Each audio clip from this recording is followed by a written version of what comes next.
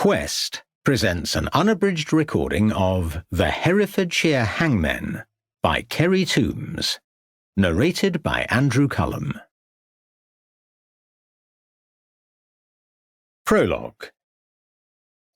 Malvern Hills, October 1891. Sorry to have called you out here at such a late hour, sir, but it's not every day that we find a body hanging from a tree. No, I suppose not, Sergeant, said Ravenscroft. He held his lantern aloft to light the way over the uneven ground for himself and Constable Crabbe. Who discovered the body? Some old farm labourer out walking his dog. I wonder what he was doing up here on such an inclement evening, remarked Constable Crabbe from behind them. Ravenscroft paused to recover his breathing and to wipe the driving rain away from his spectacles. I should warn you both. It is not a pleasant sight. I understand. Death seldom is. They drew near to the swaying corpse. Good grief! Exclaimed Ravenscroft. Some of the birds have had a go at him, but I thought it better if we left him where he was until you had seen him. That is quite right, Sergeant. The poor fellow. Ravenscroft brought the lantern closer to inspect the body.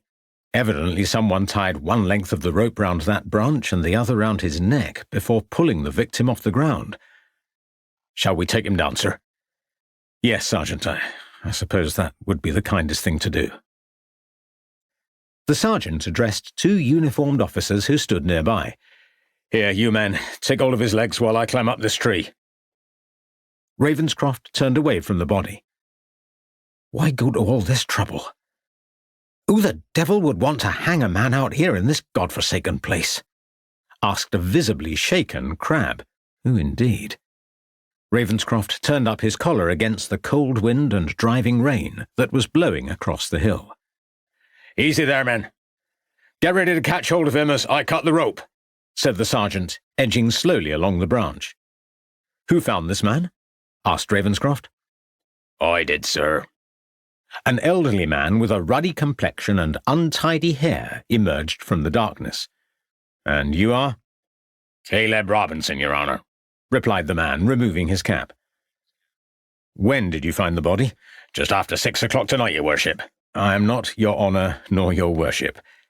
And what were you doing up here on top of this hill at that hour? It must have been getting quite dark by then. I was taking Jasper here out for his evening walk. Ravenscroft looked down at the old sheepdog standing by Caleb Robinson's side. The animal let out a bark of encouragement. Not the most suitable place for a walk, suggested Constable Crabbe. Well, he comes up here most evenings. Jasper, he just loves to run over the hills, grinned the old man, exposing a jagged set of uneven, stained teeth. It was Jasper here who found him.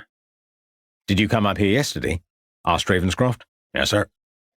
And I presume that the man was not here then? Course not. I would have reported it then, wouldn't I?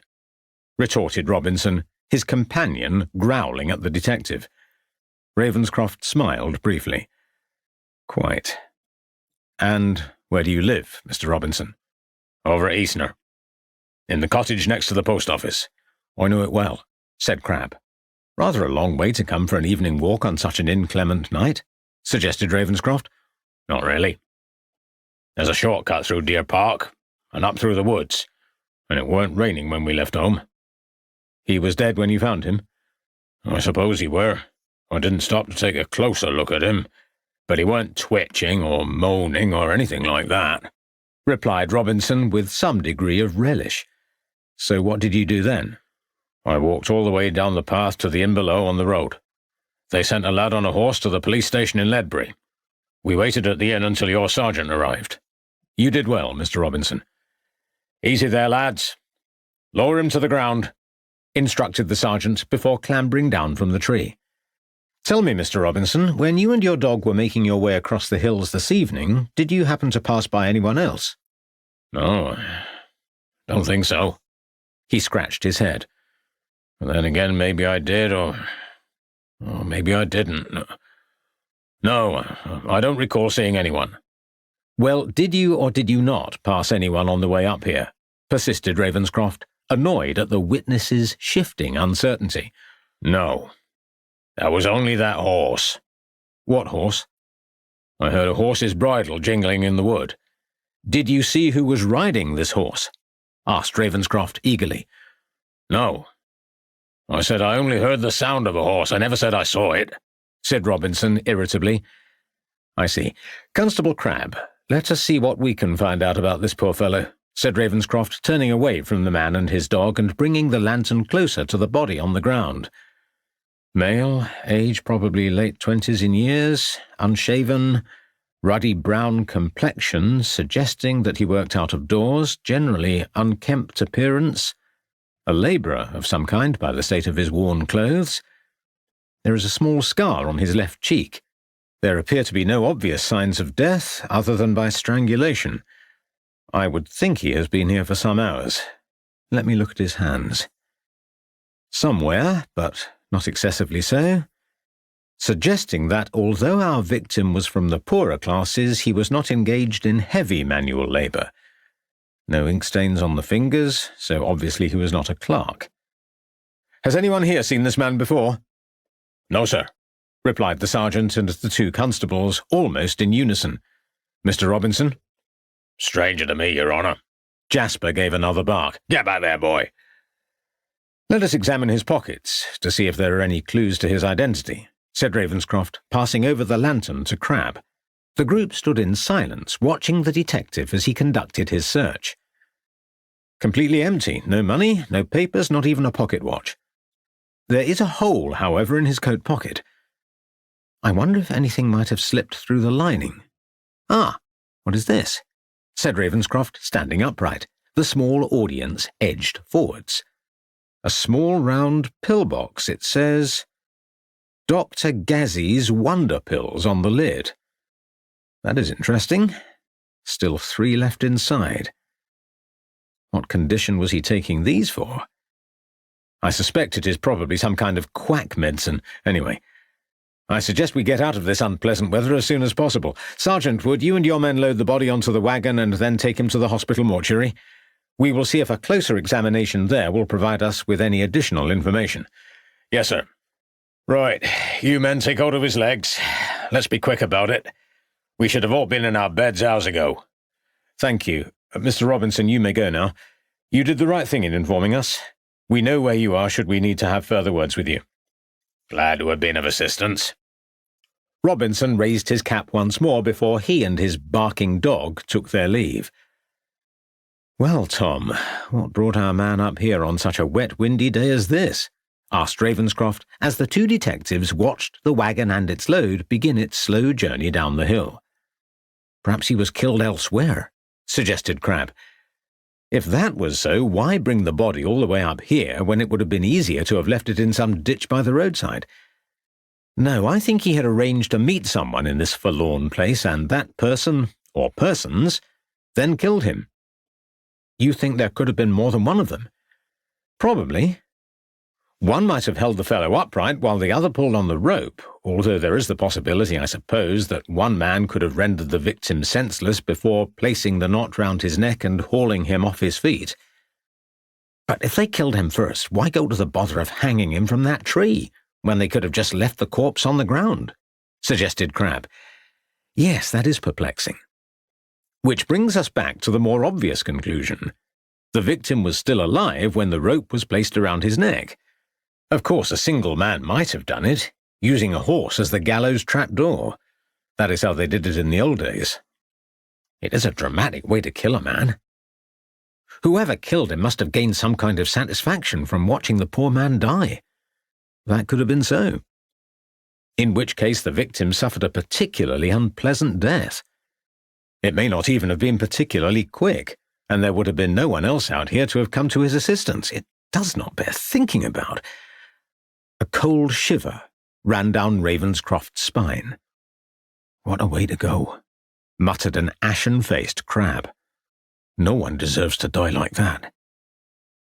That man Robinson said he thought he heard the sound of a horse in the wood. I wonder if it had a rider, and if so, if its rider was our killer. It could have been, sir. Shame that Robinson did not see the horse. It is no good us returning tomorrow to see if we can discover some tracks in the wood. This heavy rain will have washed any remaining evidence away. Our man was murdered in a brutal fashion. Whoever killed him must have been acting out some kind of personal revenge, taking the law into his own hands. He, or they, obviously came fully prepared, hence the rope. We must find out, Tom, who has committed this terrible crime, but first we have to identify our victim. We will have a photograph taken of the poor man in the morning and also circulate his description, as well as seeing if anyone locally has been reported as missing. This man may well have had a wife and children. He certainly had a father and mother. Someone will be missing him and may wish to claim the body. Yes, sir, replied Crabbe. Well, there is nothing more we can do out here tonight. Let us get out of this rain and wind and return home. We have had more than our fair share of investigating crimes in these hills over the years. Good God, Crabbe! I've just realized something, exclaimed Ravenscroft suddenly. What is it, sir? I have just remembered the name of this hill. If my memory serves me correctly, we are standing right here on Hangmen's Hill. Chapter 1. Ledbury. Do you know, this fellow is really quite clever, remarked Ravenscroft to his wife. Who is? Asked Lucy. Conan Doyle. The couple were sitting before an open fire in their cottage in Church Lane. Oh, you've been reading those stories again. And very ingenious they are as well. I've just completed The Red-Headed League. Ravenscroft removed his spectacles and wiped them vigorously on his handkerchief. What an unusual title, remarks Lucy, looking up from her needlework. It's all about a pawnbroker who has red hair and who answers an advertisement for red-headed men to undertake employment with an organization entitled the Red-Headed League. When he attends the interview, he is successful in gaining the position, and every day afterwards he sits in the offices of the society, copying out pages from the Encyclopaedia Britannica between the hours of 10 in the morning and 2 in the afternoon. What a strange thing to do. Well, Sherlock Holmes takes up the case and discovers that the only reason why the red-headed pawnbroker was paid to copy out these pages is so that a group of unsavoury characters can gain access to his shop premises during his absence, when they can go down into his cellar and start digging a tunnel. Ravenscroft replaced his spectacles and leaned forwards as he warmed to his narrative. And why were these men digging a tunnel under the pawnbroker's shop? Asked an intrigued Lucy. So that they could secure a way into the vaults of the nearby bank. In order to do so, they had to make sure that the pawnbroker was out of the way, so that they could conduct their work without being detected. Brilliant idea, is it not? I suppose your Sherlock Holmes solves the crime and apprehends the perpetrators, asked Lucy. Of course. One would expect nothing less. Mr. Doyle certainly has some imaginative ideas for his stories, although he based his detective Sherlock Holmes on a certain Auguste Dupin. And who was this Auguste Dupin? He was the creation of the American writer Edgar Allan Poe. In his story The Murders in the Rue Morgue, Dupin solves the mystery by deciphering certain clues that the murderer had left behind him at the scene of the crime. It was written about 50 years ago, I believe. Was your Mr. Doyle a policeman before he took up writing? A medical practitioner, I believe. But apparently writing detective stories pays more than attending to the sick. Perhaps you should take up writing, Samuel. I'm sure the public would like to know how you solved some of your greatest cases, said Lucy, reaching for her needlework. I could not do that. And why ever not? You could write all about those murders you have solved since you came to Ledbury, to say nothing about your earlier experiences in Whitechapel. I'm sure that if you had still been there at the time of those terrible murders, you would have caught that horrible Jack the Ripper in no time. Maybe. But I was otherwise engaged in solving that crime in Worcester and paying court to you, my dear. A far more important occupation, smiled Ravenscroft. No, I don't think I would have the ability to put pen to paper. I don't have the patience or the time. You don't know what you could do until you try. As for the time, you are always complaining that you are bored because nothing happens in Ledbury for weeks on end. Perhaps when I retire. I am sure people will be most intrigued to learn how you arrived at your clever deductions. Look at the many criminals you have put behind bars. I suppose there must have been quite a few. The problem is that a number of people who were involved in the cases might not like what I decide to write. It would all then become a question of confidentiality. You could always change the names of the people, and even some of the details. One day the exploits of Samuel Ravenscroft may even come to rival those of the great Sherlock Holmes. You are forgetting that Sherlock Holmes is not a real person, whereas I am. Now you're just making excuses. We will see. Ravenscroft retreated behind his magazine, feeling that he was being backed into a corner. Have you had any further news about that poor man murdered on Hangmen Hill? Asked Lucy, changing the subject. I'm afraid not. It is now nearly 3 weeks since we found his body, and despite our issuing a description of the man to all the local newspapers, no one has yet come forward to identify him. Perhaps he was a stranger to these parts. You may be correct. It is most frustrating. All he had on him was that small box of pills. They were evidently some kind of quack medicine, for there are no details of Dr. Gazzy's pills mentioned in any of the medical books. No, unless something happens quite soon, I fear we will be forced to abandon the case, although I would be loath to do that. I would still like to feel that we could secure some kind of justice for the poor man by bringing his murderers to account. What a terrible crime. I cannot imagine the agony he must have gone through. I'm sure that something will happen quite soon. I wish I shared your optimism. Let me see. What time is it? Asked Ravenscroft, taking out his pocket watch. 20 minutes past 8. I said I would meet Tom at the mop fair at around this time. We are not expecting any trouble. People are generally good-natured at these events, but you never know. I hope you will excuse me. I should not be gone for too long. Samuel, I wonder if I might accompany you. I should so like to see the fair, asked Lucy, laying down her sewing. Of course, my dear. I will be glad of the company. Good evening, Mrs. Ravenscroft, said the fresh-faced constable. Good evening to you, Tom, replied Lucy. I have not seen you recently. I trust Jenny and the children are well. Very well, Mrs. Ravenscroft, although the young one does keep us awake at night. I know, smiled Lucy. And how are things, Tom? Asked Ravenscroft, looking across the marketplace towards the streets full of crowded people. No problem, sir. Everyone seems quite happy. Some of the Leewood lads are in a boisterous mood, but I've had a word with them. And I've got the men at the ready should any trouble break out. Then let us hope that they will not be needed. There are certainly a great many people here tonight. Shall we go and see what entertainment is on offer? Asked Ravenscroft, linking his wife's arm. I'll see you later, Tom. The detective and Lucy made their way through the noisy crowds of people that flocked along the home end, pausing now and then to look at the varied entertainment that was on offer from the numerous stalls and booths. A juggler was receiving applause as a group of musicians wandered up and down the street, and a number of children called out excitedly from a revolving carousel. "Pretty ribbons for the lady," said an old woman, presenting her wares for Lucy to inspect. "How much is the red one?" asked Lucy. "Twopence, my lovely," replied the woman. "Could I have it, Samuel? It would go so well with my bonnet." "Of course, my dear," replied Ravenscroft, handing a coin to the woman. "Bless you both, and may good fortune go with you." Ravenscroft and Lucy continued on their way along the street.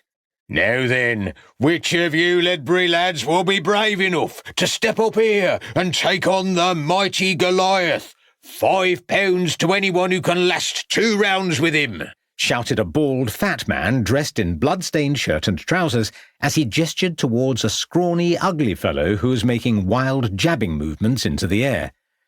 "You must be having us on," replied one of the young men from the crowd of laughing onlookers. "He looks as though he wouldn't last 5 seconds. "Then you will be taking him on, sir. How about you as well, sir? Who else wants to try his luck? Step this way, folks, and enter the tent. Only 3pence to see the bout." "Go on, Daniel, see if you can slay the brute," shouted out a voice. "Let's see what is further down the street," suggested Ravenscroft, guiding Lucy away from the excited crowd. "Step inside now, ladies and gentlemen. Only 2pence to see Florinda, the famous bearded lady, and Jerome, the Italian midget extraordinaire." urged a tall showman, smiling as he waved a large red hat in the air. "Do you wish to see these curiosities?" laughed Ravenscroft. "I certainly do not. Let us see what that fellow is all about over there. He seems to have attracted quite a large crowd," said Ravenscroft, moving across to where a tall, white-bearded man wearing a striped suit and sporting a bright, canary-coloured waistcoat and stovepipe hat was issuing forth. "Good evening, ladies and gentlemen. May I introduce myself to you, good noble citizens of Ledbury? My name is Silas Lincoln Rockstone, and as you can tell from the colour of my apparel and the tone of my voice, I am not from these parts. No, sir. I hail from the great city of New York. And you may well all be thinking, what is a fine upstanding gentleman like me doing here tonight? Well, I can tell all you good people of Ledbury, I am on a mission. Oh yes, I am on a mission to save you all." "Come, Lucy, I think we've heard enough of this nonsense," said Ravenscroft, turning away from the showman. "I'm not in the mood tonight for any kind of religious conversion." "I think he's quite entertaining. Oh, Samuel, do let us stay and see what he has to say," Lucy implored. "If you really insist." "I have come here tonight not to save your souls, but your bodies," continued the showman with a dramatic flourish. "I have heard that the inhabitants of this quaint old English town do not require more of God. No, sir, they are religious enough. I have come here amongst you tonight to cure your ailments and ills. I have heard that this is a sick town. Oh, yes. There are people hereabouts who are lying in their beds suffering from all kinds of illnesses, coughing and sweating, unable to do a day's honest work without suffering unspeakable agonies and pain. There are young men and women amongst you here tonight who are old before your time. Many of you have numerous aches and pains, being afflicted by weakened bones, while others of you have ugly warts and other unsightly marks that will not disappear. Last month, I was in New York when I had a dream. Yes, my friends, a dream. And in my dream a voice called out to me, 'Save the good folks of Ledbury. They are a-crying out for relief from their suffering. You must travel across the mighty Atlantic Ocean and help the afflicted.' Well, I have to tell you that help is now at hand to save you, my brothers and sisters. Do not despair. I have come amongst you to cure you all. I have cured the sick and the infirm of New York City, and now I am here amongst you tonight to offer you the divine intervention of Silas Lincoln Rockstone. I have a large bag here that contains all my secret medical remedies. You tell me your complaint, and I guarantee that I will have something here that will cure it. Who will be the first to step forward and ask to be cured?" A silence fell upon the audience. "Come now, don't be shy. Who will be bold enough to step forward?" "I will," shouted out a youth from the back of the crowd. "Who calls?" "Oh, don't be shy. Come forward, young man, and show yourself," urged the showman. The crowd parted as the youth came closer towards the small platform upon which the speaker stood. "Have I not seen you before?" "Yes, sir. Last week in Bromsgrove." "Ah, yes, I remember. And what was your complaint?" "Me face were all covered in boils, nasty boils, big, red, horrible boils. They used to itch and burst wide open," replied the youth with dramatic effect as several members of the audience exclaimed. "And how many of these boils were there?" asked the showman intently. 10, sir," replied the youth somewhat hesitantly. 10 boils? But I can see no boils now. Where are your boils?" asked the man, looking down seriously at the youth. "All gone, sir." "All gone? And why have these boils gone?" "Because of the ointment, sir." "Ah, the ointment. And from whom did you acquire this miraculous medication?" "Why, from you, sir." Was this the ointment? Rockstone reached into a large black bag that had been positioned on a stool at his side, and bringing forth a small green jar, as some of the audience gasped. "Yes, sir." "So you purchased this ointment from me but 7 days ago, and you followed my instructions?" "Yes, sir. I rub the cream on my face twice a day, as you said, sir." "Step up here, my good man," instructed Rockstone. "Let me look at your face. I can see no boils. Turn to face my friends. Let them gaze upon you. Can any of you see any boils on this man's face?" Loud muttering in the audience as the throng began to edge forwards. "Now I will give a shiny sixpence to anyone here tonight who can see a boil on this man's face," challenged the showman, peering at his audience through his large spectacles. Again the crowd moved even closer to the platform.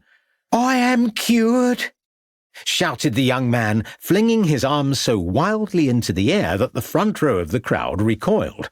"Do you hear that, my friends? This man has been cured in only 7 days!" shouted Rockstone triumphantly, brandishing the youth's arm. "And how much did you pay, sir, for this miracle?" "Threepence, sir." "Only threepence. A small price to pay for such a miracle. Thank you, my good man. You may now step down. Now, which of you here would care to purchase a bottle of my preparation? Not only will it banish boils forever, but it will also remove spots, warts, and smallpox scars, even unsightly birthmarks. Apply twice a day to the disfigured area, and I can guarantee that within a week your afflictions will be a thing of the past. Thank you kindly, sir. Thank you, madam. You will not regret your investment, I can assure you. Thank you. Thank you."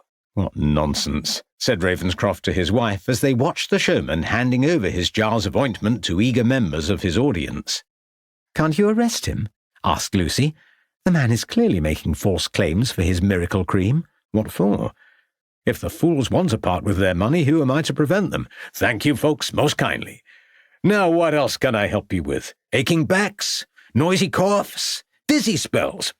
I have just the thing here," continued the American. "I would like some of Dr. Gaz's wonder pills," shouted out Ravenscroft from the back of the crowd. The showman paused for a moment as he peered into the audience, trying to ascertain who had asked the question. "Do you have any of Dr. Gaz's wonder pills?" repeated Ravenscroft. "Who asks?" inquired a hesitant Rockstone. "A friend of mine has recently taken some of Dr. Gaz's pills," continued Ravenscroft, as a hush descended on the audience. "I wondered whether you had some for me to purchase." "I do indeed." The showman reached once more into his bag. "I think this is what you are looking for. Guaranteed to cure all ills and revive the tired constitution, as well as put a smile on your good lady's face." Lucy blushed as several members of the crowd laughed. "I would seek a quiet word with you, sir," requested Ravenscroft, moving closer to the platform. "Gentleman requires a quiet word with me. What can that be about?" exclaimed Rockstone as more laughter broke out in the audience. "We cannot keep the lady waiting, can we?" Ravenscroft leaned forward and whispered into the man's ear. "I am a police officer." Rockstone's eyes widened. "Right. I see. Okay, folks, that's all for now." There were loud groans from the audience. "Perhaps we could go somewhere more private," suggested Ravenscroft. "If you and your good lady would care to follow me, sir, into the tent over there, I'm sure we will not be disturbed," said the American, quickly recovering his composure. Ravenscroft and Lucy followed him across the street and into a small bell tent which had been erected in front of one of the buildings. "Now, before you seek to question me about my remedies, I can assure you that I am a graduate of the finest university in New York City, and that I can produce a long list of patients who can vouch for the effectiveness of my cures. Why, you saw now how that youth has been saved from his terrible affliction. You will find nothing wrong with my medicines and ointments," declared Rockstone, speaking in a quick manner before Ravenscroft could utter a word. "Did I do all right, Mr. Rockstone?" asked a figure, suddenly parting the flaps of the tent. Ravenscroft recognised the youth who had spoken up at the gathering. "Go away. Can't you see I'm busy?" growled the showman. "An acquaintance of yours?" smiled Ravenscroft. "I can see that you are a man of this world. You have no doubt purchased such medicines in the past and can see that they cause no harm." Smiling, Rockstone placed his hand on Ravenscroft's shoulder. "That is a matter for debate. All I can see, sir, is that you are a charlatan seeking to separate the good citizens of Ledbury from their hard-earned savings. Come now, I seek to deceive no one. My cures have been tested on many people, with great success. Why, there are thousands in New York City who are leading better lives today thanks to one or more of my medicines. Why, even the President of the United States and his good wife have benefited from my expertise. You would surely not deprive the good folks of Ledbury from receiving the care and attention that they all need?" replied Rockstone in his defence. "It is a wicked act to deprive honest people of their savings," declared Lucy indignantly. "You have proof of that accusation, madam?" "I have not come here tonight to inquire into the medicinal properties of your so-called cures," said Ravenscroft. "All I seek from you is some information." "Information?" "Yes. I presume that Dr. Gaz's Wonder Pills are one of your creations?" "They are indeed, and proud I am of them." "Have you sold many boxes of these pills recently?" "Not for several weeks. I'm waiting for a new supply to be shipped over from New York." "Why would a person wish to purchase such an item? What ailment would you seek to cure them of?" inquired Ravenscroft. "Whatever concerned them at the time. Fatigue, aching bones, laxity, increased circulation, general well-being," replied Rockstone proudly. "I must confide in you," said Ravenscroft, drawing nearer. "I am at present investigating a murder." "A murder?" "Rather an unpleasant one at that. Just over 2 weeks ago, a man was found hanging from a tree situated in the Malvern Hills. Despite extensive police inquiries, we have been unable to identify the victim, but inside his pocket was a small box containing your pills." "I see. And you are Sergeant—" "I am Inspector Ravenscroft of the local constabulary." "Inspector Ravenscroft," repeated an uneasy Rockstone. "Pray, Inspector, would you be able to describe this unfortunate man?" "I can indeed, Mr. Rockstone. He was aged around 30, with a ruddy brown complexion, probably of the labouring classes, although his hands were not excessively worn. He had a small scar on his left cheek." "Oh, my lord," exclaimed the salesman, bringing his hand up to his forehead. "You know the gentleman?" asked Ravenscroft hopefully. "Indeed I do." "It is Jacob."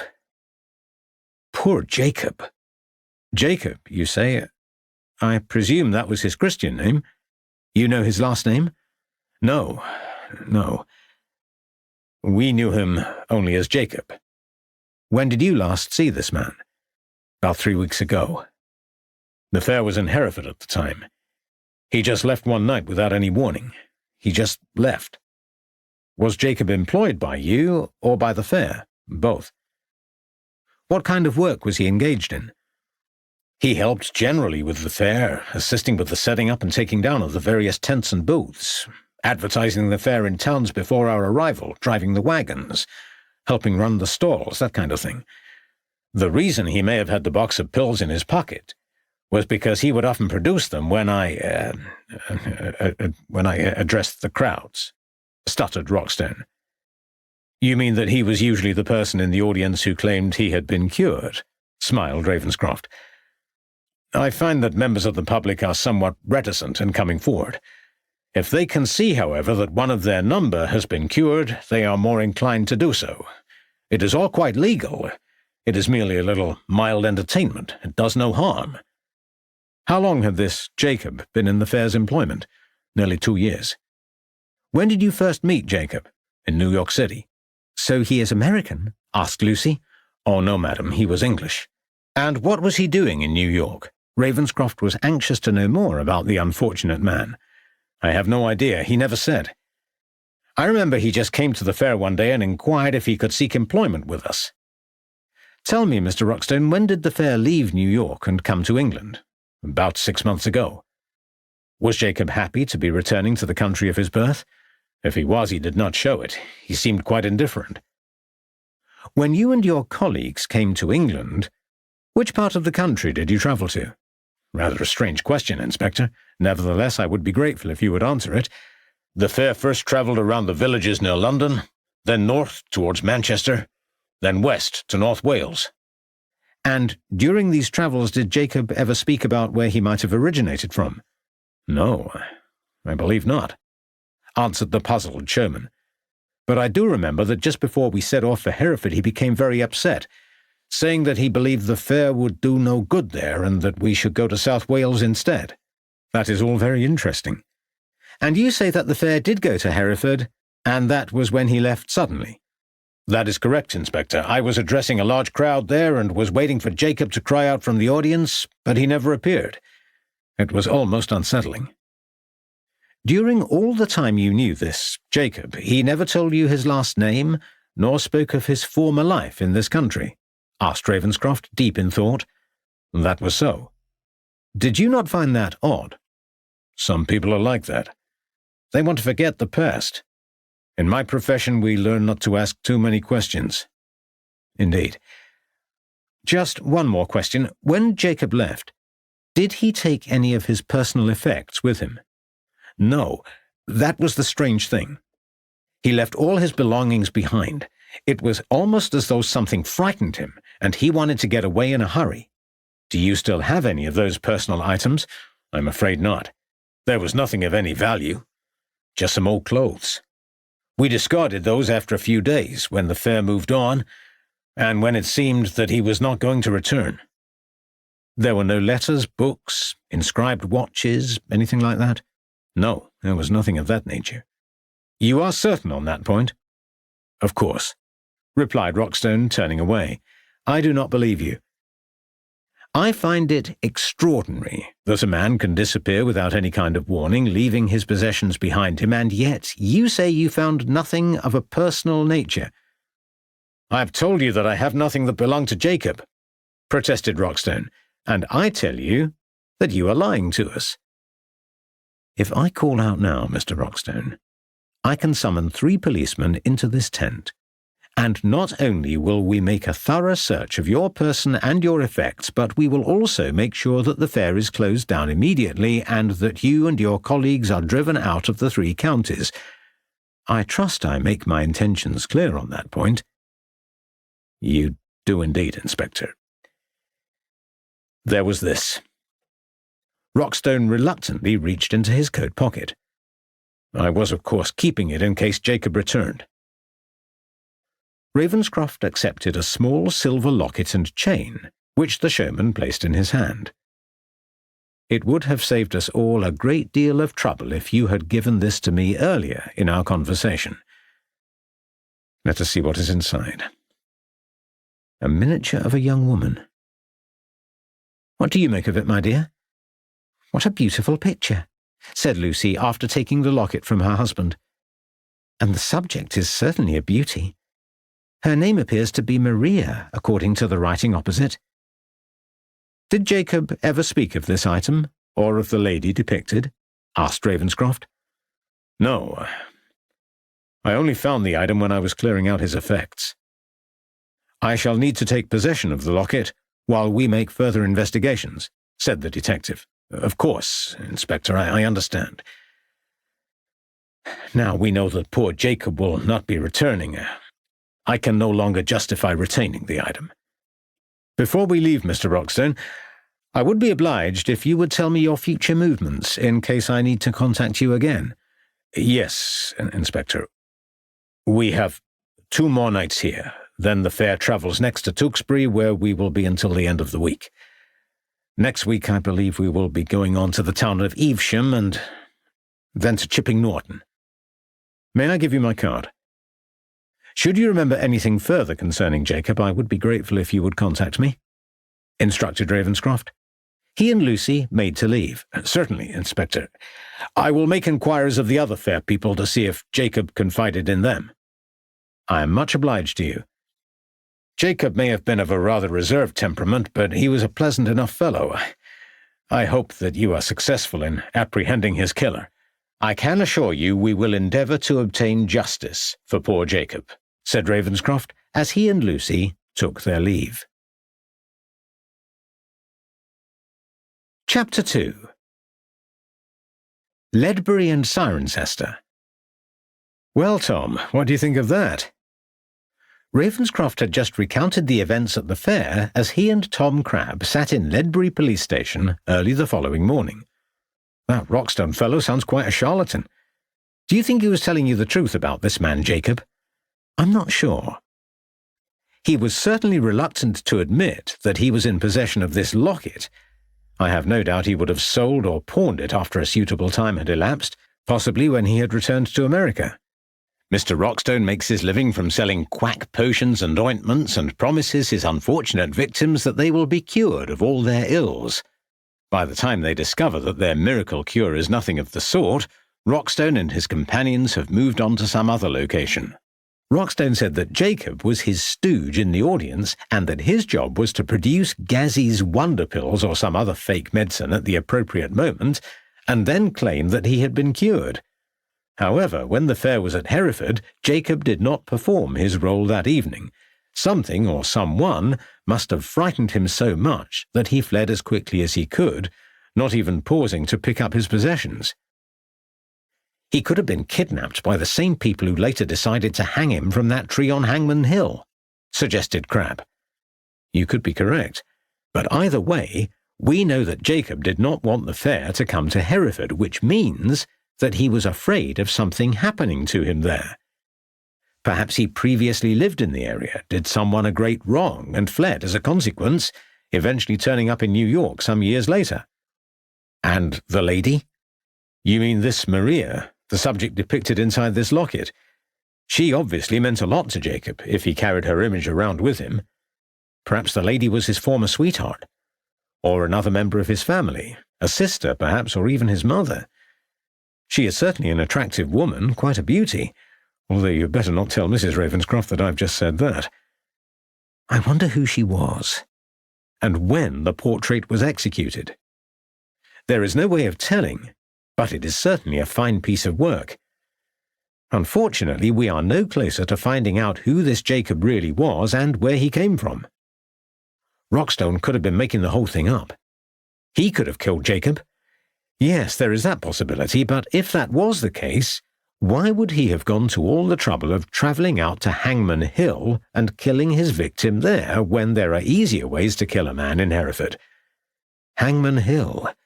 It is so out of the way.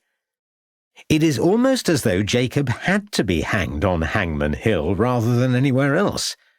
Whatever the man's past, that place had a special significance for his killer or killers. "What next then, sir?" asked Crabbe. "I don't know, Tom." Ravenscroft stared at the portrait in the locket.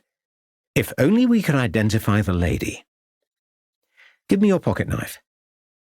It appears as though this miniature has been mounted inside the case since the time it was painted. I wonder, if I tried to lift the portrait from its setting in the locket, might there be something on the back? Crabbe handed over his knife, and Ravenscroft gently placed the blade at the edge of the portrait. There.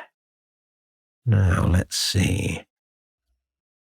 There is a rather faded artist's signature at the bottom on the reverse. Give me the magnifying glass. I can just make out a name. Louis Thermaine. He sounds French to me. If we can find out more about this Thermaine, we might then be able to identify the young lady in the portrait, and that in turn may enable us to find out more about our victim.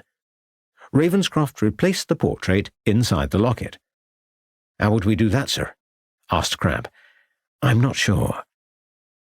"Yes, of course. Come on, Tom. I think I know just the man who may be able to help us," said Ravenscroft, eagerly rising from his chair. 30 minutes later, the two policemen were standing outside a large building situated at the end of Bellevue Terrace in the nearby town of Great Malvern. "I think Mr. Clifford, the proprietor of the Malvern Library and Reading Rooms, may prove of assistance to us," said Ravenscroft, pushing open the door. "Good morning to you, sir. Why, it is Inspector Ravenscroft, if I am not mistaken," said an immaculately dressed gentleman who was standing behind a large oak counter. "And Constable Crabbe." "Mr. Clifford, it is good to make your acquaintance again," smiled Ravenscroft, removing his hat. "I trust you are both well, gentlemen?" inquired Clifford. "It has been some years since you last visited my establishment." "5 years, I believe," offered Ravenscroft. "As long as that. At the time of all those terrible murders that were taking place in Malvern, if I am not mistaken." "Yes, you are correct. You were able then to assist us in our inquiries. We now find ourselves requiring your assistance once again, if you would be so kind, Mr. Clifford." "I would be delighted. How may I be of help?" "We are seeking information concerning a certain Louis Thurmaine." "Thurmaine, you say?" "The name is not familiar to me. I do not believe that he could be a resident of the town, or I would have heard of the gentleman. He was an artist," said Crabbe. "Have you any books in your collection which might provide information regarding such a profession? In particular, he painted miniatures," said Ravenscroft. "In what period did this artist flourish? Was he an Elizabethan or medieval artist?" asked Clifford, turning round and running his finger along one of the shelves of books on the wall. "I do not think he was alive then. He was painting some 20 or 30 years ago. We do not know whether he is still alive today." "Then I do not think I can be of assistance to you, gentlemen. All my reference works contain information concerning earlier artists. No work in my possession contains information regarding current artists. Now, had your man been a member of the aristocracy, I am sure we would have found him in either Who's Who or Burke's Peerage." "I see." Ravenscroft tried to hide his disappointment. "However, all may not be lost, Inspector.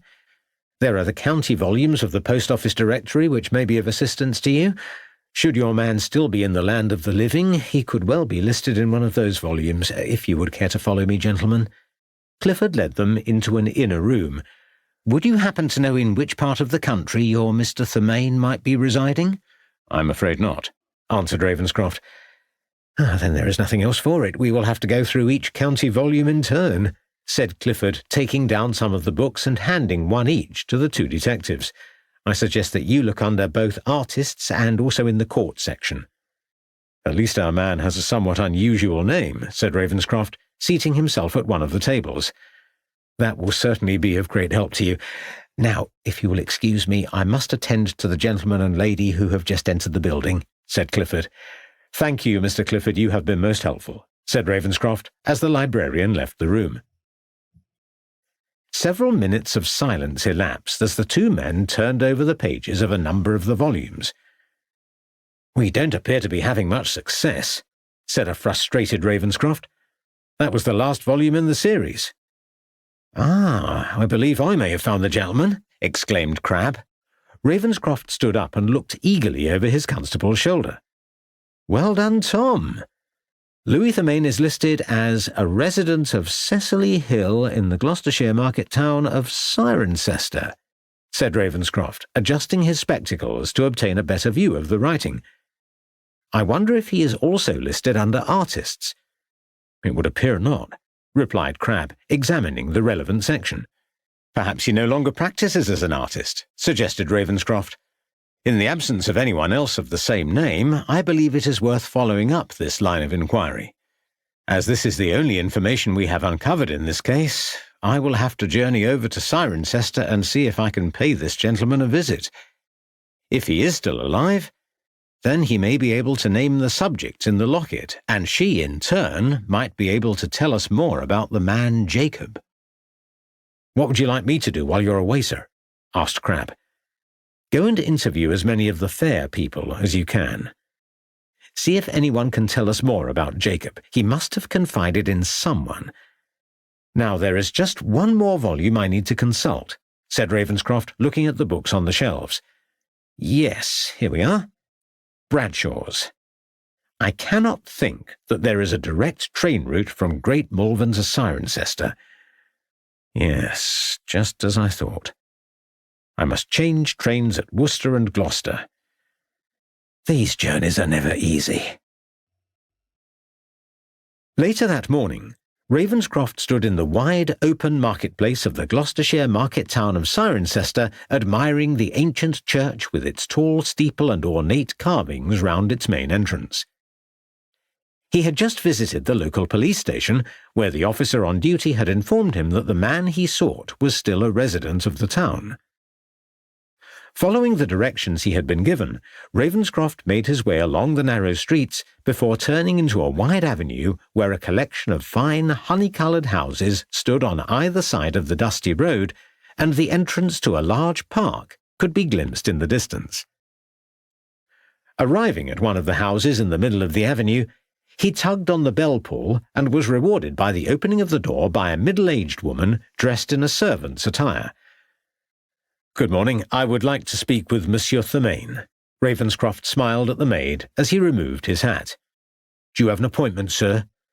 "No, but it is essential that I speak with Monsieur Thurmaine," began Ravenscroft. "Then I'm afraid you cannot see the master. He will only see people by appointment," replied the sour-faced maid, beginning to close the door. "I have come upon most urgent business," interjected Ravenscroft, placing his hand on the woodwork. "I have come on important police business. It is imperative that I see Monsieur Thurmaine. If you would give my card to your master, I would be obliged. Tell him that I only require a few minutes of his time." The maid took the card and studied it for several seconds. "It really is most urgent," stressed Ravenscroft.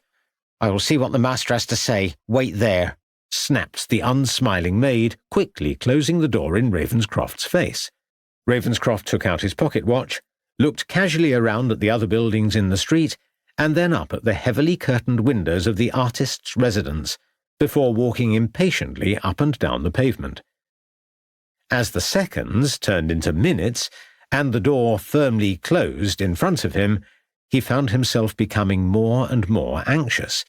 To have come so far with only the most tentative of possibilities open to him and to be denied entry at this time was an outcome that was not to be borne.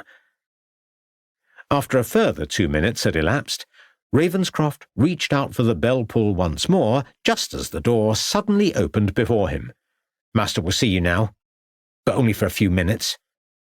"I am much obliged." Somewhat relieved, Ravenscroft stepped into the hallway. "Follow me," instructed the maid, in a tone which Ravenscroft did not consider as entirely hospitable. The maid tapped loudly on one of the doors at the end of a badly lit passageway that Ravenscroft observed was lined with paintings. "Enter!" cried out a cracked voice from within. Ravenscroft stepped into a small, darkened, almost airless room where the only light came from the hearth and a solitary candle. "Ravenscroft, it says here," said a frail voice. "Yes. I trust I have the honour of addressing Monsieur Louis Thurmaine, the distinguished artist," replied Ravenscroft, as he edged tentatively towards a small, heavily wrinkled man who was seated in an armchair situated before an almost burnt-out fire. "You had better sit down there." Thurmaine pointed a long, thin, bony finger towards a wooden chair. "I will endeavour not to take up too much of your time," said Ravenscroft, accepting the seat. "I can give you 5 minutes," grumbled Thurmaine. Ravenscroft wondered why time was important to him when he had not appeared to have been engaged in any fruitful activity when he had entered the room. "I would be grateful if you would look at this locket for me," said Ravenscroft, taking the item from out of his coat pocket. The old man stared at Ravenscroft for several seconds before reaching out to accept the item. "Give me that candle on the table there." Ravenscroft turned around, picked up the candlestick and passed it over to Thurmaine, who accepted it with an unsteady hand. As the flickering flame drew nearer to the artist's face, Ravenscroft observed the thin, paper-like skin, yellow complexion and haunted look in his eyes. "You came by train?" "Indeed." Thurmaine coughed, but said nothing as Ravenscroft cast his eyes around the room.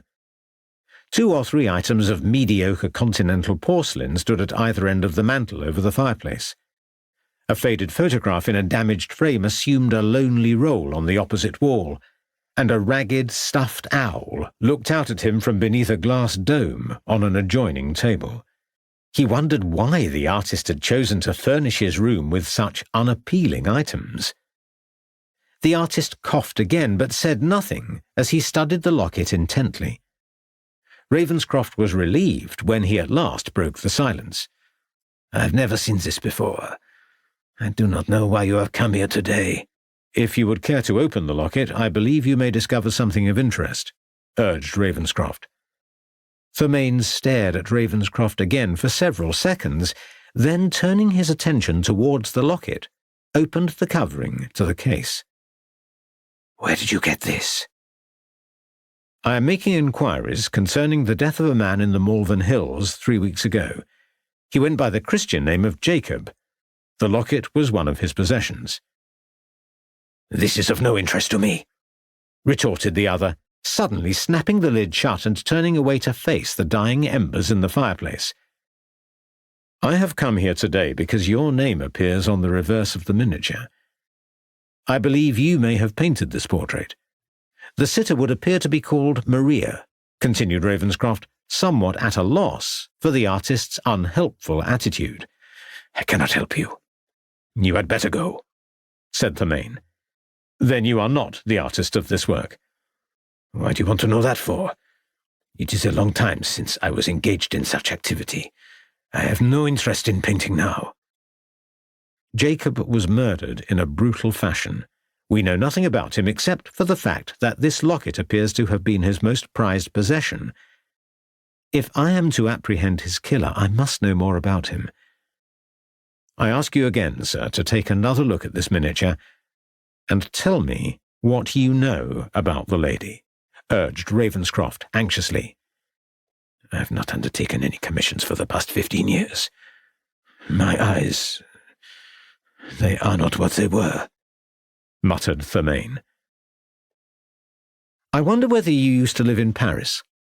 asked Ravenscroft, realizing that he would have to change the subject if he was to obtain any useful information from the artist. "Who told you that?" "You are French, and I assumed that you may have once resided there." "The Commune!" exclaimed Fermain, suddenly sitting upright and staring at Ravenscroft in a wild fashion. "The Paris Commune, 1871. I remember reading about it at the time," replied Ravenscroft, taken aback by the sudden change in Fermain's manner and wondering what he should say. "They killed my friends, you know. I went back to save them, but I was too late," said the artist as tears began to form in his eyes. "It must have been terrible for you," said Ravenscroft sympathetically after a moment's silence had elapsed. "They murdered the women and children," continued Fermain sadly. "Why did they do that? Will you tell me why? You have no comprehension of the situation we found ourselves in. Why? My poor wife. They showed her no mercy." "I'm sorry. You said you went back to Paris. Were you living in England before you returned to Paris?" asked Ravenscroft. "Yes, but what is it to you?" "Well, that must have been difficult. I mean, starting anew in a foreign country." The artist said nothing as he slumped back into his chair. "When did you first arrive in England?" "In 1860. "Where did you first go to when you came to England? London?"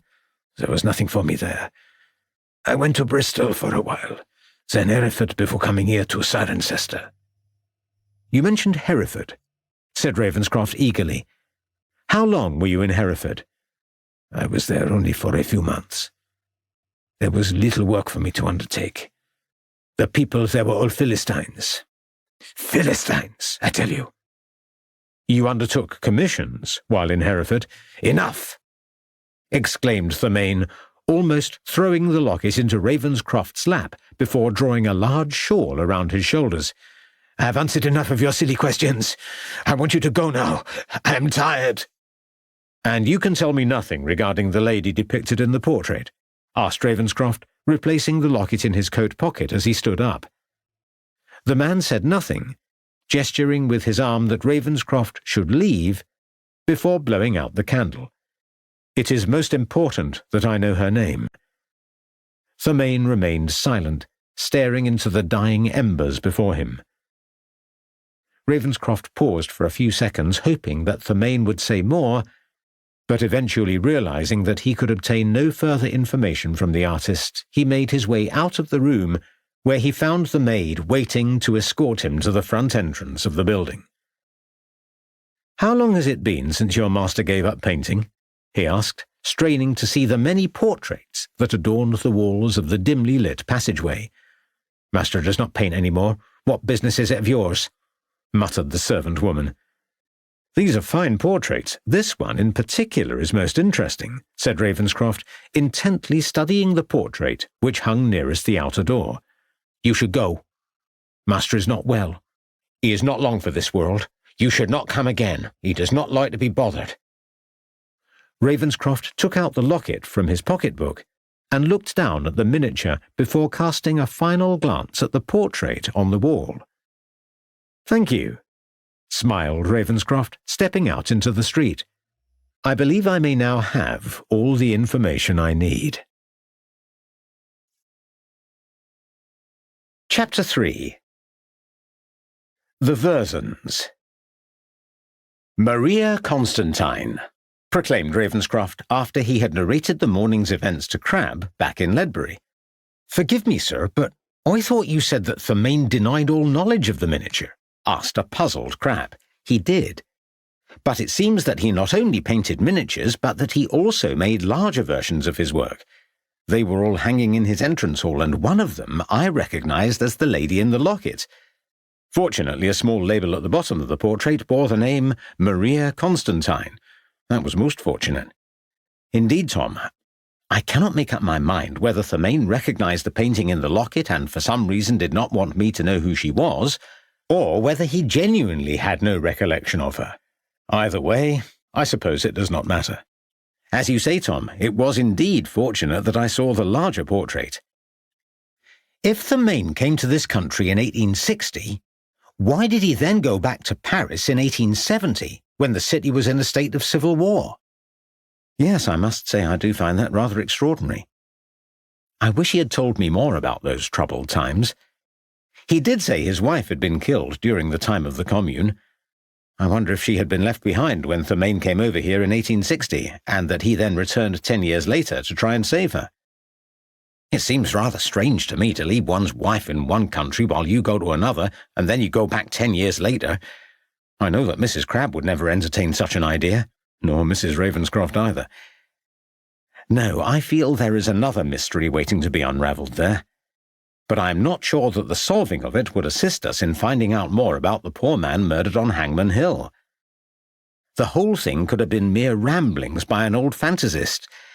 I think we should leave Monsieur Thurmaine for the present and concentrate all our efforts on finding this Maria Constantine.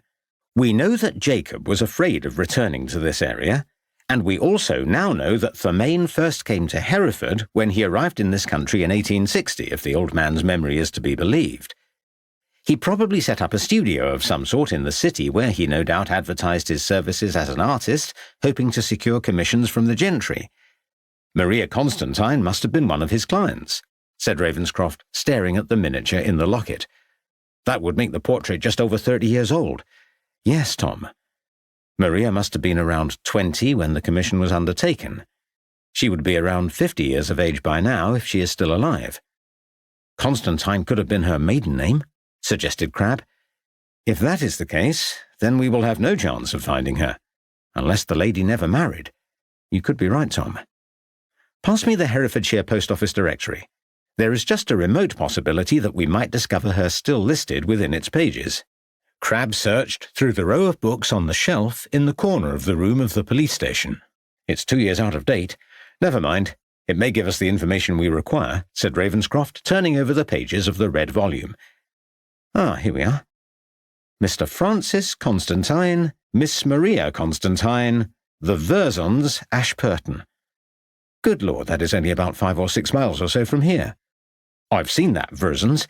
It is that large house on the side of the road, just before you reach the crossroads at Trumpet, said Crabbe. I know the one you mean. We must have passed by it several times on our way to Hereford. Quickly, Tom, get the trap.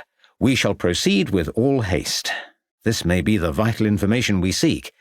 I just hope that Maria Constantine is still alive, and that she can identify the locket as once having belonged to her. Crabbe turned the trap off the main road and into the courtyard of the large Georgian house. A fine building, remarked Ravenscroft as he stepped out of the horse-drawn vehicle. I think someone has noticed our arrival, said Crabbe. Ravenscroft turned to see a ruddy-faced, stout, middle-aged man wearing a tweed suit and waistcoat walking towards them, a large sheepdog at his side. Good day to you, sir. I believe this to be the Versons. You are correct, sir, answered the man. I'm looking for Mr. Francis Constantine. Well, you've found him. I understand that a Miss Maria Constantine also resides here. She does. She's my sister, replied Francis Constantine, giving Ravenscroft a suspicious look. Excellent. My name is Ravenscroft. I am a detective police inspector in Ledbury.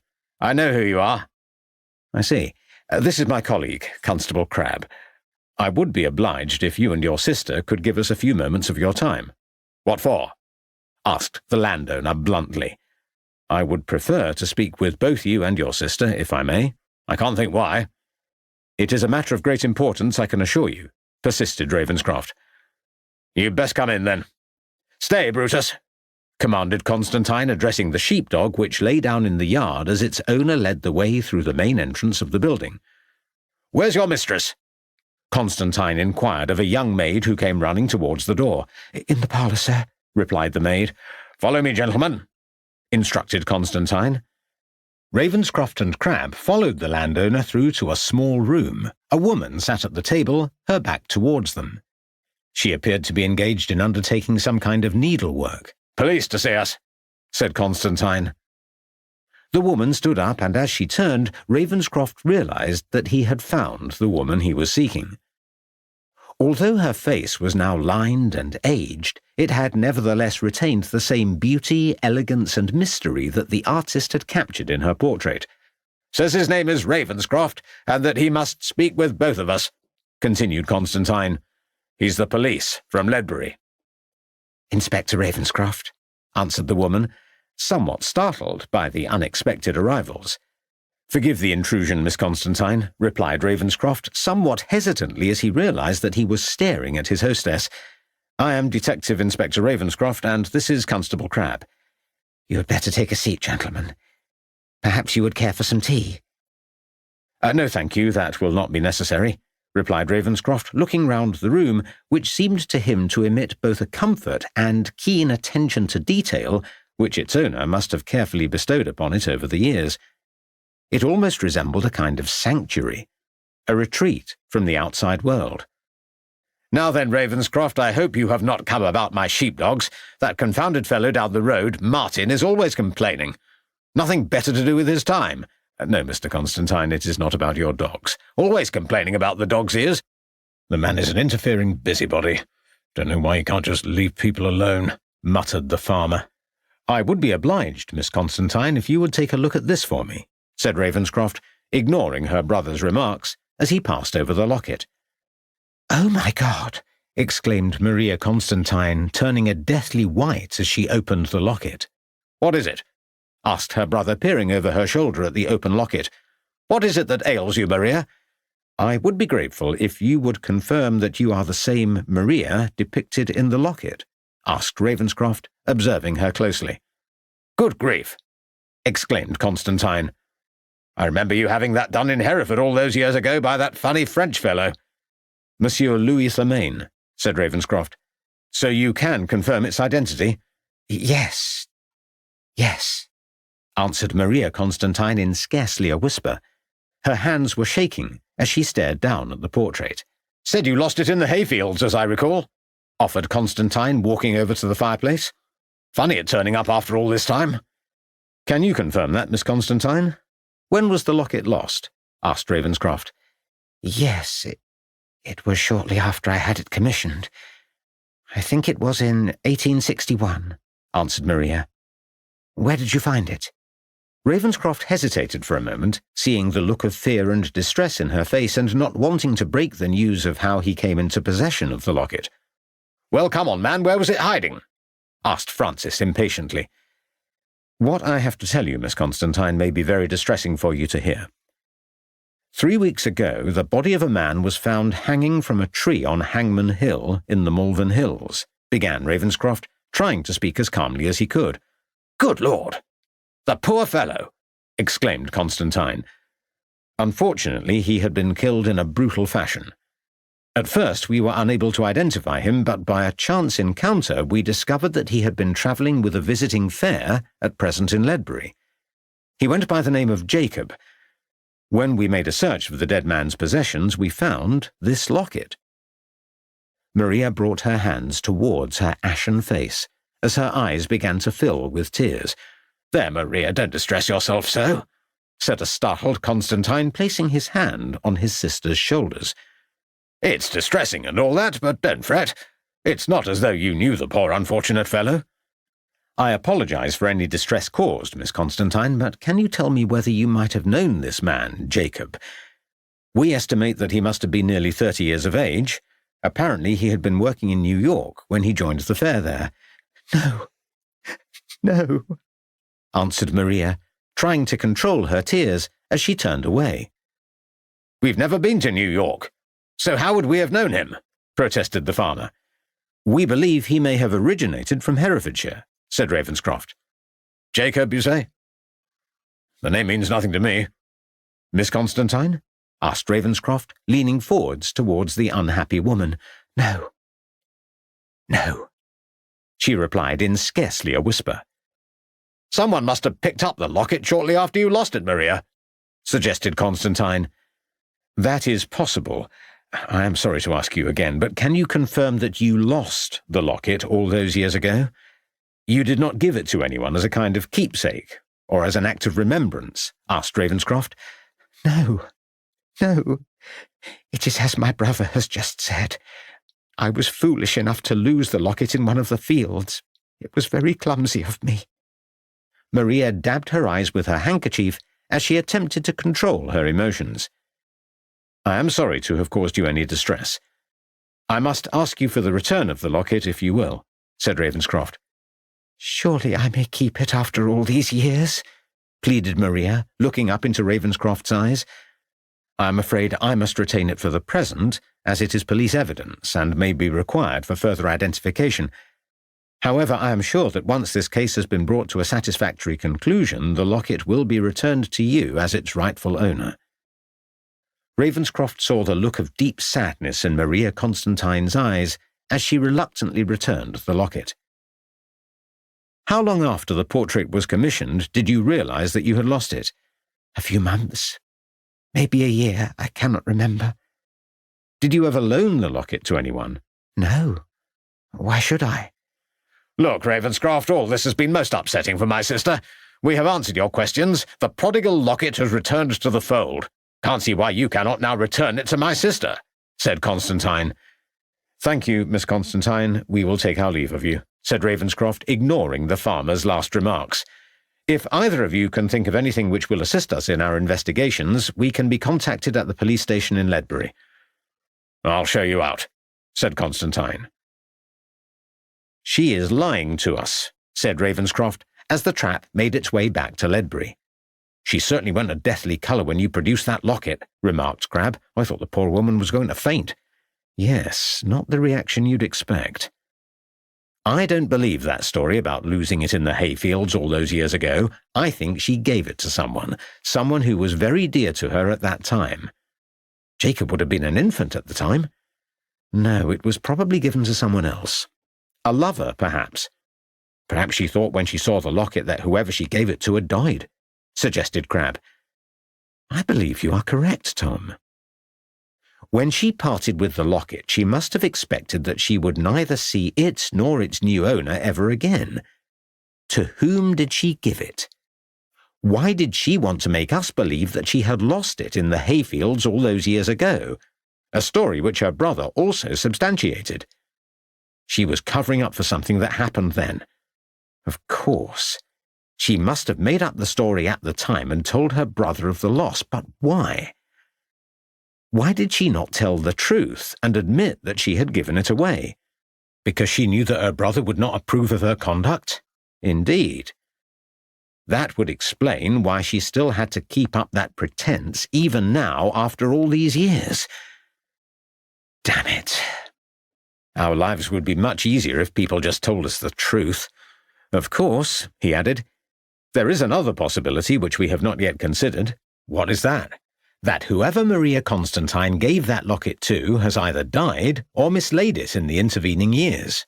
Jacob could then have found the locket or inherited it from someone or even stolen it, in which case we are following this case from the wrong direction. Jacob may have had no connection at all with Maria Constantine or Louis Thurmaine. It could have been a mere coincidence that the locket was found amongst his effects. But you don't really believe that, sir? No, I don't. There is a connection somewhere between Jacob and Maria Constantine. Could Francis Constantine have killed Jacob? Suggested Crabbe. To protect his sister, you mean? I cannot see that. But at this stage of our investigations, we cannot discount any possibility. If only we knew why Jacob was afraid of returning to this area, and what the devil was he doing in America in the first place? The fair is still in Ledbury for another night. Let us have one more attempt before it departs to see if we can obtain any further information about Jacob. The daylight had begun to fade as Ravenscroft and Crabbe made their way through the noisy, excited crowds who thronged the streets of Ledbury. The man who runs the fair is called Evan Walker, said Crabbe. Then let us start with him, replied Ravenscroft. That's him over there, on the Wheel of Fortune. Mr. Walker, said Ravenscroft, walking over towards a heavily built, unshaven, casually dressed showman who was in the process of dealing out some cards to a group of men. Might I have a word with you? My name is Detective Inspector Ravenscroft. Your constable there interviewed me earlier today. I've told him all that I knows. Now then, ladies and gentlemen, last cards before we spin the lucky wheel. Nevertheless, I would be grateful for a few further minutes of your time. It is a serious matter we are investigating, persisted Ravenscroft. Here we go. Who will be the lucky winner this time? Said Walker, ignoring Ravenscroft as he spun the wheel. Oh, sorry, ladies and gentlemen. This would appear not to be your lucky chance. Mr. Walker, I must insist, shouted Ravenscroft above the noise of a group of revellers who nearly collided with him. All right, grumbled Walker. Sorry, folks. Stall is closed for the next few minutes. Blame it on the law. The punters let out cries of disappointment before they drifted reluctantly away. Now, what do you want to know? Said the showman, drawing himself up to his full height and glaring directly into Ravenscroft's face. We understand that the fair was in America last year. No, we've never been to America. Whatever gave you that idea? Mr. Rockstone told us that he and Jacob were in America with the fair before it came to this country. Well, Rockstone got it wrong, didn't he? Growled Walker. So you were not in America last year. Fair has always been in England. So when did Rockstone and Jacob join the fair? About 6 months ago. Where did they join? In Birmingham, I think. Look, it's just going to take all night. I've got a livelihood to keep up. We won't detain you any longer than is necessary, Mr. Walker. So, Rockstone and Jacob joined the fair together. That's what I said. Did Rockstone ever mention New York, or how he had met Jacob? Continued Ravenscroft, determined to know more. They just said they had recently travelled over from New York. Came over on one of them old Cunard ships, they said. They just wanted to join the fair. So you let them? Why should I not? They pays me a fee to be with us, so why should I turn them away? We believe Jacob came from this area. I wouldn't know where he came from. He never mentioned it to you? No. Look, what is all this? Asked Walker, becoming more and more red in the face as his responses grew louder and more aggressive in tone. Surely Jacob must have said something about his past. He said nothing. Kept very much to himself, he did. He never said more than a dozen words to me the whole time he were here. We believe that Jacob did not want the fair to go to Hereford. Why was that? First I've heard of this, snapped the showman. According to Mr. Rockstone, Jacob was frightened that something would happen to him if the fair came to Hereford. As I've just said, I knew nothing about this. Then we will have to ask Mr. Rockstone about this. Where is the gentleman? You won't find him here. He left early this morning. Left this morning? Exclaimed Ravenscroft. That's what I said. Have you done? Now let me get on, replied Walker, turning away. He left rather suddenly, didn't he? Folk come and go all the time. It's the nature of the fair business. Roll up, ladies and gentlemen, come and try your luck on the Wheel of Fortune. There's one whole gold sovereign to be given away tonight to one lucky winner. Did he say where he was going? Ravenscroft shouted over the noise of the boisterous new arrivals. Why would he tell me? Thank you, sir, just happens to go. Did he leave anything behind? He took everything with him. Oh, thank you, madam, thank you, sir. What about the young man who acted as his stooge in the audience? Asked Crabbe. He went with him as well. Now come on, folks, come and try your luck on the Wheel of Fortune. Thank you, Mr. Walker. Come on, Tom, we can do nothing further here tonight. Annoyed, Ravenscroft walked away. What do we do now, sir? Asked Crabbe. Issue a description of this Rockstone and send it to all the local police stations. Confound it, Tom. We should have taken him into custody last night. Chapter 4. Ledbury. What will you do now? Asked Lucy the following morning as she and her husband sat together at the breakfast table. Try and track down that quack Rockstone. He can't have got far. Do you think he might have killed Jacob? He certainly seemed an unpleasant man. I don't really know. But the fact that he has left the town in a hurry tends to suggest that he knows a lot more about the dead man than he has told us. He may have been responsible for his murder, but if so, I can't see the motive, or why he would have gone to all that trouble of hanging Jacob up on Hangmen Hill. There may be another reason for his hasty departure. Perhaps he may be a wanted man, and was afraid that if we questioned him further, his past crimes would have come to light. Either way, I do not think this case can proceed until we have apprehended him. Ravenscroft took another bite of toast. He could have left the town by train, suggested Lucy. That is a possibility. After I've finished breakfast, I'll take a walk up to the station. If they remember him leaving, they might be able to tell me the destination of his ticket. Failing that, Tom and I will go round the local inns to see if he took one of the horses. Then there are the local cabmen to interview. One of them may have taken Rockstone out of town. It seems that you will have quite a busy day. This Maria Constantine sounds quite intriguing. I only wish she had felt inclined to have been more forthcoming concerning that locket. I am sure that she gave it to someone all those years ago, and does not want either her brother or ourselves to know who it was. You will have to take her in for more questioning, suggested Lucy, pouring out another cup of tea. I'm not sure that would do any good at this stage. I don't think she would tell us anything concerning Jacob and how he might have acquired the locket. She was certainly distressed when I produced it.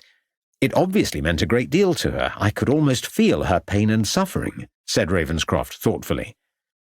You are quite taken by this Maria Constantine, teased Lucy.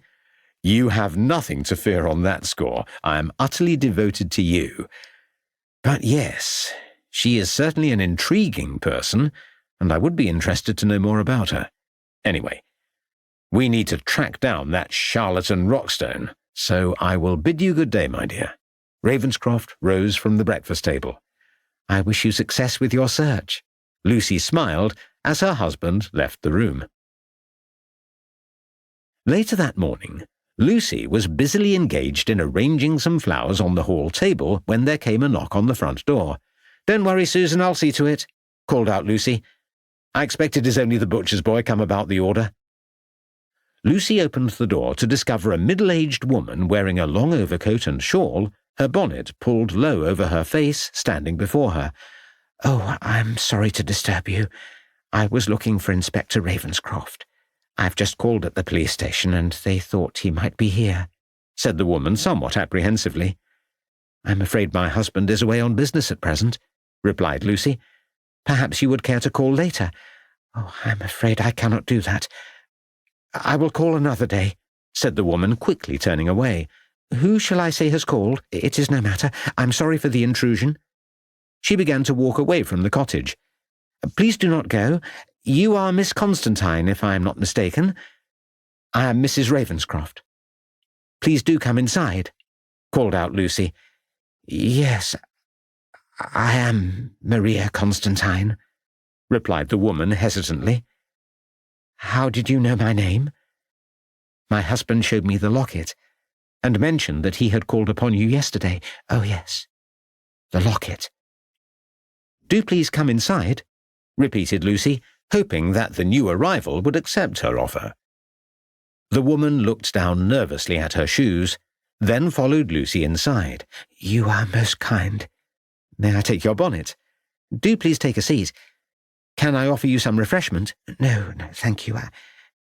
I am sorry for the intrusion." Maria Constantine seated herself on one of the chairs. "It is no intrusion, I can assure you. So your husband has told you of his visit to the Versons yesterday?" "Yes. He said that he met you and your brother." Lucy smiled again, hoping that she could put her unsettled guest at her ease. "I am afraid that I was not very forthcoming in answering your husband's questions. He must have thought me quite rude." "My husband is used to asking a great many questions in his line of work." "There were things that I could not say in front of my brother," said Maria. "I understand."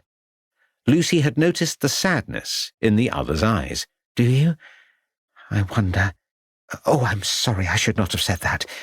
I did not wish to cause any offence when you have been so kind as to invite me into your home. Perhaps I should go." "I can assure you, Miss Constantine, that you have not caused any offence." Lucy placed her hand on the woman's arm. "I appreciate that it can sometimes be very difficult to talk. I trust that you will stay. I can assure you that whatever you have to tell me will be held in the highest confidence." "You are very kind." Maria stared into Lucy's eyes. "I believe that you are a woman of this world, and that I may trust you. You have my word. I cannot stay long. My brother is conducting some business in the town, and we are to meet up shortly in the marketplace." "Of course, I understand. My story, Mrs. Ravenscroft, is not a happy one, and I am now afraid of what the consequences may be should I be forthcoming in the telling of it. Nevertheless, I know that I will not be able to rest until my greatest fears have been confirmed. I'm sorry if I'm not speaking coherently. Many years ago, I committed a foolish indiscretion." Maria Constantine then paused and stared out of the window. Lucy looked down at her hands in her lap, knowing that all she now had to do was to remain silent until her guest acquired the confidence to continue. "It was in 1862. I was with child. I could not tell either my parents or my brother. It would have destroyed them. The scandal, the ruination of our name, our standing in society." "I understand," sympathized Lucy, remembering her own previous unhappy circumstances. "I had to leave the Versons before others guessed my secret. I made up some pretext about wanting to travel abroad for several months with an old school friend of mine. Instead, I came to London and rented some rooms in a rather unpleasant boarding house which provided accommodation for distressed women such as myself. My son was born. He was the most beautiful baby I had ever seen. I named him Christopher. Christopher, that is such a nice name," said Lucy. "I thought so as well. He was my son and I was his mother, and I loved him so. But I knew that I could never take him back to the Versons.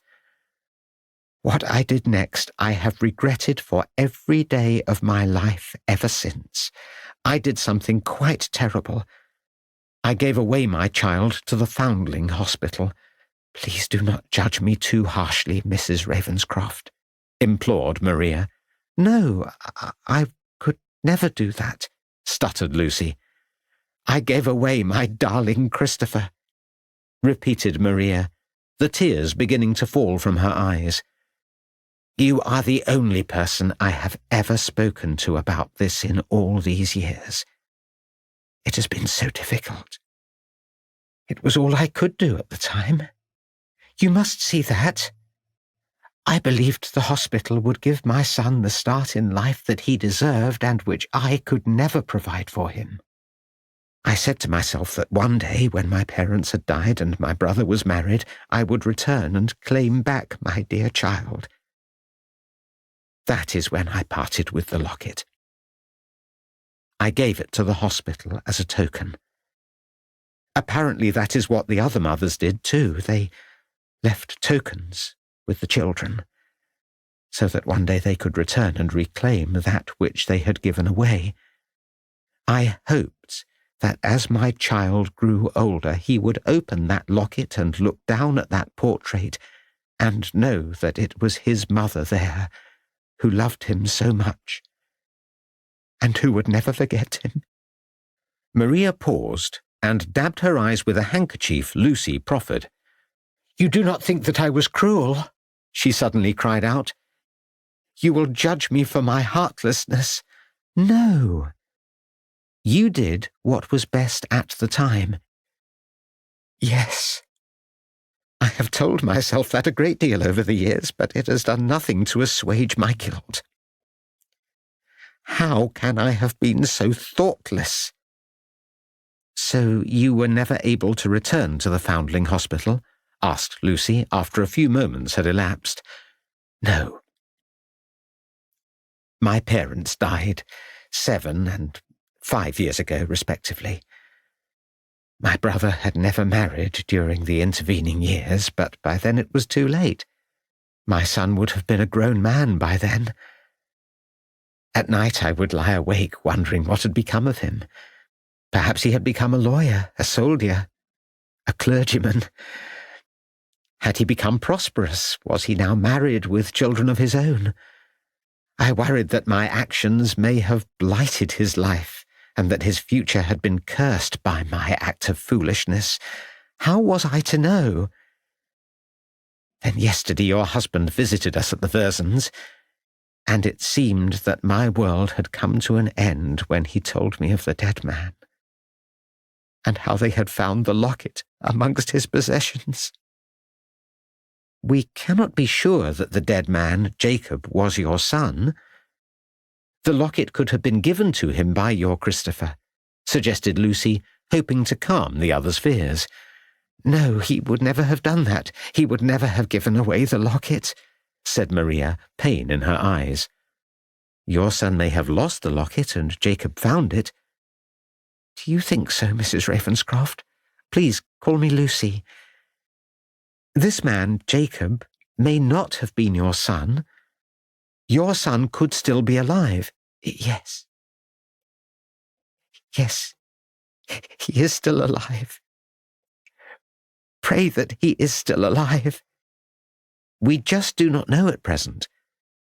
My husband is presently making inquiries concerning a man called Rockstone, an American. Apparently Jacob was working in America when he met this Rockstone, and that he then sought employment with him." "My son went to America." "Jacob went to America. But as I said, Miss Constantine, we do not know that Jacob and your son were the same man.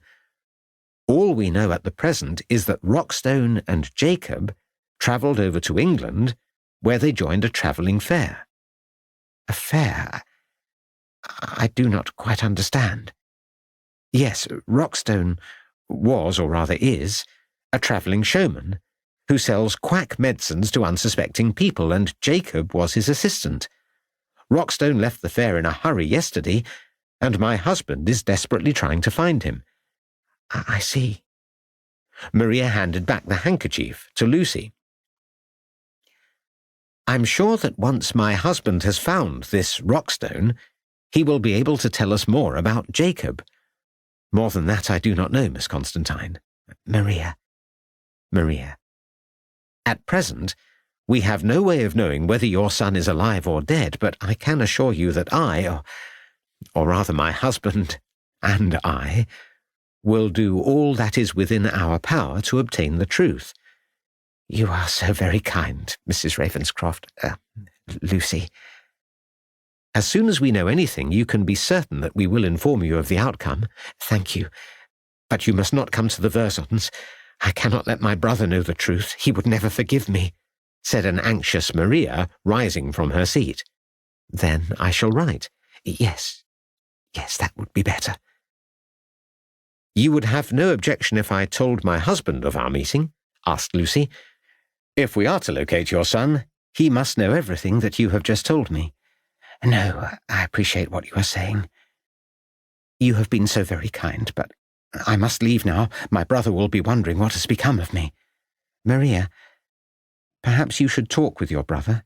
You may find that he is more understanding and sympathetic to your predicament than you had previously thought." "No, I could never do that." "You would not say that if you knew my brother," said Maria, shaking her head. "He would become very angry, I know that. He would cast me out." "I'm sorry I've been somewhat presumptuous. Maria, rest assured that we will do everything we can to uncover the truth." Lucy took the other's hands in hers. "You have been most kind." "Have faith." "Confound it, Tom, where has the fellow gone?" said a frustrated Ravenscroft as he walked into the police station in Ledbury later that afternoon.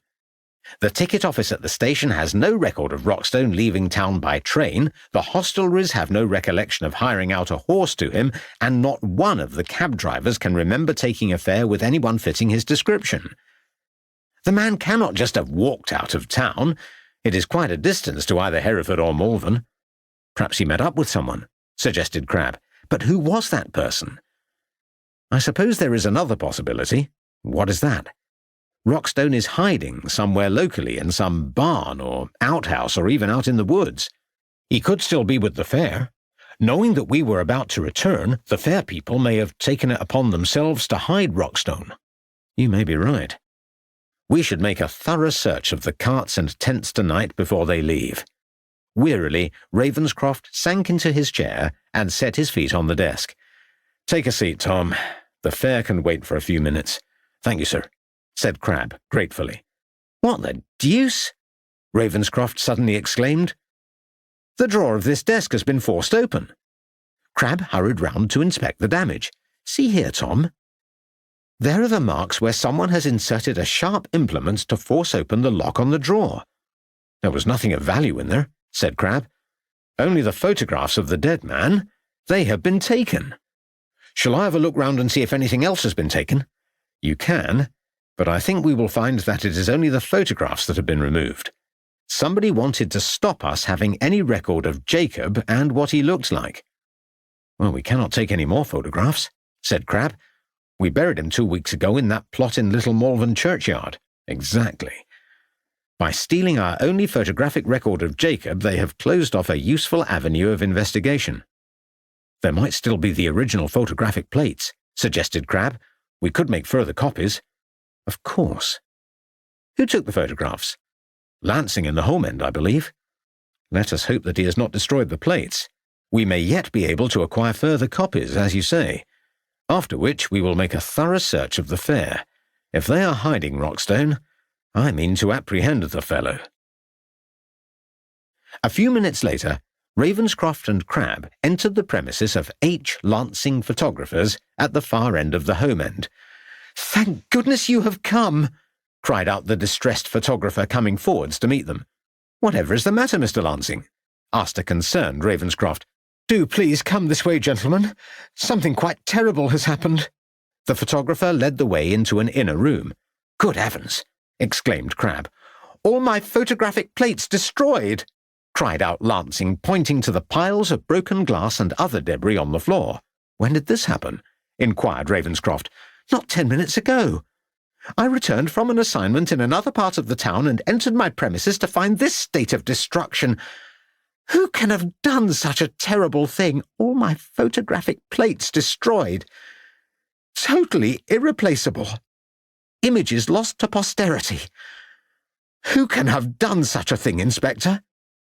"I'm afraid I cannot tell you that, Mr. Lansing," sympathized Ravenscroft. "I sent the boy to fetch you as soon as I discovered what had happened." "We did not see him," said Crabbe. "Well then, how did you know about this?" asked Lansing. "We did not. When we returned to the police station this afternoon, we discovered that the photographs you took of the fellow hanged on Hangmen Hill had been stolen from our premises." "Stolen?" exclaimed Lansing. "Yes. Your name and details were on the back of the photographs. Whoever took them was also intent on destroying the original plates," replied Ravenscroft. "It seems that someone has gone to a great deal of trouble to make sure that no photographic image of the dead man remains. Whoever committed this destruction clearly did not have the time to go through all your plates to find the ones relating to Jacob. I am very sorry, Mr. Lansing." "Terrible!" The distraught photographer ran his hand through his white hair. "I will have a word with my superiors and see if we cannot recompense you in some way for your loss. After all, you did produce the photographs upon our instruction. As you said, this must have taken place within the last hour. When you returned, did you see anyone outside the premises or in the vicinity acting in a strange way?" asked Ravenscroft. "No, I believe not. Although I do now recall that I did pass by a man on the way down from the railway station. He seemed to be in quite a hurry." "Can you describe the fellow to us?" "Well, he was quite tall, of thin stature, clean-shaven, dark-haired. That is all I can remember." "What age do you think he was?" Around 40 or so, I suppose. He was dressed in a dark overcoat. His hat was pulled down over his face so that I could not see his features clearly." "Do you think that you may have seen this fellow before?" "No, he was not familiar to me, but as I said, I could not see his face clearly." "Thank you, Mr. Lansing. I am sorry that you have been caught up in all this trouble." "This is all quite upsetting. I only wish I had made further copies," muttered the photographer, shaking his head, as the two detectives made their way out of the shop. "Poor Mr. Lansing. And he is such a nice, pleasant man as well," said Lucy after she and her husband had each finished narrating their experiences of the day. "It was just such wanton destruction. But why would the perpetrator of this deed want to prevent any photographic images of poor Jacob surviving?" Ravenscroft poured himself another drink from the decanter. "So that he could not be identified?" suggested Lucy. "Exactly. But who really was this man Jacob, and why is someone now anxious to conceal his identity?" "Perhaps that awful Rockstone is the culprit." "I thought so at first. But the description given by Mr. Lansing of the man who was hurrying away from his premises does not seem to match Rockstone's appearance." "Rockstone could have an accomplice." "I suppose that is a possibility, particularly if this accomplice has been providing shelter for Rockstone. Tom and I made a thorough search of the carts and tents of the fairground folk, much to Mr. Walker's displeasure, I can tell you. At one stage I thought he was going to assault us. But there was no Mr. Rockstone to be found. Until we have discovered the whereabouts of the American, I fear that we will be unable to proceed further with this case." "Samuel, I do believe that I might be able to help you," suggested Lucy tentatively. "Oh? How is that, my dear?" "It relates to what Maria Constantine told me this morning. From what she told me about giving away her son all those years ago and leaving the locket with the Foundling Hospital as a kind of token for her son, well, if I were to visit the hospital tomorrow, I might be able to learn more about her son, Christopher." "I don't think I could let you do that," protested Ravenscroft. "Why ever should I not? I'm quite capable of travelling up to London on my own. If the hospital could provide me with more information about her son, we might then know whether he was the dead man Jacob or not," replied Lucy indignantly. "That would be quite irregular. Anyway, I would not like the idea of you travelling alone." "Oh, do not be so stuffy, Samuel. Nothing is going to happen to me. I would go straight up to London, secure a cab to the Foundling Hospital, find out the information we need, and then return home by the afternoon train. I will be back before you will know that I have gone. Susan can look after little Arthur for the day," pleaded Lucy. "The authorities there might not be forthcoming with the information." "Why? Is it because I'm a woman?" "No, that is not the reason. It is because you are not a member of the police force, and they would be reluctant to part with the information about this child, Christopher." But you could send them a telegram explaining why you are unable to come in person, requesting them to answer my questions. Oh, please say yes, Samuel. If you had seen how that poor woman was so distressed, you would want to do everything in your power to assist her, pleaded Lucy. It was such a long time ago, and I fear that if this Jacob was her son, then it could prove even more upsetting for her. Sometimes the truth can be painful to accept, and in certain situations it is kinder never to know what has really happened. I cannot believe that you have just said that, exclaimed Lucy. As a detective, you have always sought out the truth, and I know you never rest until you have drawn your latest investigation to a satisfactory close. I owe it to Maria Constantine to find out what happened to her son, and I'm afraid if you will not give me your blessing to go to London tomorrow, then I shall just have to go without it. I can see that you are quite determined to help Miss Constantine. I am. Then I think you should go, but only on one condition. Yes, anything, replied Lucy eagerly. The condition is that you take the greatest of care, and no matter what you discover at the Foundling Hospital, you are to return home straight away, so that we may discuss it together before deciding how to proceed further. Ravenscroft smiled at his wife's enthusiasm and her hands in his. Of course, Samuel. I would not do anything otherwise. Chapter 5. London. A fine day, I think you would agree. Lucy looked up from her book at the speaker, an American from his accent. I'm so sorry, I did not wish to disturb you. Please excuse me, madam. Lucy gave a brief smile at the tall, middle-aged gentleman who sat opposite her in the carriage, and then resumed her reading.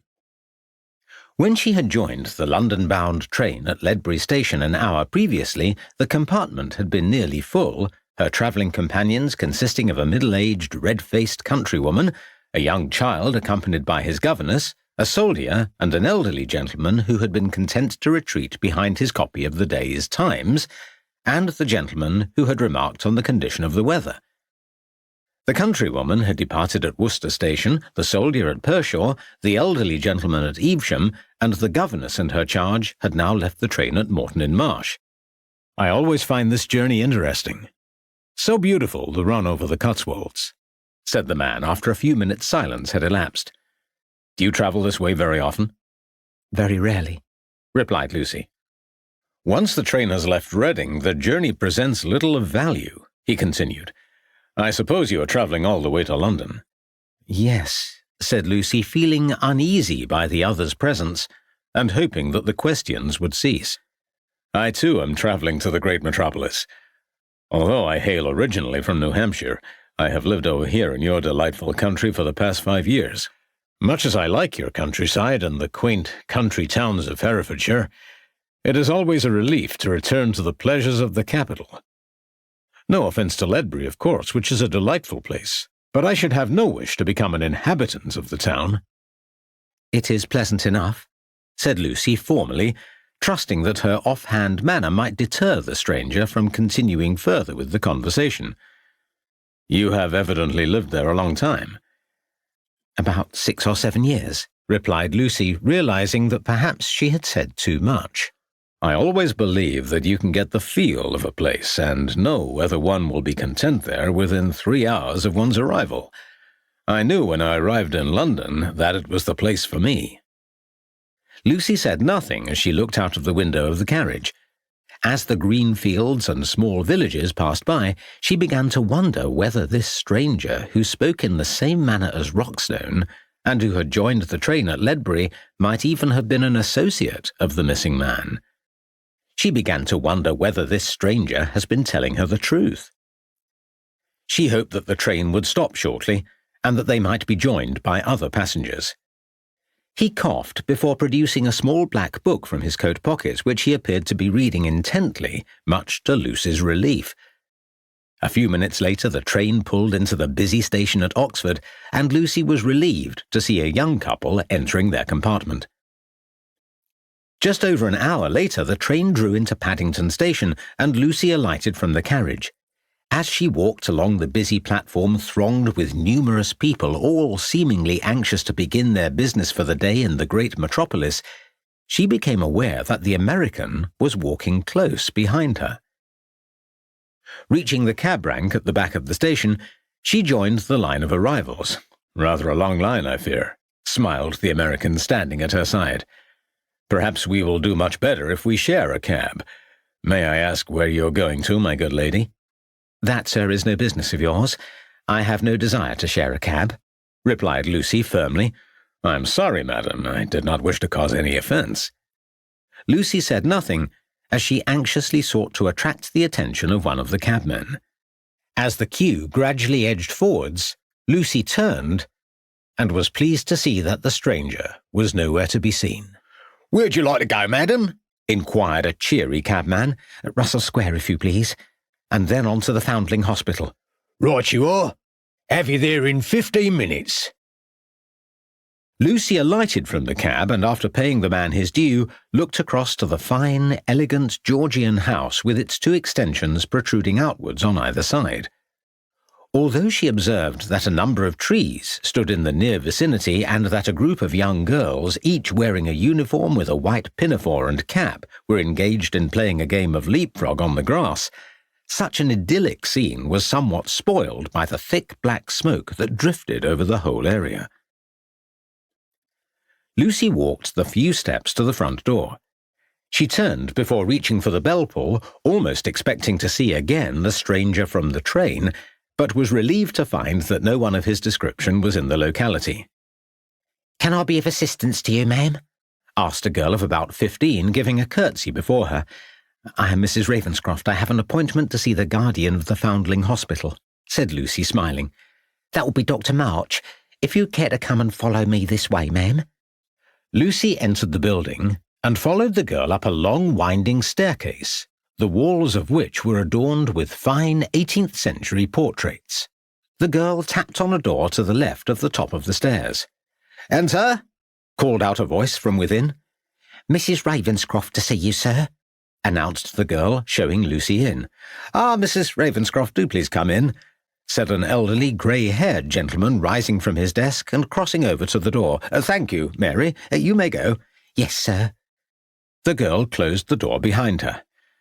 "Mary is such a pleasant girl, one of our foundlings, of course, and one of our greatest successes. She will shortly be leaving us. I believe she will do well in her new situation," said March. "Do please take a seat, Mrs. Ravenscroft." "Thank you," replied Lucy, looking around the fine room with its ornate cornices, bookcases, and portraits before accepting the chair.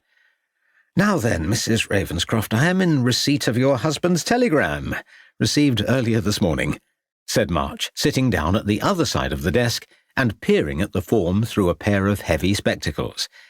"But I have to tell you that the request asked here is most irregular indeed." "Oh, why is that, sir?" asked Lucy, feeling somewhat overawed by both the impressive room and its occupant. "Your husband says here that he is unable to come in person as he is detained on urgent police business, and that he has sent you in his place as you are involved in the case," continued March in a dry, formal tone of voice. "That is so." "You gave up a child to the Foundling Hospital?" asked March, peering over the top of his spectacles. "Oh, no. I am acting on behalf of another lady." "I see. Well, I do not think that the Foundation can be of any help to you. When our mothers leave their children in our care, they do so with the assurance that both the identity of the child and its mother will remain strictly confidential. I am sorry that you have had a wasted journey," said the doctor, closing the telegram and tossing it onto the desk. "I'm afraid you do not quite understand the reason for my visit," protested Lucy. "Then perhaps you should enlighten me, Mrs. Ravenscroft." "The matter is of serious concern. A few weeks ago, a man was found dead on one of the hills near where my husband and I live. He had been killed in a most brutal manner. My husband was unable to identify this man, but was able to recover this item from his effects. Lucy produced the locket from her handbag and placed it on the desk in front of March. I see. The doctor picked up the locket and examined it. If you will open the locket, you will observe a portrait of a lady inside. A striking image. My husband, Inspector Ravenscroft, was able to identify the artist, and upon visiting him was also able to ascertain the name of the lady depicted there. Go on, asked March, beginning to show an interest. He found the lady in question. Many years ago she committed a serious indiscretion. A child was born, but finding herself unable to take her child home, she entrusted it to the care of your hospital. I see. The lady left the locket with the child. Ah, yes. That is what a great many of our mothers have done in the past. They left a token with the hospital so that if their personal circumstances changed in the future, they could return to reclaim the child. And do many of the mothers do that? I am afraid that only a small number are able to do so. When a child is admitted here, we give them a new identity and name so that they may also be given a fresh start in life. Although this is all very interesting, I still do not see how I can assist you, Mrs. Ravenscroft. Why has not the woman in question come forward to take back her child? All of this happened a long time ago, nearly 30 years ago, in fact. I see. The lady could never have taken back her child because of the difficulty of her situation. But now that she has seen the locket, she is most anxious to know what happened to him, especially given the circumstances in which the locket was found. My husband is also most concerned to establish the identity of the dead man. Without that information, he feels that he may never be able to bring his murderers to justice. Lucy leaned forward as she sought to press home her case. Yes, I can see all of this, but it is still most irregular. It is all a question of confidentiality, you must understand. I appreciate what you are saying. But the child must have left the hospital many years ago, and the lady has given me permission to act on her behalf. If you knew this lady, Dr. March, you would have witnessed the pain this case has caused her. She does not know if her child is still alive, or if he was the murdered man. You are the only person who can be of help. You must have records of what happened to the children, pleaded Lucy. Yes, we do have records. Then I implore you, sir, to assist both the police and this lady in this case. March said nothing as he leaned back in his chair and looked up at the ceiling, deep in thought. Lucy recovered the locket from the top of the desk and placed it in her handbag, knowing that she could do no more. As this took place many years ago, as you said, it would do no harm, I suppose, to see what we can find out about this child, but only on the strict assurance that nothing of what you learn today will ever enter the public domain. Lucy nodded her head in agreement. When was the child admitted? Asked March, rising from his chair. In 1862 or early 1863, I believe. March walked over to one of the bookshelves, took down 2 large ledgers and placed them on the desk. These are the billet records that were compiled when a child was admitted. I think we will start with this volume. Your search may be very difficult, for we never record either the name of the mother or her baby in the records. The only way in which a mother could later reclaim her child back would be to describe the token that she had left behind originally with the child. The column here gives descriptions of the tokens left, which were then attached to the child's billet, and this records the date of admission and the new name the child was given. Now, let us see. For the next few minutes, Lucy looked down at the pages in the ledger as March turned over the sheets. Her heart was beating loudly with anticipation that their search might yet prove fruitful. Ah, I think we may have found what you're looking for, exclaimed March suddenly. Lucy moved closer to the page in question. See there. 21st of November, 1862. Silver locket containing portrait entitled Maria. That must be the one, said an excited Lucy. Indeed so. The child was given the name Thomas Temple. Not Jacob? Asked Lucy, somewhat disappointed. No, Thomas Temple. Our founder was Thomas Coram, and many of the boys were given the Christian name Thomas in memory of the great man. In regard to surnames, a child could be named after a prominent person of the day. Henry John Temple was the British Prime Minister in 1862. You may remember him better by his title of 3rd Viscount Palmerston. The child certainly received a name to be proud of, but I can see, Mrs. Ravenscroft, that you were hoping for another name to appear in the register. However, once a child obtained maturity, there would be nothing stopping him or her from changing their name to something more to their liking. I understand. Is there any way we can tell what happened to the child? Asked Lucy. Yes, indeed.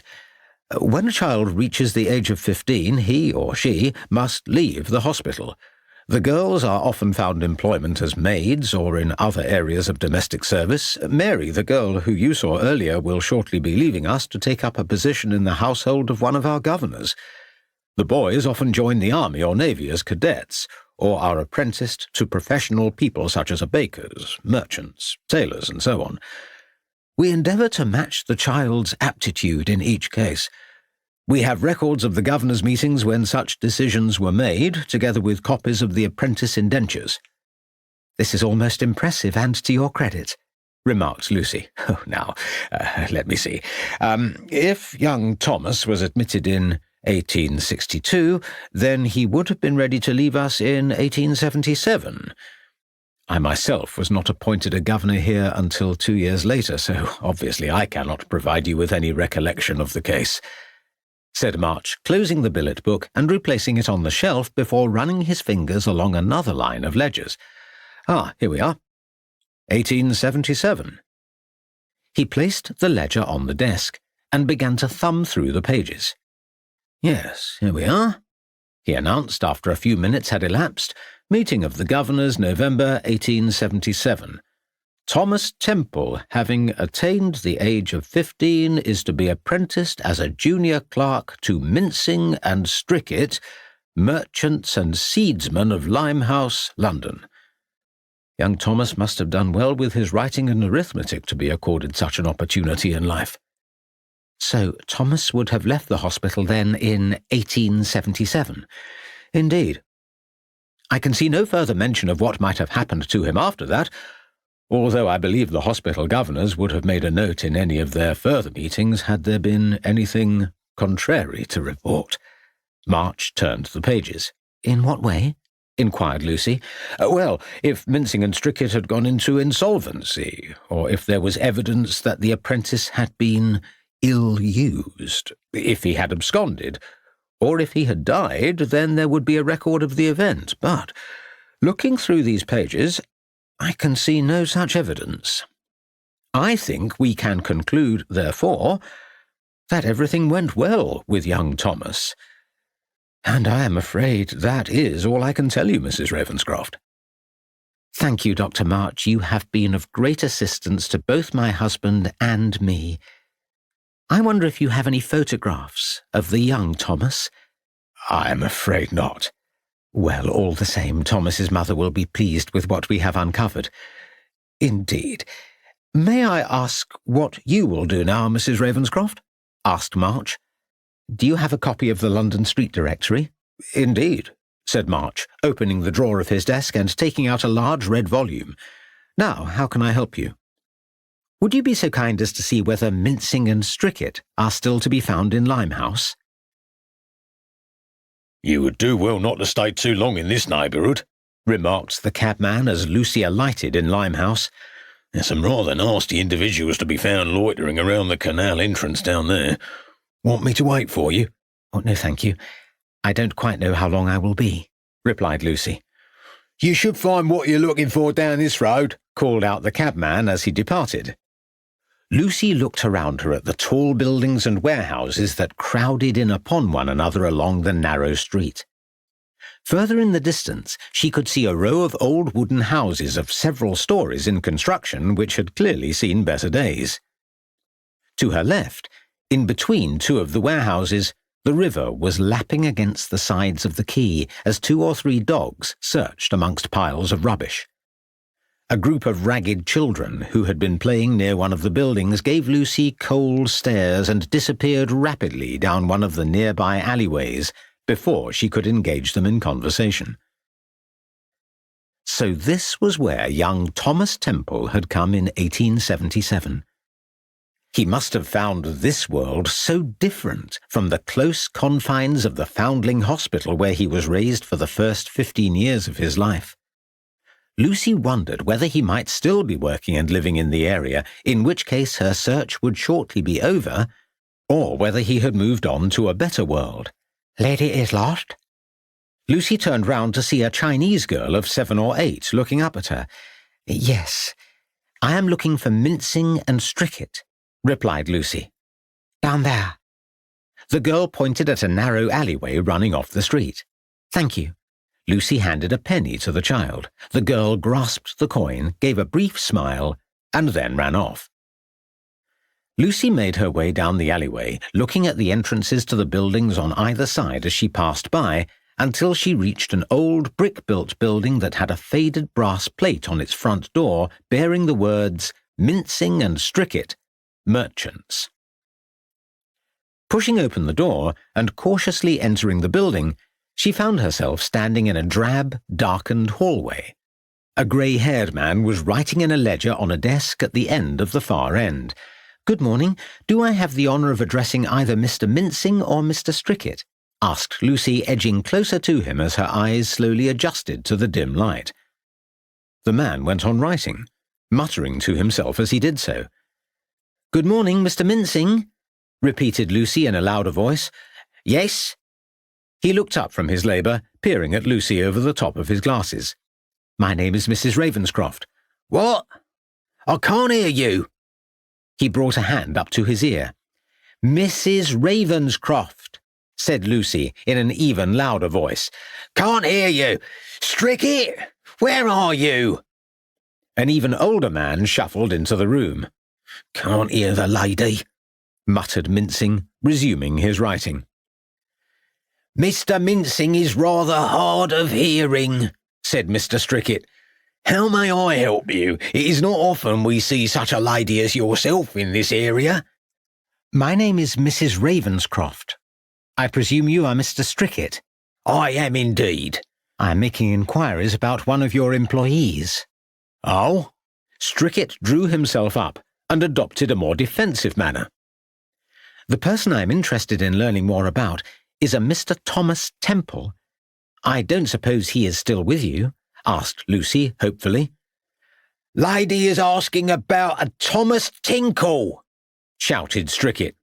Never heard of him, replied Mincing without looking up from his ledger. Thomas Temple, corrected Lucy. Thomas who? Inquired Strickett. Thomas Temple, shouted Lucy, now realising that Strickett was probably as deaf as his partner. Thomas Temple? He came from the Foundling Hospital in 1877, said Lucy, emphasising her words. Oh, yes. Thomas Temple, I remember Temple, said Strickett. Do you remember young Thomas Temple, Mr. Mincing? Thomas Temple? Why, yes, Mr. Strickett, I remember young Thomas. I don't suppose he is still employed by you? What? Shouted Mincing. She wants to know whether young Temple is still with us. Oh, he left us many years ago, replied Mincing, shaking his head. Oh dear, I was rather hoping to speak with him. How long was he with you? How long was young Temple with us, Mr. Mincing? Asked Strickett. What? Speak up, Mr. Strickett. How long was young Temple with us? 4 years, I believe. We found him very diligent and industrious. So he left in 1881, suggested Lucy. Could you tell me where he went to when he left your employment? No, he didn't leave the company. He went to America. To America? Yes. Our agent in New York, Mr. Forrester, died unexpectedly and needed to be replaced, so we sent young Mr. Temple there to take his place. What was that you said, Mr. Strickett? Forrester is dead? Asked a perplexed Mincing. Yes, he died in that brawl in the inn. You must remember. Forrester dead, you say? Dear me, poor Forrester. We will have to send someone to replace him. Mincing shook his head. Dear me, this is most unfortunate. So Thomas Temple went to New York as your agent? Asked Lucy, anxious to obtain more information before both partners forgot it. What happened to him there? Is he still in New York? We don't know. He worked for us for a year or 18 months, and then we heard nothing else from him, answered Strickett, shaking his head. Temple, we've not heard from him in a while, muttered Mincing. So Mr. Temple went to New York in 1881 as your agent, and worked there for 18 months, repeated Lucy. That is so, said Strickett. Have you heard anything from him at all during the past 10 years? Asked Lucy. Nothing at all, I'm afraid. Strickett forced a brief smile. Did he leave a forwarding address? Not as far as I know. And you don't know why he left? No. We wrote, of course, but all his letters were returned, and then not at all. We can only suppose that Mr. Temple obtained better employment elsewhere. He could have died, interjected Mincing, much to Lucy's surprise. It was all very upsetting at the time, most unfortunate. He was such a pleasant young fellow, added Strickett. Do you have any photographs by any chance of Mr. Temple? No photographs, answered Strickett. What was that? Asked Mincing. Lady was asking if we had any photographs of young Mr. Temple, shouted Strickett. Oh no, we never took any photographs. I don't suppose you have Mr. Temple's address when he was in New York? Asked Lucy without any conviction that her question would yield any positive result. He boarded at Ma Scriven's lodging house in Manhattan, answered Strickett. I remember the name because it was so unusual. So that was where Thomas Temple was living at the time of his disappearance? Asked Lucy. Indeed so. Did you write to the lodging house to inquire about Mr. Temple's whereabouts? Oh, yes, but they never replied. Well, thank you both, Mr. Strickett and Mr. Mincing. You have been most helpful, said Lucy. We do hope you will find Mr. Temple, Mrs. Raven. He was such a pleasant young man. We have often wondered what had happened to him, smiled Strickett. Who did she say she was? Asked Mincing. Lucy did not hear Strickett's reply as she made her way out through the door. As Lucy began to retrace her steps along the narrow alleyway, she suddenly felt a fierce tugging at her coat. "Lady, help?" She looked down to see that the speaker was the young Chinese girl whom she had encountered prior to her visit to Mincing and Strickett. "Please, you help?" said the girl, her eyes full of tears as she looked into Lucy's face. "Whatever is the matter, my dear?" "Mother, she's sick. You must help," implored the child. "What is wrong with your mother?" asked a concerned Lucy. "Mother have accident," replied the child, tugging harder at Lucy's coat. "You come, yes? Well, I don't really know that I should. Mother, she is very sick. She die." The child tugged Lucy towards an open door. "Mother is in there, on floor." Lucy strained to peer through the doorway and could just glimpse a figure lying on the floor inside the building. "You help," implored the girl once more as the figure gave out a pitiful groan. "Of course." Lucy stepped into the room and walked quickly towards the injured woman. Suddenly the door slammed shut behind her. Lucy turned round and found herself surrounded by a group of men. The woman on the floor let out a loud laugh as she jumped to her feet. There was no sign of the girl who had enticed her into the room. "Do not be afraid," said one of the men. Lucy dashed towards the door. Her way was barred by two rough-looking East End men. "I demand you get out of my way," she protested. "Missy cannot escape," laughed the man who had spoken first. "What do you want with me?" asked a frightened Lucy, cursing herself for her own stupidity in entering the room. "The woman must have something valuable on her," muttered another of the men. "Look, I don't know what you want, but I have to tell you that my husband is a police inspector and that he will stop at nothing until he has found me," protested Lucy, feeling very afraid as her words were met by laughter from the group. "Woman, she worth many pounds," said the woman who had been lying on the floor. "Nice coat," said one of the men, fingering the fabric. "Get away from me," shouted Lucy, pushing him away. "Englishwoman can be exchanged for a lot of opium," laughed the first man. "Look, I will give you all I have in my purse," implored Lucy as the group of men closed in around her. "You're a mighty fine woman," grinned one of the men, displaying a set of badly broken teeth. "Yeah, women go for a good price," said another, grabbing Lucy by the arm. "Let go of me," shouted Lucy, as yet more of the men began to pull at her coat. "You're a nice woman," laughed one of the men. Suddenly the door crashed open, followed by a loud gunshot. Lucy screamed as the men loosened their grip on her and scattered to all sides of the room. "Quickly, follow me," shouted the new arrival, grabbing Lucy's arm and pulling her towards the door. As Lucy burst out the room and into the daylight, she recognized her saviour as the American who had spoken to her on the train. "Follow me as fast as you can, Mrs. Ravenscroft. I have a cab waiting for us around the corner," said the man, waving his gun in the air. "Those men are dangerous, and it will be all up with both of us if they catch us." Lucy ran faster than she had ever done in her life before, as she and the American raced up the alley and round the corner into the street.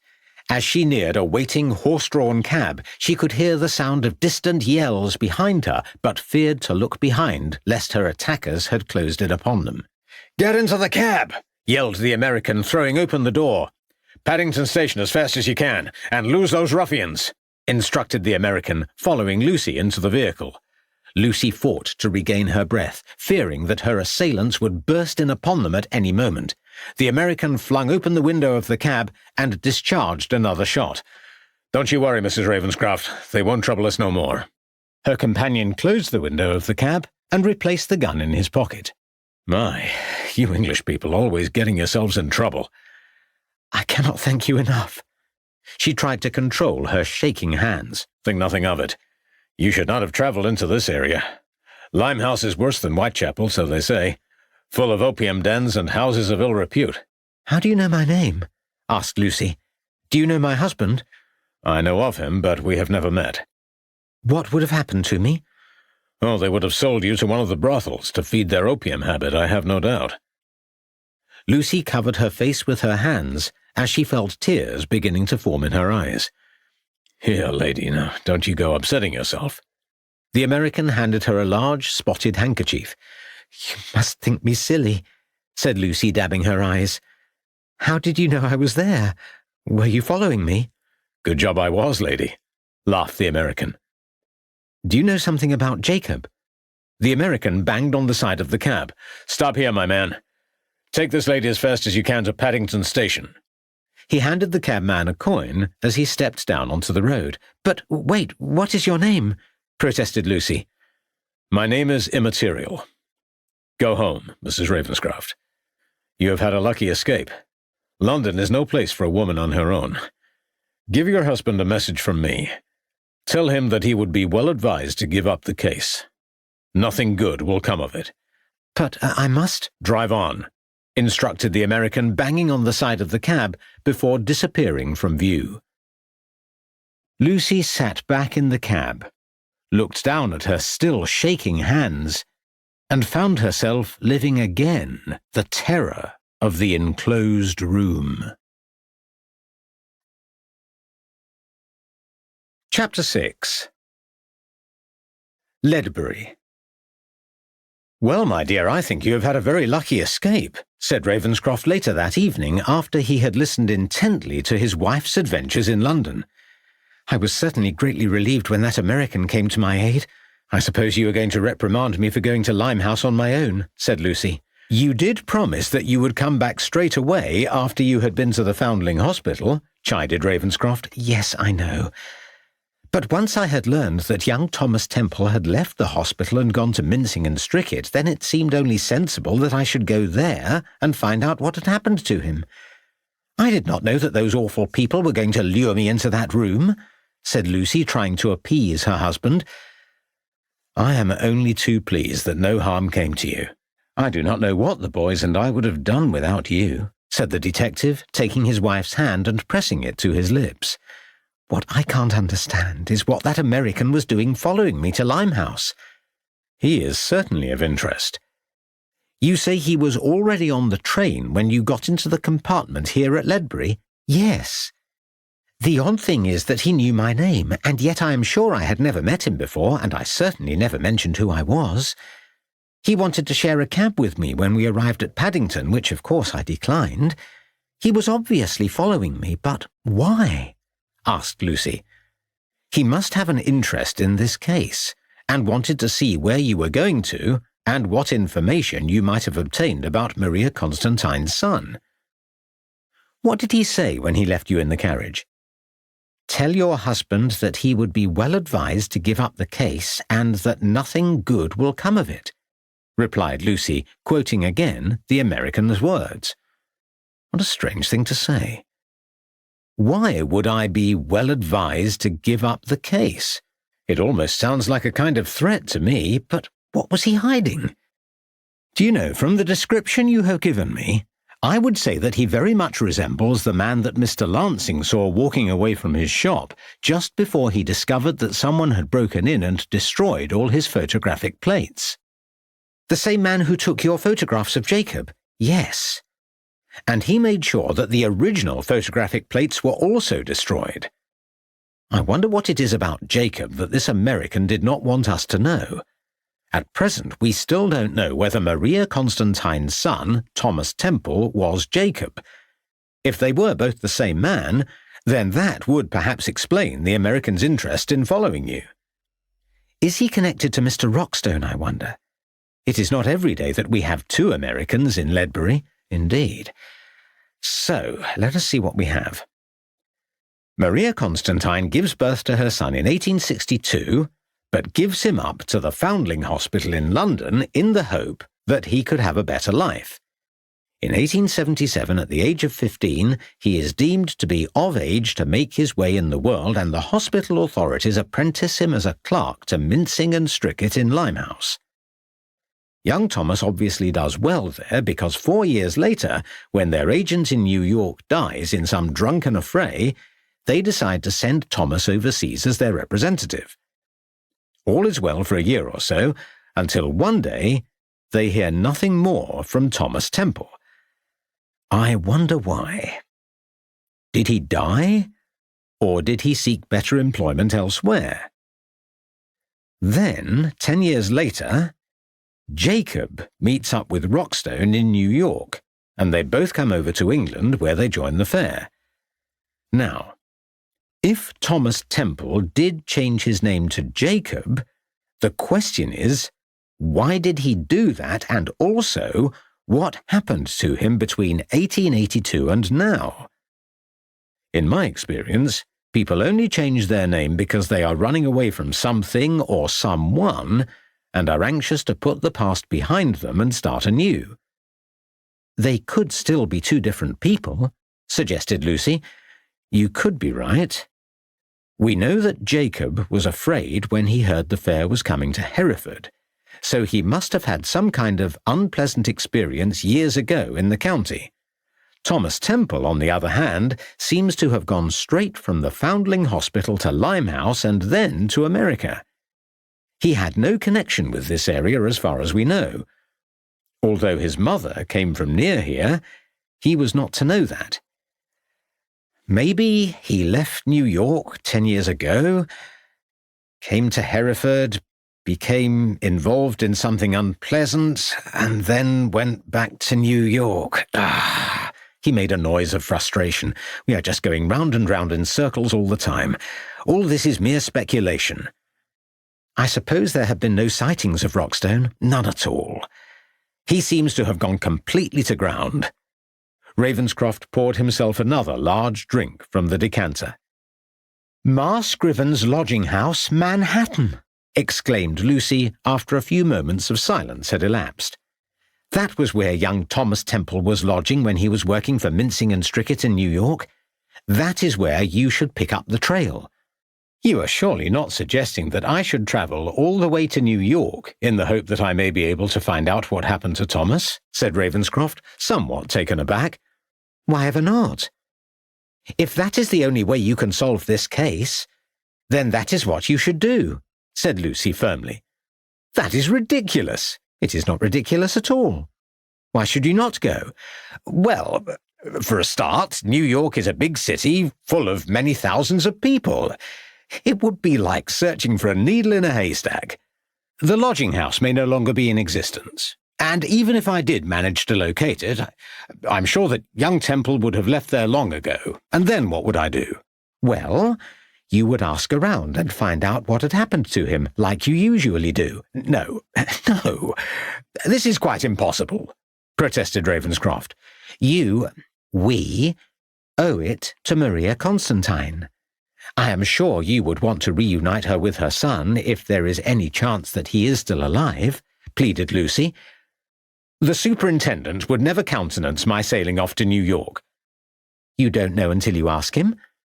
If it is the only way this case can be solved, then you should go." "But I could not leave you and the children on your own," pleaded Ravenscroft. "Why cannot you do that? We can take care of ourselves. I promise I will not be going back to Limehouse ever again. I am sure you would not be away for very long.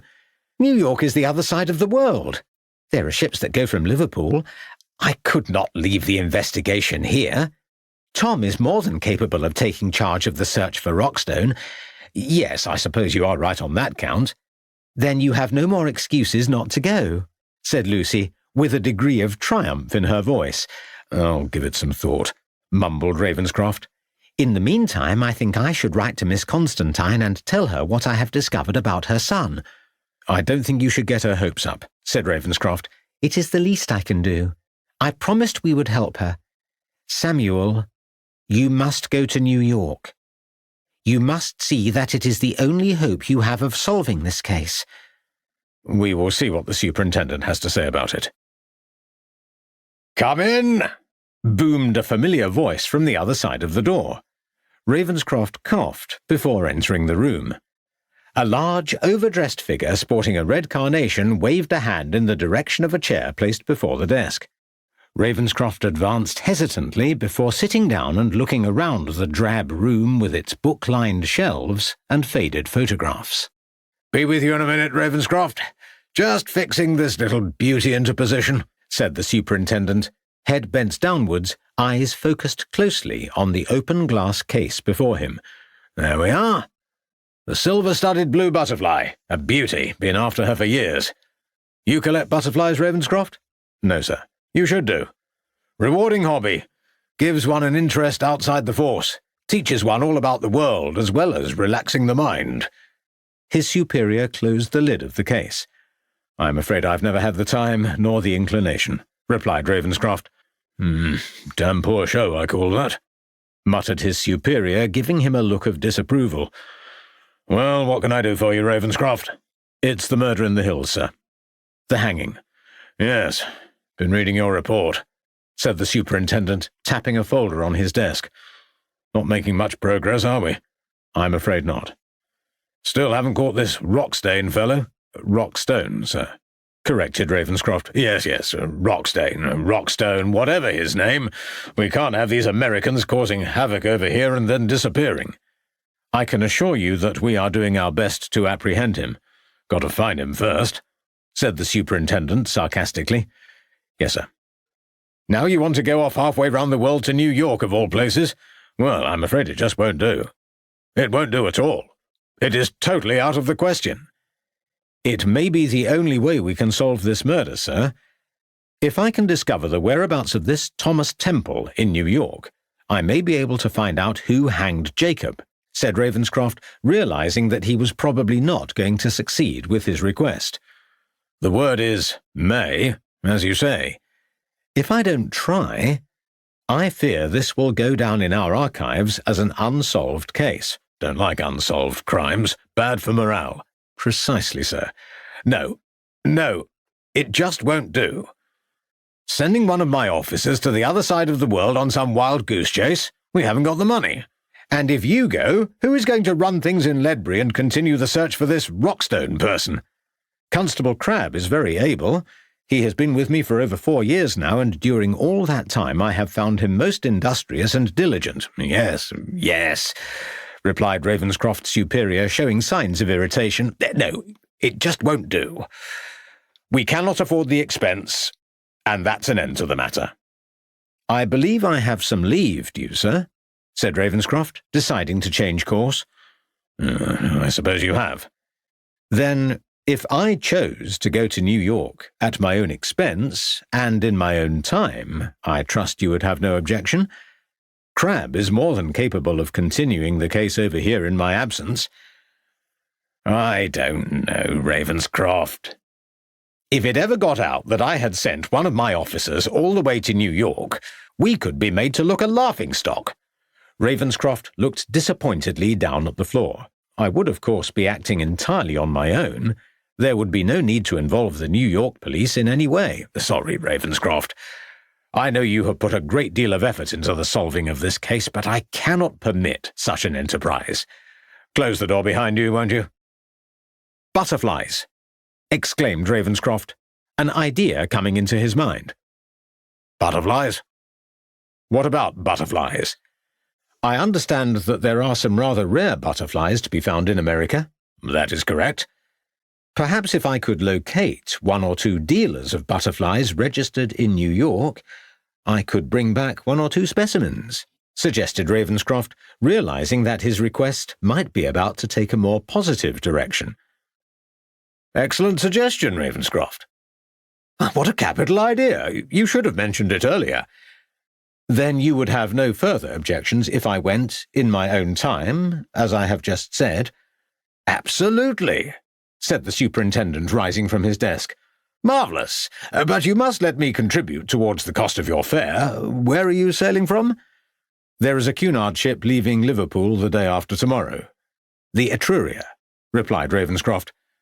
I will accept your most generous offer, if I may. I will see what I can bring back with me. Well, that is wonderful news, Ravenscroft. I'll just give you the names of 1 or 2 North American butterflies that I'm especially keen to acquire. Capital! Oh, and just before I go, sir, I wonder if I might have a word with you about another pressing matter. The following morning found Ravenscroft and Lucy on the platform of Ledbury Station with Crabbe standing discreetly a few feet away. Now, my dear, you must promise me that you will not be going off on any more adventures to Limehouse during my absence, said Ravenscroft. I give you my word, Samuel. Do stop worrying. The boys and I will be just fine.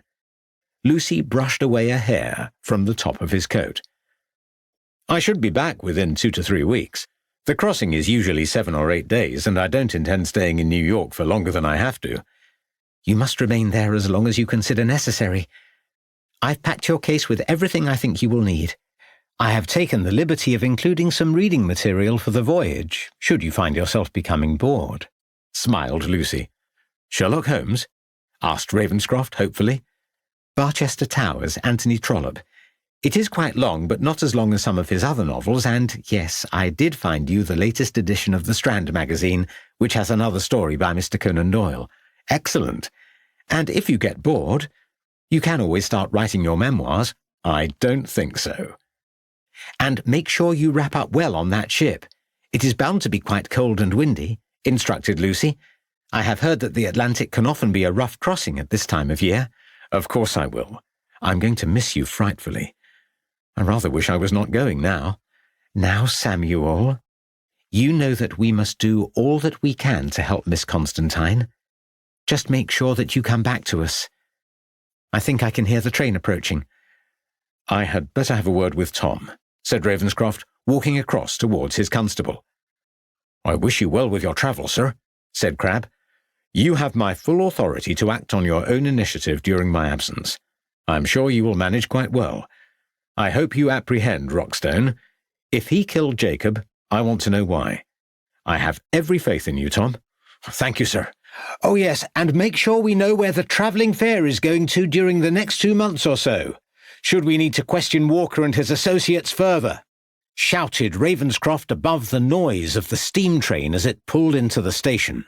Yes, sir. Take care, Samuel. Come back safely to us, cried out Lucy as Ravenscroft hauled his case into the compartment. Goodbye, my dear. Goodbye, Tom, shouted the detective as the train pulled out of the station. Lucy and Crabbe waved and watched in silence as the train turned the corner and disappeared from view. Well, Tom, it looks as though we are on our own now, said Lucy. Indeed so, Mrs. Ravenscroft.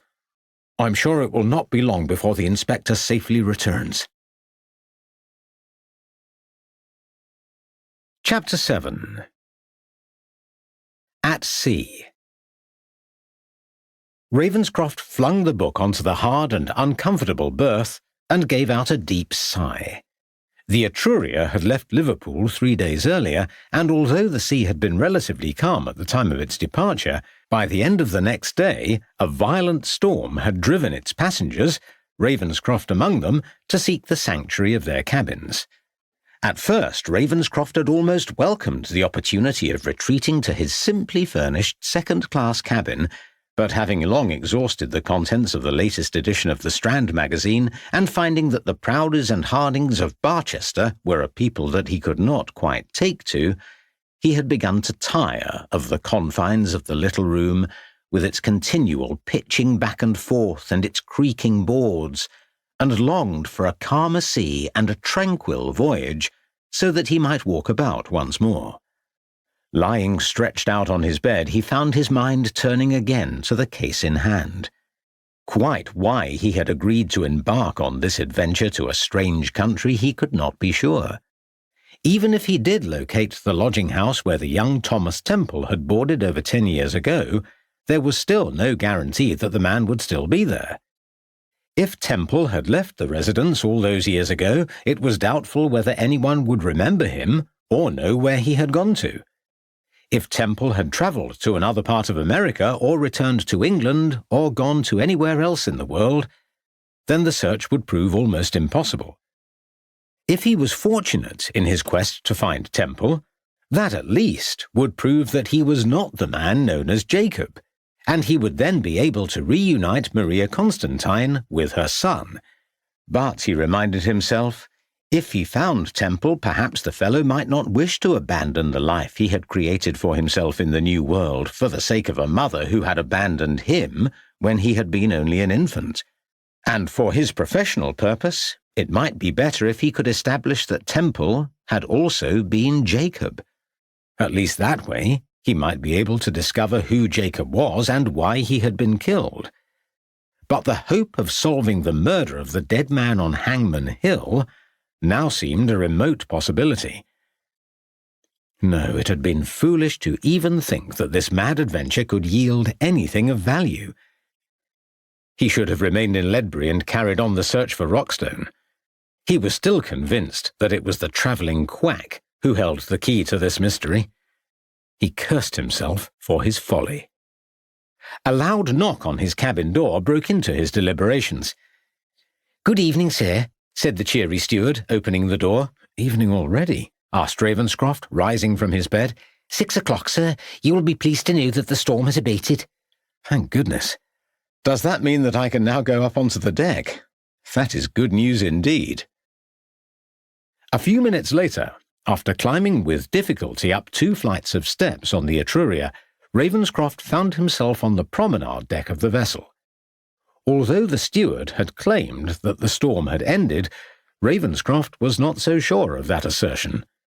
He clung to the rail at the side of the deck in an attempt to prevent the wind from blowing him elsewhere, and looked out across the huge waves that crashed into the side of the ship.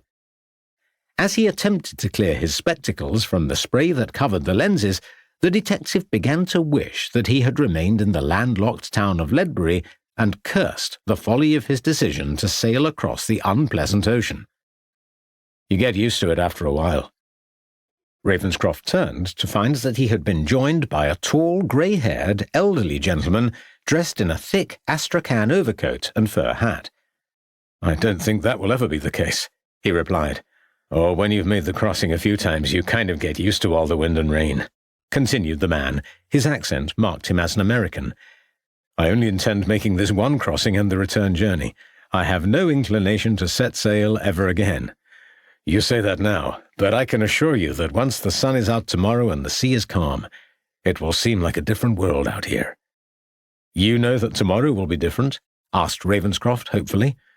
"I believe so, but then again I could be wrong." "You make this crossing a great deal?" "Generally 2 or 3 times a year.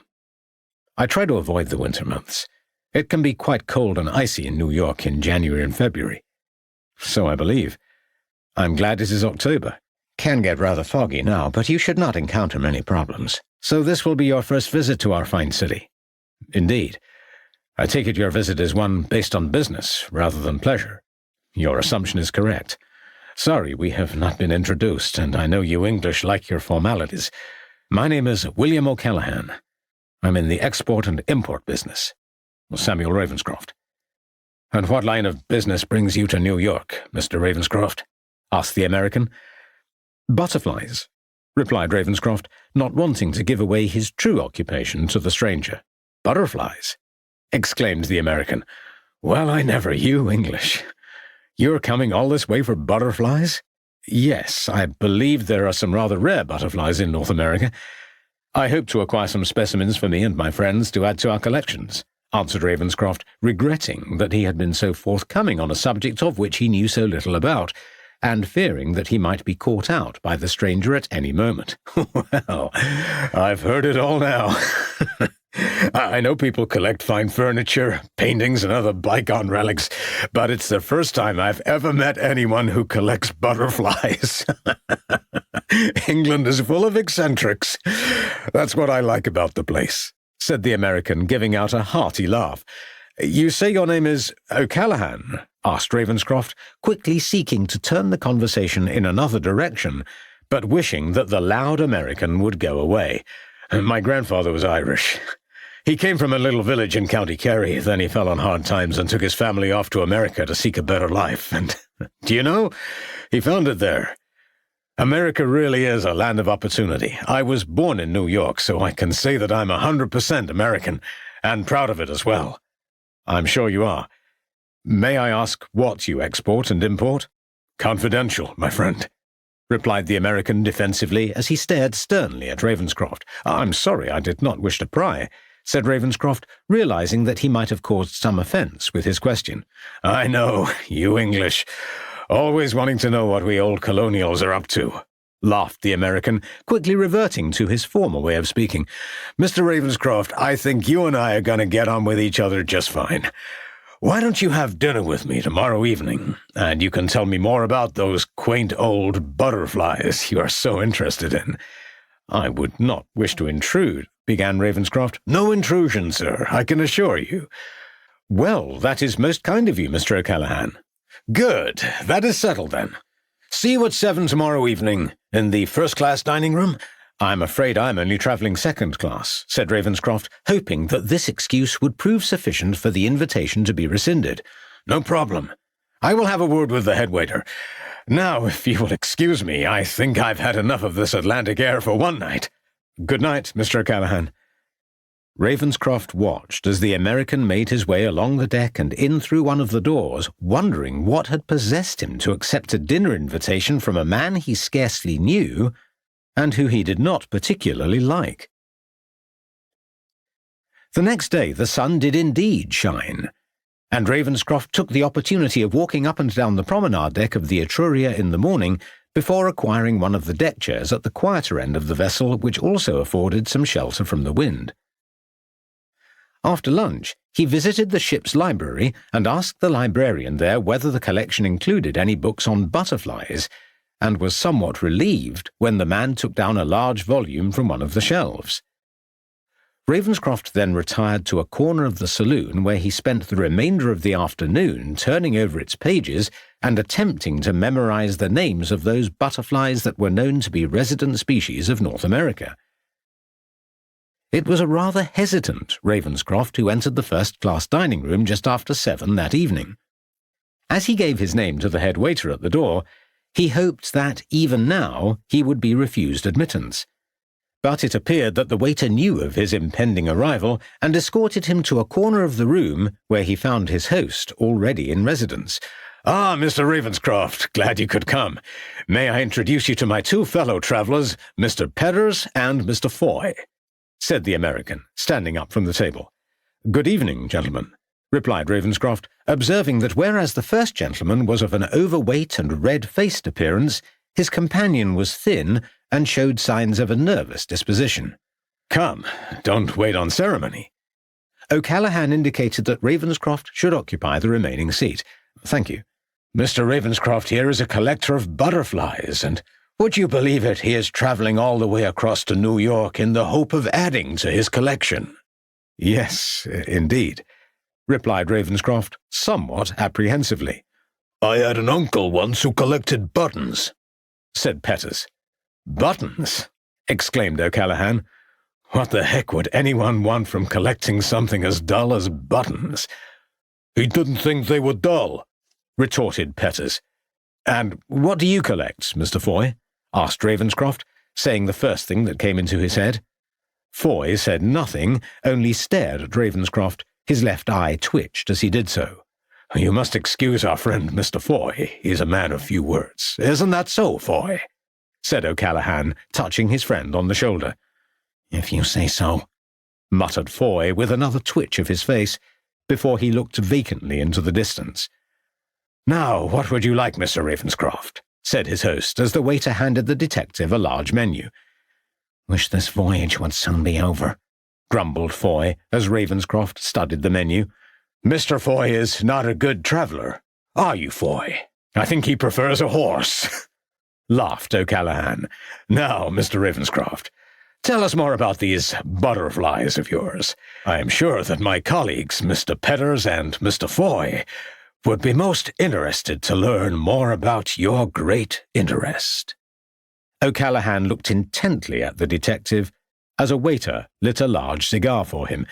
"Well, I have not been collecting them for very long," replied Ravenscroft, before going on to name a number of butterflies which he had read in the book he had borrowed earlier from the library, and hoping that he would not be found out by any of his dining companions.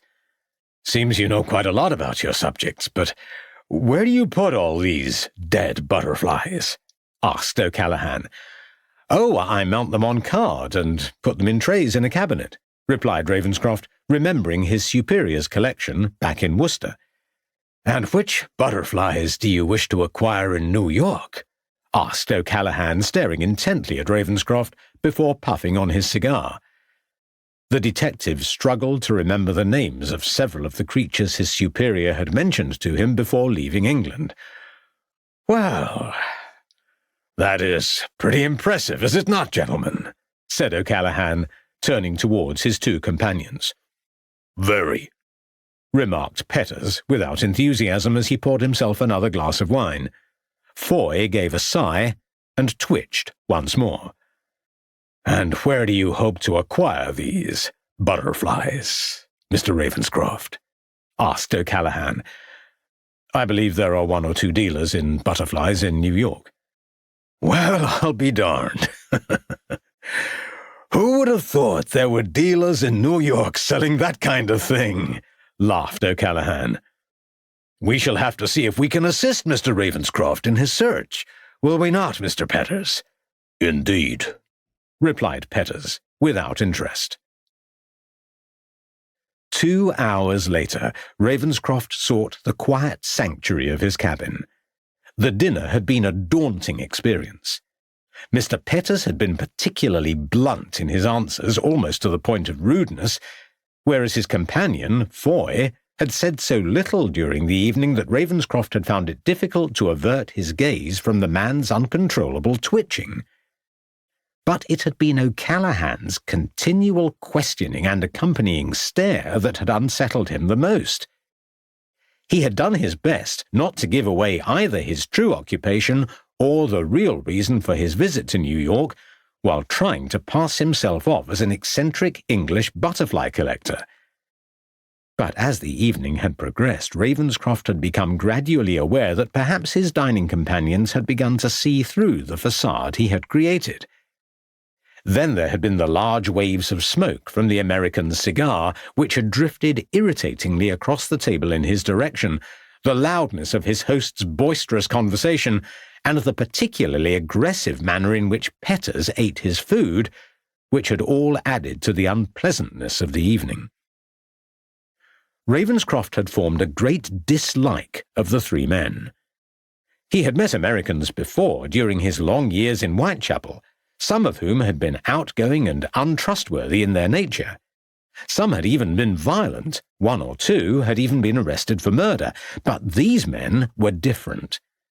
Something told him that these Americans were not to be trusted, and that any future contact with them was fraught with possible danger. As Ravenscroft undressed and retired to his bed, he resolved to avoid any future contact with the three men for the remainder of the voyage.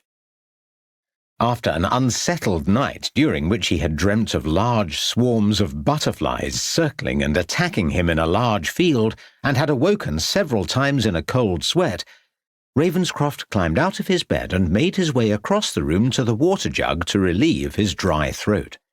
As he poured himself some water into a glass, he observed that a note had been pushed under the door of his cabin.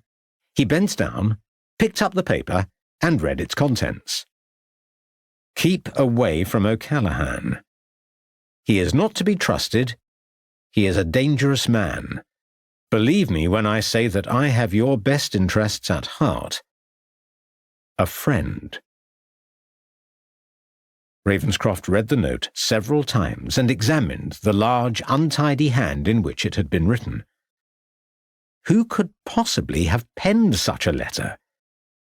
He had not made the acquaintance of anyone else on the ship, so it seemed unlikely that this so-called friend could have been known to him. It was also unlikely that either of O'Callaghan's companions, Petters or Foy, would have sent the message. Why was he now being warned against O'Callaghan? He certainly did not like the American or his companions and wished he had never dined with them. But he had to remind himself that although he distrusted them, his dislike of them did not necessarily make them criminals. Then Ravenscroft remembered the words that Lucy's saviour had uttered when he had left her cab. Tell your husband he would be well advised to give up the case. He would do well to leave things alone.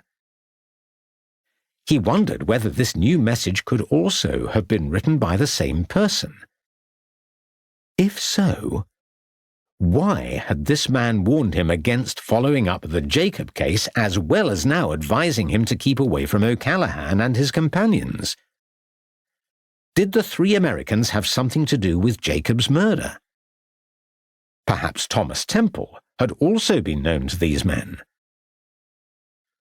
Ravenscroft knew that he did not have the answers to these questions, but he now realized that there were others on the ship intent on taking a keen personal interest in his activities. He was also conscious that he was about to enter a new country where he would be very much on his own and where there would be no Crabbe or any police colleagues he would be able to call upon should he be in need of them. He knew now that he would need to be even more diligent than usual and be on his guard against anything or anyone that might prevent him from learning the truth. The remainder of the voyage seemed to Ravenscroft to pass quite quickly, and by keeping very much to himself he was able to avoid any further contact with the three Americans. On the final day of the voyage, Ravenscroft made his way out onto the deck.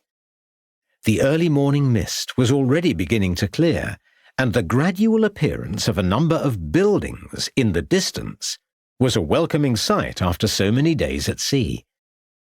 He knew it would not be long before he could disembark, and he could make his way to Ma Scriven's lodging house, where hopefully he could begin his investigations. Ravenscroft returned to his cabin as the ship pulled into the harbour side and other passengers began to gather on the decks, as he had no desire to encounter O'Callaghan and his two companions during his departure. After a few minutes had elapsed, Ravenscroft tipped his cabin steward, and carrying his suitcase, he made his way down to the gangplank and felt once again the reassuring steadiness of land.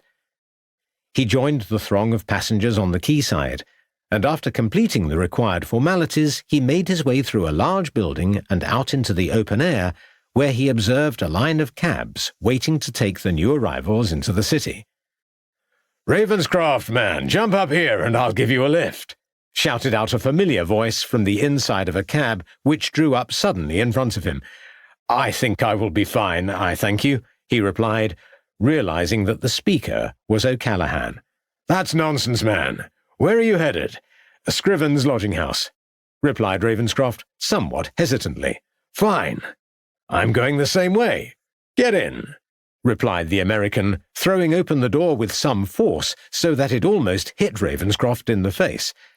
"I'm sure it is an inconvenience," stuttered Ravenscroft, hoping that O'Callaghan might yet rescind his invitation and he could avoid yet any further contact with him. "Rubbish, man. You'll have the devil of a wait over there. Don't stand on ceremony. Get in, man." Ravenscroft reluctantly stepped into the cab, which he found occupied by O'Callaghan and the man Foy. "You English. Always so darned reticent." "That is most kind of you," replied a somewhat nervous Ravenscroft. "Staying at Ma Scriven's, then?" asked O'Callaghan. "Yes, it was recommended to me by a friend."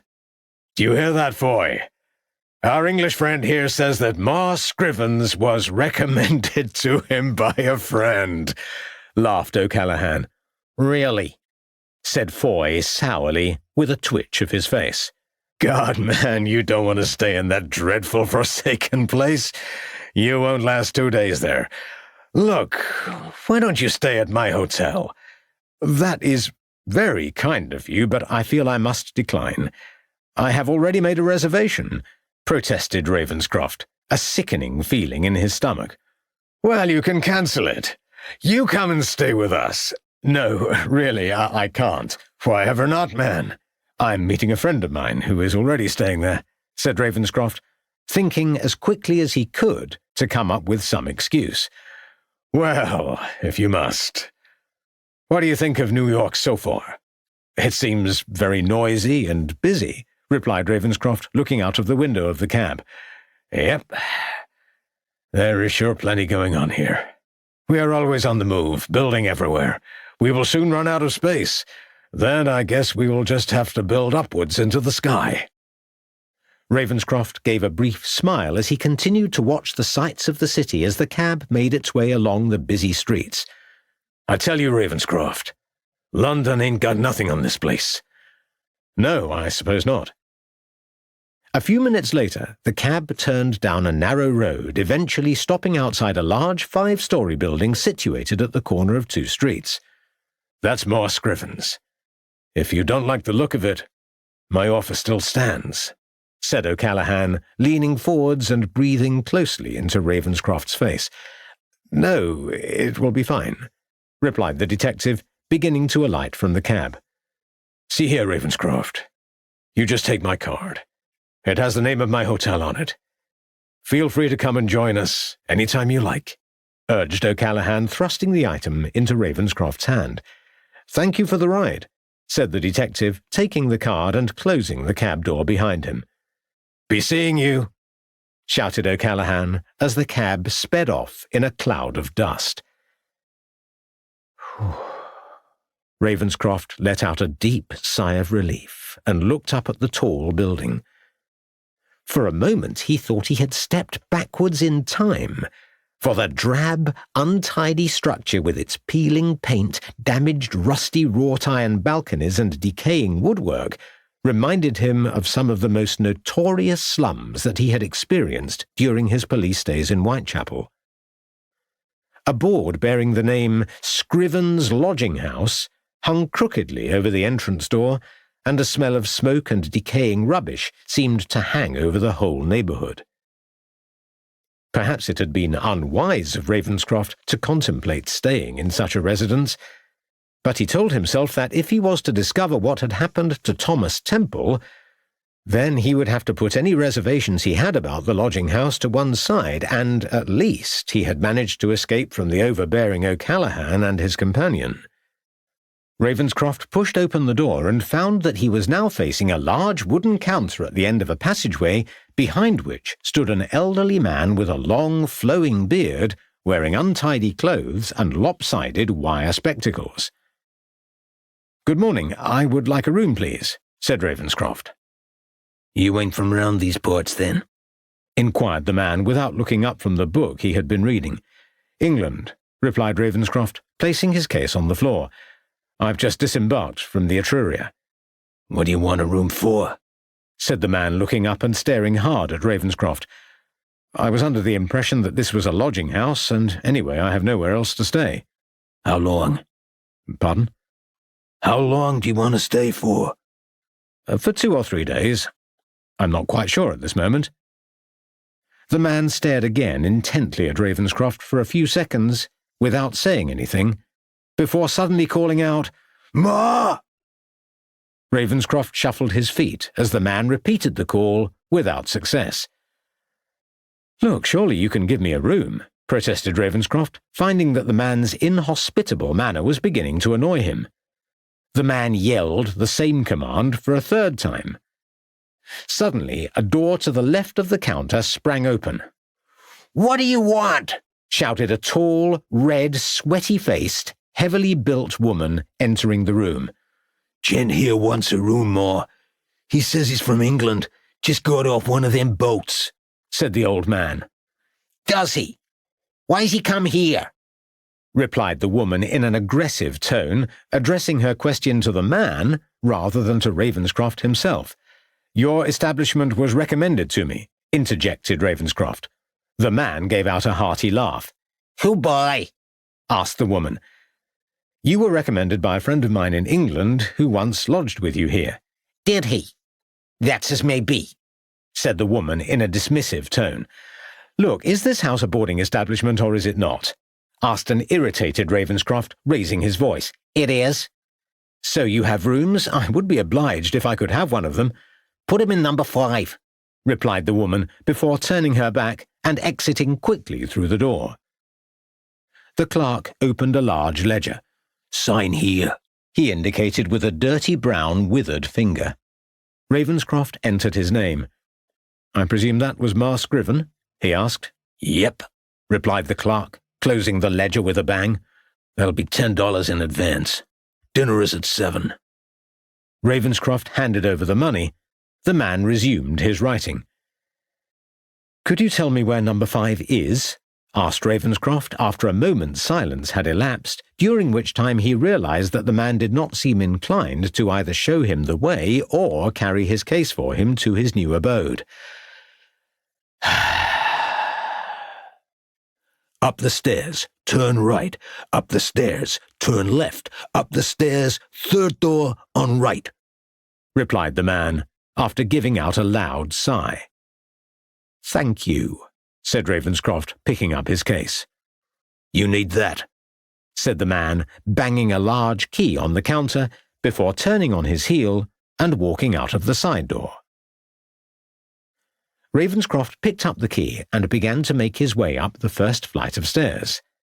Pausing only to look at the peeling walls and threadbare carpet on the first landing, he then continued to follow the clerk's instructions and began the ascent of the second, narrower flight of stairs.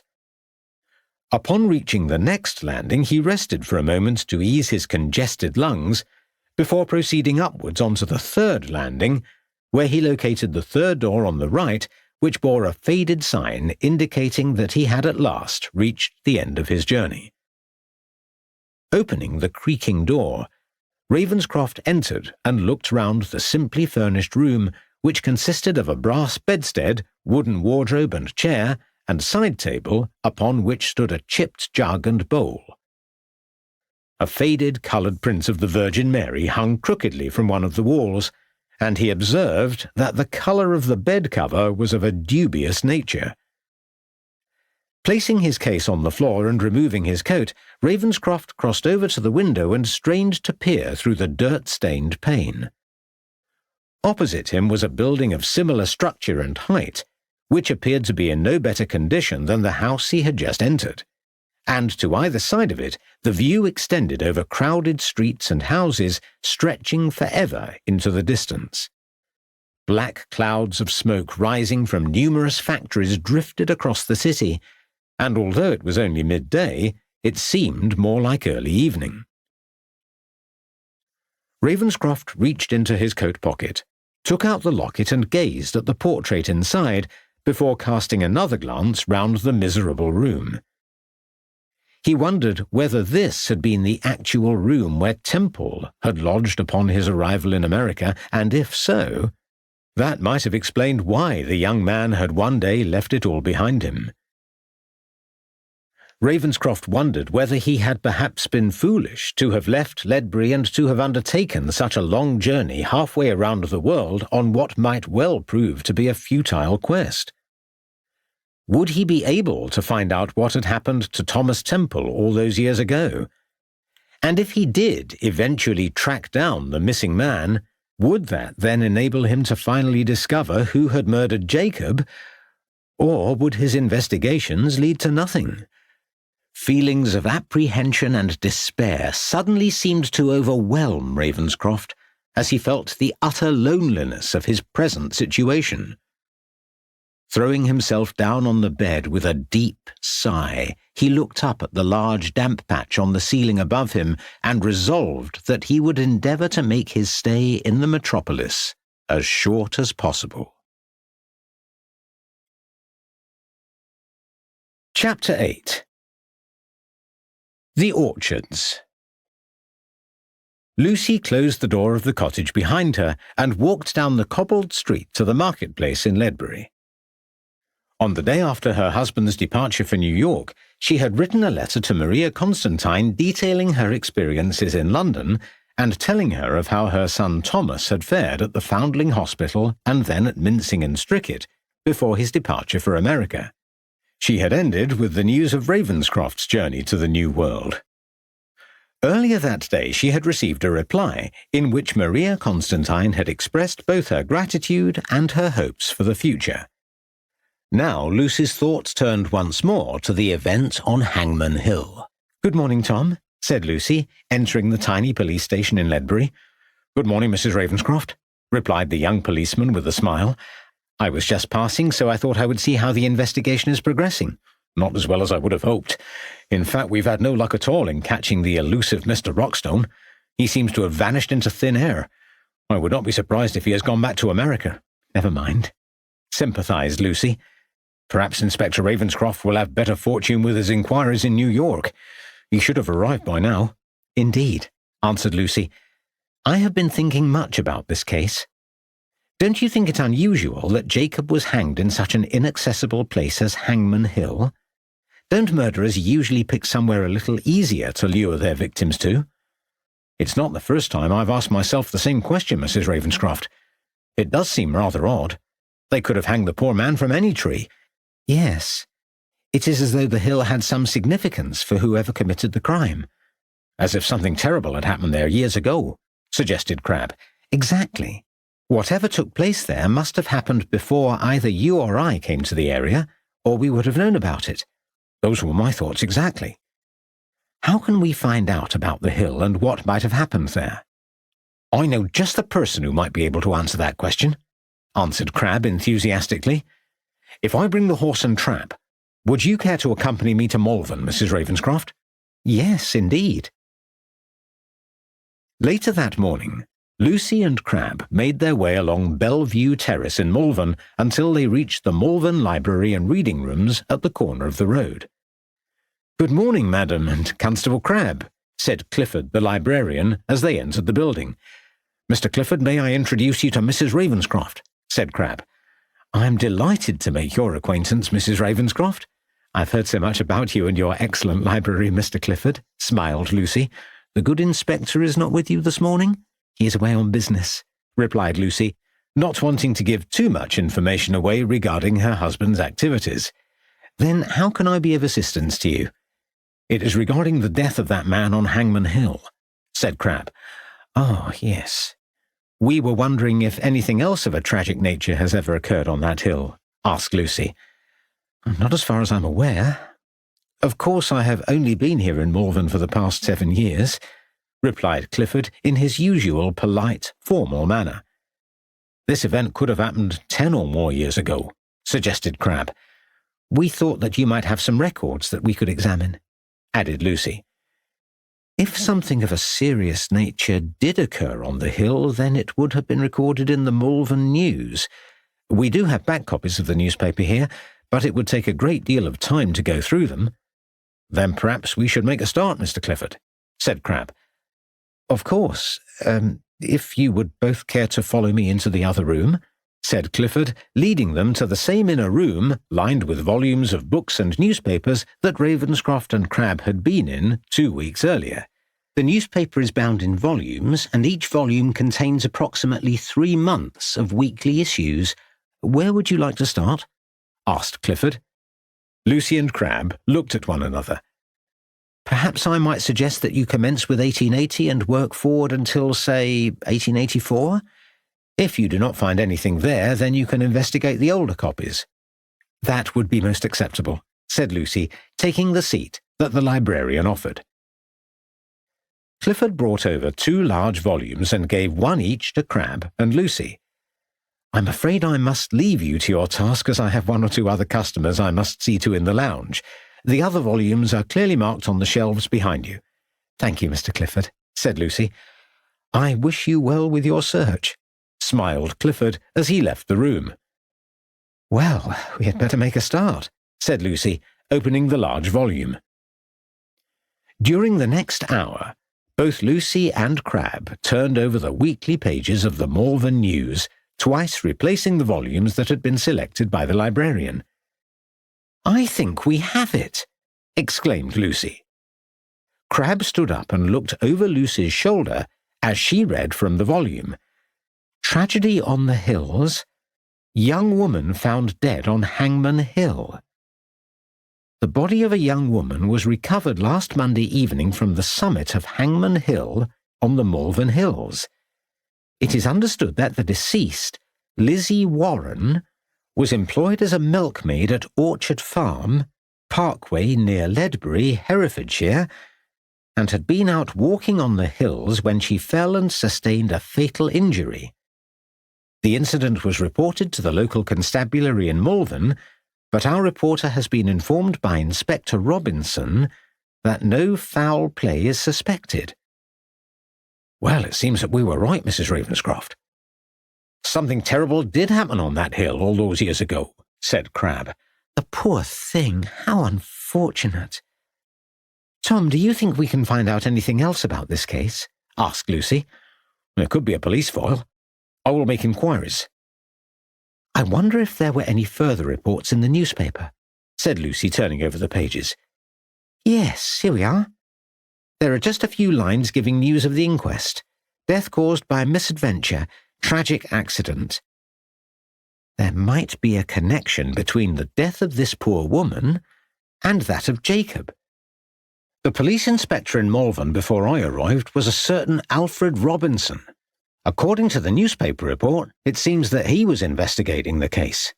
He lives in a small cottage on the green in Colwall. I think we should pay him a visit. He may be able to tell us more about the case, suggested Crabbe. That is an excellent idea.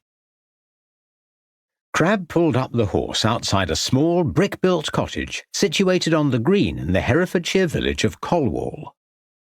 A grey-haired figure was busily engaged in digging in the garden at the front of the property. Crabbe assisted Lucy to alight from the trap. Good day to you, said the man in the garden. You've come for the honey? The honey? Asked Crabbe. I keep bees. Most of my visitors are here to buy honey. I see. No, we do not require any honey. Are you Mr. Robinson? Asked Crabbe. We believe that you were in charge of Malvern Police Station some years ago. That was so. How can I help you? Robinson laid aside his fork.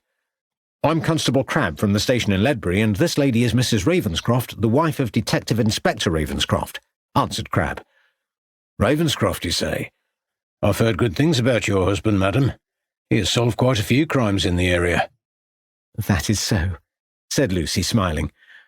I've been retired for the past 8 or 9 years. I suspect you may be inquiring about one of my old cases. Yes, sir. What do you recall about the death of Lizzie Warren?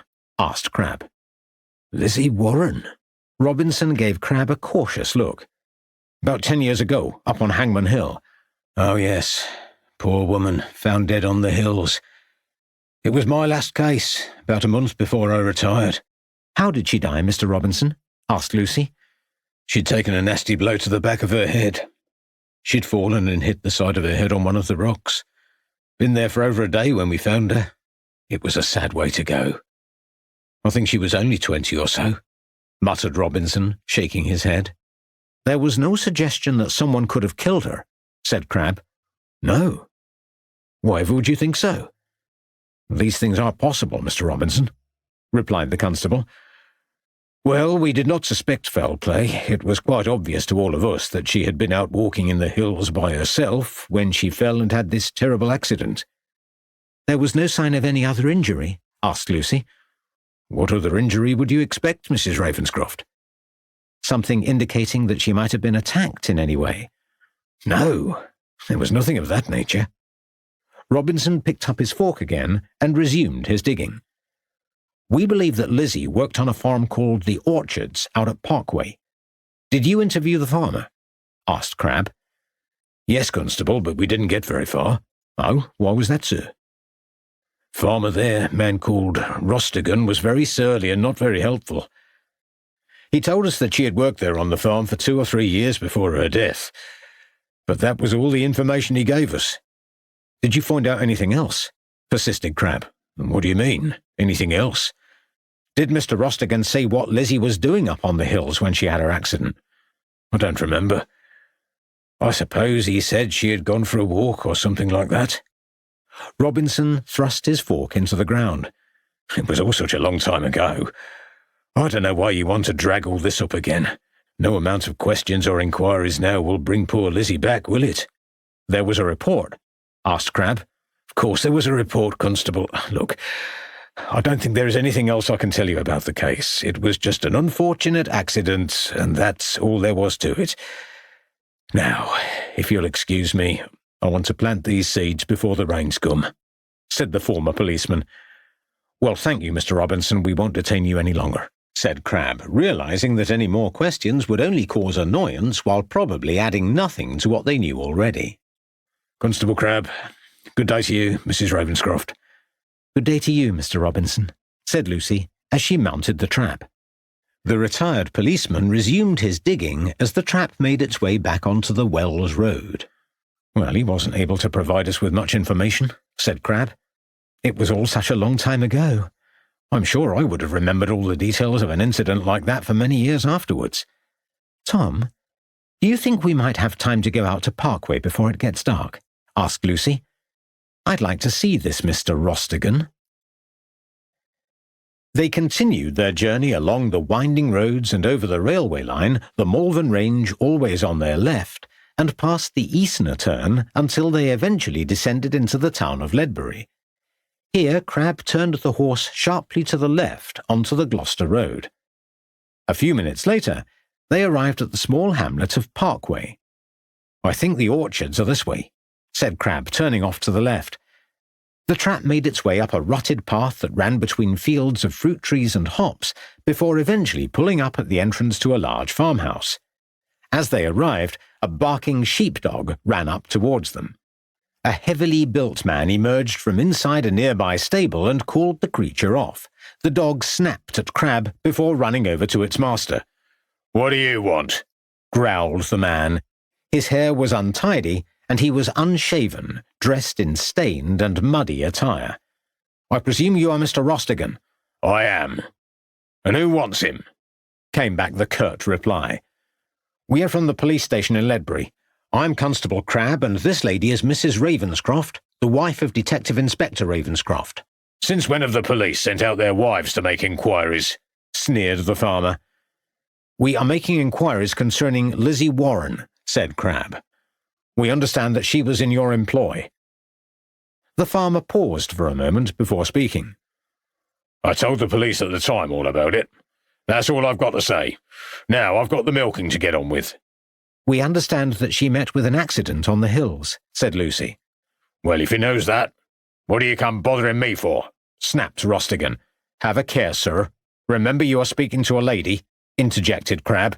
That's as may be. I'm done with all this. Michael! Michael! Yelled the farmer, turning on his heel. Perhaps we should go, Mrs. Ravenscroft, whispered Crabbe. Michael! Where the blazes is that lazy good-for-nothing when you want him? At this, a middle-aged man emerged from the house. Ah, there you are, went on Rostigan. These are the police. Wanted to know all about Lizzie. You remember Lizzie, you tell them. I'm busy. He and the dog disappeared into the barn. Lizzie?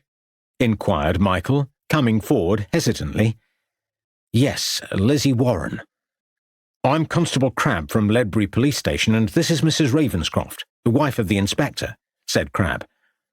But Lizzie, she'd been dead for over 10 years, stuttered Michael, a strained expression on his face.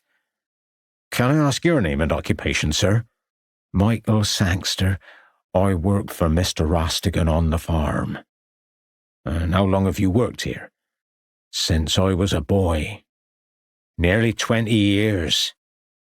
He gave Crabbe and Lucy a vacant stare. So you knew Lizzie Warren quite well, continued Crabbe. Yes. But she be dead. I know. Can you tell us what happened on the day that Lizzie died? I don't remember. He turned away. It is very important, Michael, that we learn how Lizzie died, said Lucy, seeking to calm the labourer's anxiety. I don't remember, mumbled Sangster. Please help us, reiterated Lucy. It were after lunch. On a Sunday. Lizzie said she was going for a walk. That were the last I saw of her. Did she say where she was going? Asked Crabbe. No. She went off towards Eastner. Did you go after her? No. He showed a sudden look of fear. That's all right, Michael, said Lucy. We mean you no harm. Can you tell us anything else about Lizzie? Lizzie was nice. She was kind to you? Asked Lucy. Yes. She was always doing things for us. She helped me with my reading and writing. That was very good of her. I can write my name. I'm sure you can. Can you tell us, Michael, if anyone else, other than Mr. Rostigan, you and Lizzie, worked on the farm at the time of her accident? Asked Lucy. No. There was just the three of us. Master's wife, she died 15 years ago. What kind of work did Lizzie do? She milked the cows, worked in the dairy, did the cooking. Did Lizzie have a young man courting her? Continued Lucy. What you want to know that for? I heard she was an attractive woman, she hazarded. She must have had admirers. There was only him. Who was that? Don't know. Come, man, you must know who you mean, said Crabbe, finding that he was becoming irritated by the labourer's replies. Don't know. How long had she known this man? Asked Lucy, trying to encourage the labourer to be more forthcoming with his replies. I don't know, muttered Sangster, staring vacantly down at the ground. She must have spoken about this man, said Crabbe. Sangster did not reply. I don't think we can obtain anything further from this fellow, Mrs. Ravenscroft. Michael, was Lizzie going to meet that man on the day she went out to Eastner? Asked Lucy. Don't know. Are you sure about that? The labourer said nothing. If you can remember anything else, you can ask for me at the station in Ledbury, Crabbe told him. Jacob, mumbled the labourer. What was that you said? Asked Crabbe. Jacob. She said he was called Jacob. Jacob, exclaimed Lucy. She said she was going to meet Jacob. Yes. It were Jacob. Thank you, said Lucy. Do you know what this means, Tom? Asked Lucy as the trap made its way down the lane. If it is the same Jacob, it means that the murdered man did indeed come from around these parts, and that Lizzie Warren was going to meet him in the hills on that Sunday when she had the accident, replied Crabbe. This changes everything. I wonder whether Jacob could have played any part in Lizzie Warren's death. Chapter 9. New York. Ravenscroft placed the knife and fork down on his plate. Food not to your liking, then? Inquired the young woman. I am not particularly hungry, the detective lied. Suit yourself, then. It's your loss, replied the woman, removing his plate. You want coffee? Yes, please. Ravenscroft had entered the dining room of Ma Scriven's lodging house some 60 minutes earlier, having unwittingly slept for most of the day, to find it occupied by a dozen or so men, each of whom sat at a single table in complete isolation from one another. He concluded that his fellow diners were all probably commercial travellers or clerks of a lower station in life. Each man had not communicated with any of the others during the meal, each having been busily engaged in reading what Ravenscroft supposed to be the local newspaper in between courses. The greasy soup, of a green appearance, Ravenscroft had found both unappetizing and highly salty in taste, but at least it had been warm, and he had consumed half of its contents before deciding to abandon the effort. This had been followed by a plate of overcooked vegetables, anemic-looking mashed potatoes, and a piece of meat which had been so tough in its texture that the detective would not have been surprised if someone had told him that it had originated from a labourer's leather boot. Coffee. Interrupting his thoughts, the woman banged the tin mug down on the table before him, spilling some of the contents as she did so. Thank you. Tell me, have you worked here long? 3 weeks. What do you want to know for? Oh, no reason, really. It was just that a friend of mine... But before Ravenscroft could complete the sentence, the woman had turned away and was busily serving the man at the next table. Ravenscroft took a sip of the coffee and found it surprisingly good. Turning towards the table that was nearest to him, he decided to break the silence of the room by addressing its occupant, a small, middle-aged, sour-looking man with a drooping moustache. Do you stay in this establishment very often? Not if I can help it, came back the curt reply. Ravenscroft smiled. This is my first visit here. Then I guess you won't be staying here again, buddy, said the other without looking up from his paper. I guess not. May I ask why you stay here, then? Inquired Ravenscroft. It's cheap and convenient. Have you been staying here long? On and off. Generally off for the past 5 years. Why do you want to know? A friend of mine was a resident here, but that was over 10 years ago. I just wondered whether you might have remembered him. I've been coming here for 15 years, said a voice from the other side of the room. Then perhaps you might recall my friend. His name was Thomas Temple. He was also an Englishman, like myself, replied Ravenscroft. The name means nothing to me. Never heard of him, joined in another voice. Ravenscroft drank his coffee and waited to see if anyone else in the room would be forthcoming, but he was met by a wall of silence and indifference. You want more coffee? Asked the woman, returning to the room. Yes, thank you. Ravenscroft drank the rest of his coffee and made his way out of the dining room, colliding with a man in the hallway. I'm most terribly sorry, apologized Ravenscroft. Think nothing of it, said the tall, dark-haired stranger, forcing a brief smile and raising his hat before turning the corner and quickly exiting the building. Might I have a word with Mrs. Scrivens? Asked Ravenscroft, addressing the old man behind the reception desk. Leaving already? I knew you would. I said to Ma that you wouldn't last the day. No, that is not so. Us New York is not good enough for you English, then. That is not the case. I would just like a few words with the proprietor, if you please. What do you want with Ma, then? I would rather tell her, if you would be obliged, said Ravenscroft, beginning to tire of the old man's abrasive manner. Ma! Ma! The door opened quickly. What you want? I'm busy, growled the woman. Gent wants a word with you, Ma, mumbled the man, moving to the far end of the counter. Room not good enough for you, I suppose? The room is just fine. Then I suppose it's the food, said the woman, staring at Ravenscroft in a not entirely friendly way as her ample bosom leaned threateningly over the edge of the counter. No, it is not the food. What is it then? I just require some information. Information can be a dangerous thing in this town. I believe a friend of mine, Thomas Temple, resided here. I just wondered whether you still remembered the gentleman at all. Temple. You remember Temple? The woman asked the clerk. I can't say as I do, Ma. He was here about 10 years ago, continued Ravenscroft. He came over from England. He was the New York agent for a company called Mincing and Strickett. What do you want to know for? He was a friend of mine in England. Then he came over to New York, and I have not seen him since. I would rather like to make his acquaintance again, if at all possible, said Ravenscroft, looking for the appropriate words and feeling increasingly uncomfortable. Temple, laughed the old man. So you do remember him? Oh, yes. We remember him, said Ma Scrivens, drawing herself up to her full height and folding her arms in a defensive posture. Well, can you tell me where I might find him? Blackwell's. That's where you'll find him, offered Ma.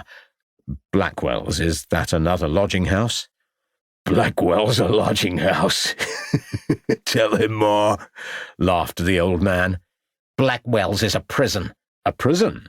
Exclaimed Ravenscroft. You mean Temple is in prison? Yep, or rather he was. He got sent down for 2 or 3 years, I think it was, said Ma, forgetting her reticence. What was his crime?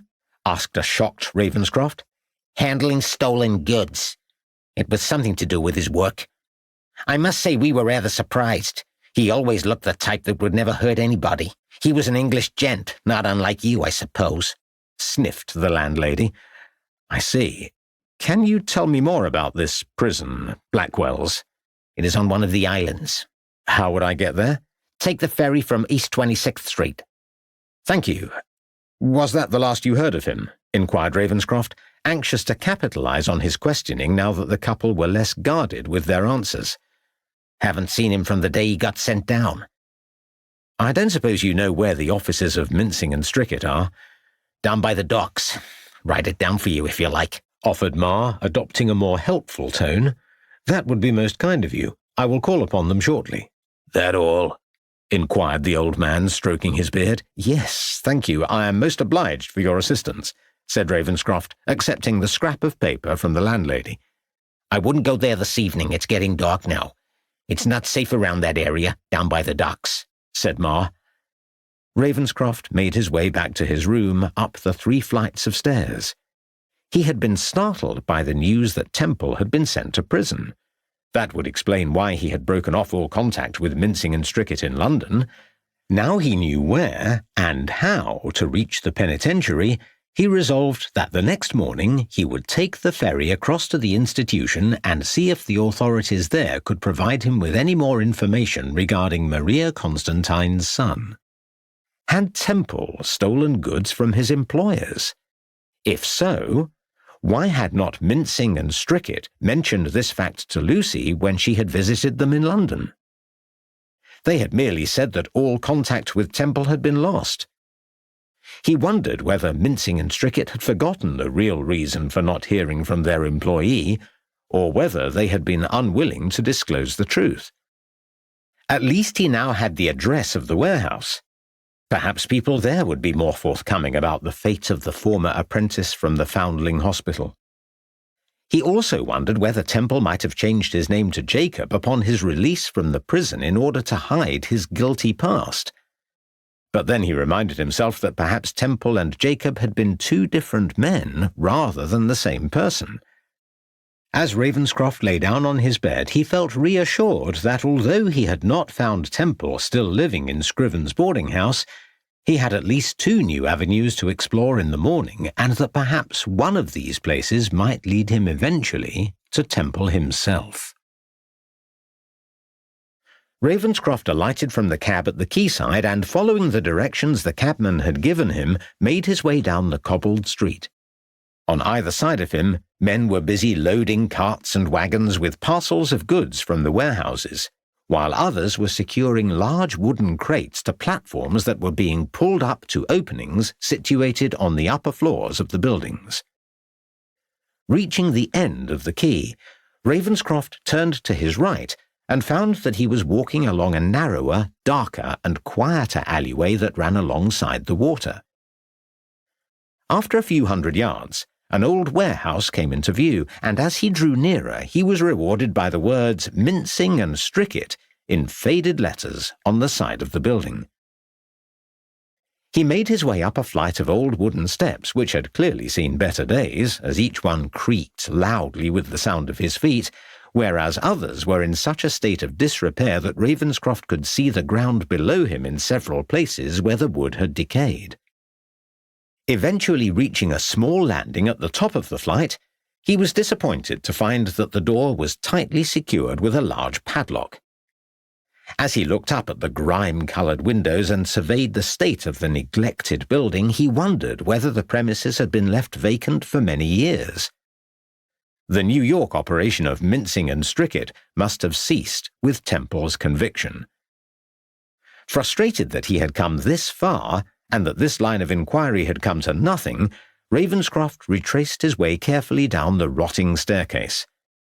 Perhaps there was another entrance to the building located round the corner, but again a brick wall thwarted him. The noise of a cab drawing up outside the main entrance startled him, and Ravenscroft instinctively peered round the corner to see who the new arrival was. "You need not wait," said a familiar voice, and the cab departed. The fellow walking across to the steps was none other than Mr. Petters, who he had met on the Etruria. The detective drew further back round the building so that he could observe the new arrival without giving away his own presence. He watched as the man walked up the steps and took out a key from his pocket to open the padlock on the door before entering the warehouse.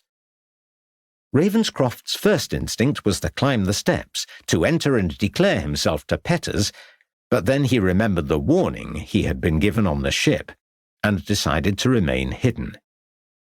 He knew that Petters was one of O'Callaghan's associates. Now it seemed as though these men had some connection with Mincing and Stricket. Had they also known Temple, and if so, had the poor, unfortunate Englishman been implicated in some unlawful activity in which they had all been complicit? Had Temple changed his name to Jacob after his time in prison and eventually made his way back to England? O'Callaghan and his associates had returned to New York on the Etruria. What was their business in England? Could they have tracked down Jacob and strung up his body on Hangmen Hill, perhaps because he had betrayed them all those years ago? All these thoughts seemed to tumble into his mind in quick succession, and the more he thought about the matter, the more unanswered questions seemed to present themselves. The noise of footsteps on the creaking boards alerted him to the fact that Petters was now leaving the warehouse. He peered round the corner and saw that Petters was carrying what appeared to be a brown paper parcel. He walked back up the narrow alleyway and out of sight. Ravenscroft waited for 2 or 3 minutes before he ventured forth. A quick glance up to the landing showed him that Petters had again secured the padlock. He wondered what was inside the old warehouse. Although the building did not look as though it had been used for years, it nevertheless must have contained some items of worth, as Petters had collected a parcel from inside. His curiosity had been aroused, and he knew that he would need to gain access to the interior of the building and make a search of the premises. He decided that he would return later, when darkness had fallen, and see what secrets the warehouse hid.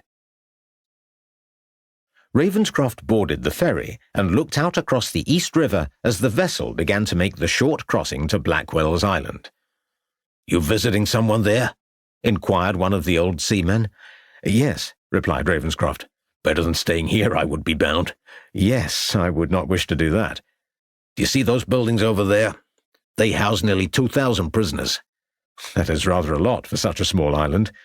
"And that building to the side is the workhouse." "So the poor and infirm live there as well as the criminal classes?" "Sure do." "Is that a lighthouse at the northern point?" "Sure is. Must be hard for the poor devils inside to look out of their cell windows and see the waters in the houses across the river and realize what they have lost." "Indeed. Have any of the prisoners ever escaped?" "They do from time to time, but they don't get very far. If the river does not get them, the law usually catches up with them before long. You are not from around these parts, then?" "No, I'm from England." "England? That's a long way to have come." "It is indeed." "Ferry will be here in a few minutes. The return trip is on the hour. Every hour till dusk." "Thank you. You have been most informative." A few minutes later, Ravenscroft alighted from the ferry.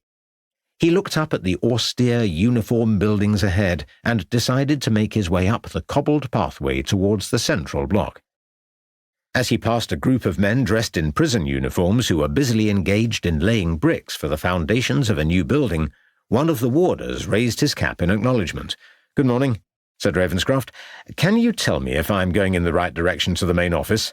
"Indeed, sir. Just follow the path to the front door over there," replied the warder, pointing. Upon reaching the front entrance, Ravenscroft pushed open the door and entered a large hallway. "Can I help you, sir?" asked a clerk, coming forward to meet him. "Good morning. My name is Detective Inspector Ravenscroft from England. I would like to speak with the warden, if I may. Perhaps you would be good enough to give him my card." "You have come rather a long way," sniffed the clerk, accepting the card. "If you would care to take a seat over there, sir, I will ascertain whether the warden will see you." Ravenscroft watched as the clerk made his way up a winding staircase before seating himself on one of the straight-backed chairs. As he looked around the hall, he observed a number of paintings on the walls and deduced that each of them was probably a portrait of one of the previous wardens. After a few minutes, he was rewarded by the sight of a grey-haired elderly gentleman making his way down the stairs, the clerk following on behind him. "Good morning. Your card says that you are Detective Inspector Ravenscroft from England." "That is indeed so." "It is not every day that we have a visit from a policeman from England. I hope you are not checking up on all us errant Yankees. We did obtain our independence over 100 years ago," laughed the warden. "Indeed you did, sir. And from what I have seen of New York so far, you seem to be making a good job of it." "That is kind of you to say so, Inspector Ravenscroft. Now, how can I be of assistance to you?" "I would like some information regarding one of your previous inmates." "One of our past inmates, you say? Then I think you had better come into the office where we keep all our records." Ravenscroft followed the warden into a large room that led off the hall. "What name are you looking for?" said the warden, sitting down in a large leather armchair. The name of the prisoner was Thomas Temple. "I believe he was sentenced to 2 or 3 years' imprisonment here, approximately 10 years ago," said Ravenscroft, accepting the seat that had been indicated. "Finch, if you will be so good." The warden addressed the clerk. "Yes, sir." The young man busily opened a number of cabinets at the side of the room.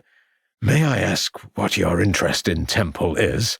asked the warden, leaning back in his chair and arching his fingers beneath his chin as he stared at Ravenscroft. "A few weeks ago, a man was murdered near the town where I live. He had been strung up from a tree. At first, we were unable to identify him, but our inquiries eventually led us to your city. The landlady of the house where Temple resided told me of Temple's crime and sentence." "Forgive me, Inspector Ravenscroft, but why have you come all this way for a man who is dead? I would have thought that your detective skills would have been put to better use in your own country." "I know that this may seem strange, but we are not certain that the dead man was indeed called Thomas Temple. I have to find out what happened to him when he came to America, so as I can ascertain whether he was the victim or someone who was involved in his murder." I see. The name Thomas Temple means nothing to me, but I only came to the island 3 years ago, and young Finch here has only been with us for less than a year.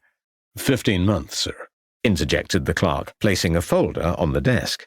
15 months. I stand corrected, Finch.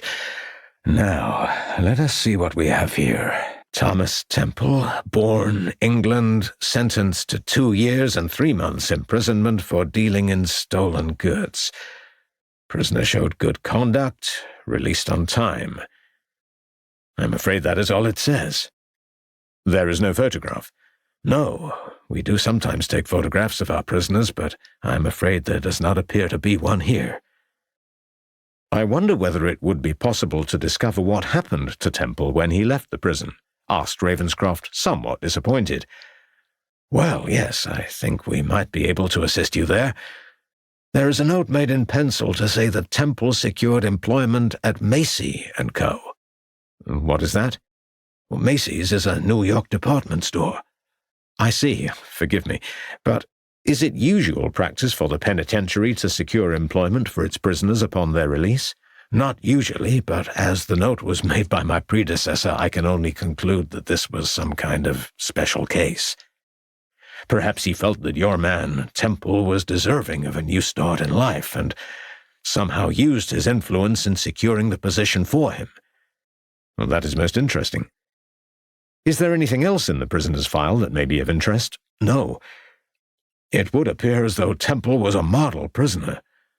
Macy's is an important department store here in New York. It would not have taken on Temple lightly. I have no doubt that the warden's personal recommendation helped in this case. So it would appear. Thank you both for your assistance, said Ravenscroft, rising from his seat. I'm glad that we have been able to help you. What will you do now, Inspector? Follow the trail to Macy's, replied Ravenscroft. I would be obliged if you could tell me where I might find the store. Of course. Macy & Co. is on 18th Street. Later that afternoon, Ravenscroft looked up at the sign above the doorway of a large building which bore the letters R.H. Macy & Co. Inside, long shop counters ran the length of the cavernous room, along the walls, and down the centre. Can I help you, sir? Said a doorman. Yes, I require some information about your store. Might I speak with someone who may be able to assist me in my quest? Certainly. Come with me, sir. Ravenscroft followed the doorman down the aisle of busy shoppers towards a central staircase. Gentlemen would like to speak with someone in authority, said the doorman, addressing a thin, tall lady standing by one of the counters. And what is the nature of your inquiry, sir? Asked the lady. I'm an English policeman. I require some information regarding one of your employees. Perhaps I could have a word with the manager of the store. Certainly, sir, if you would care to follow me. Ravenscroft followed the assistant up a flight of stairs.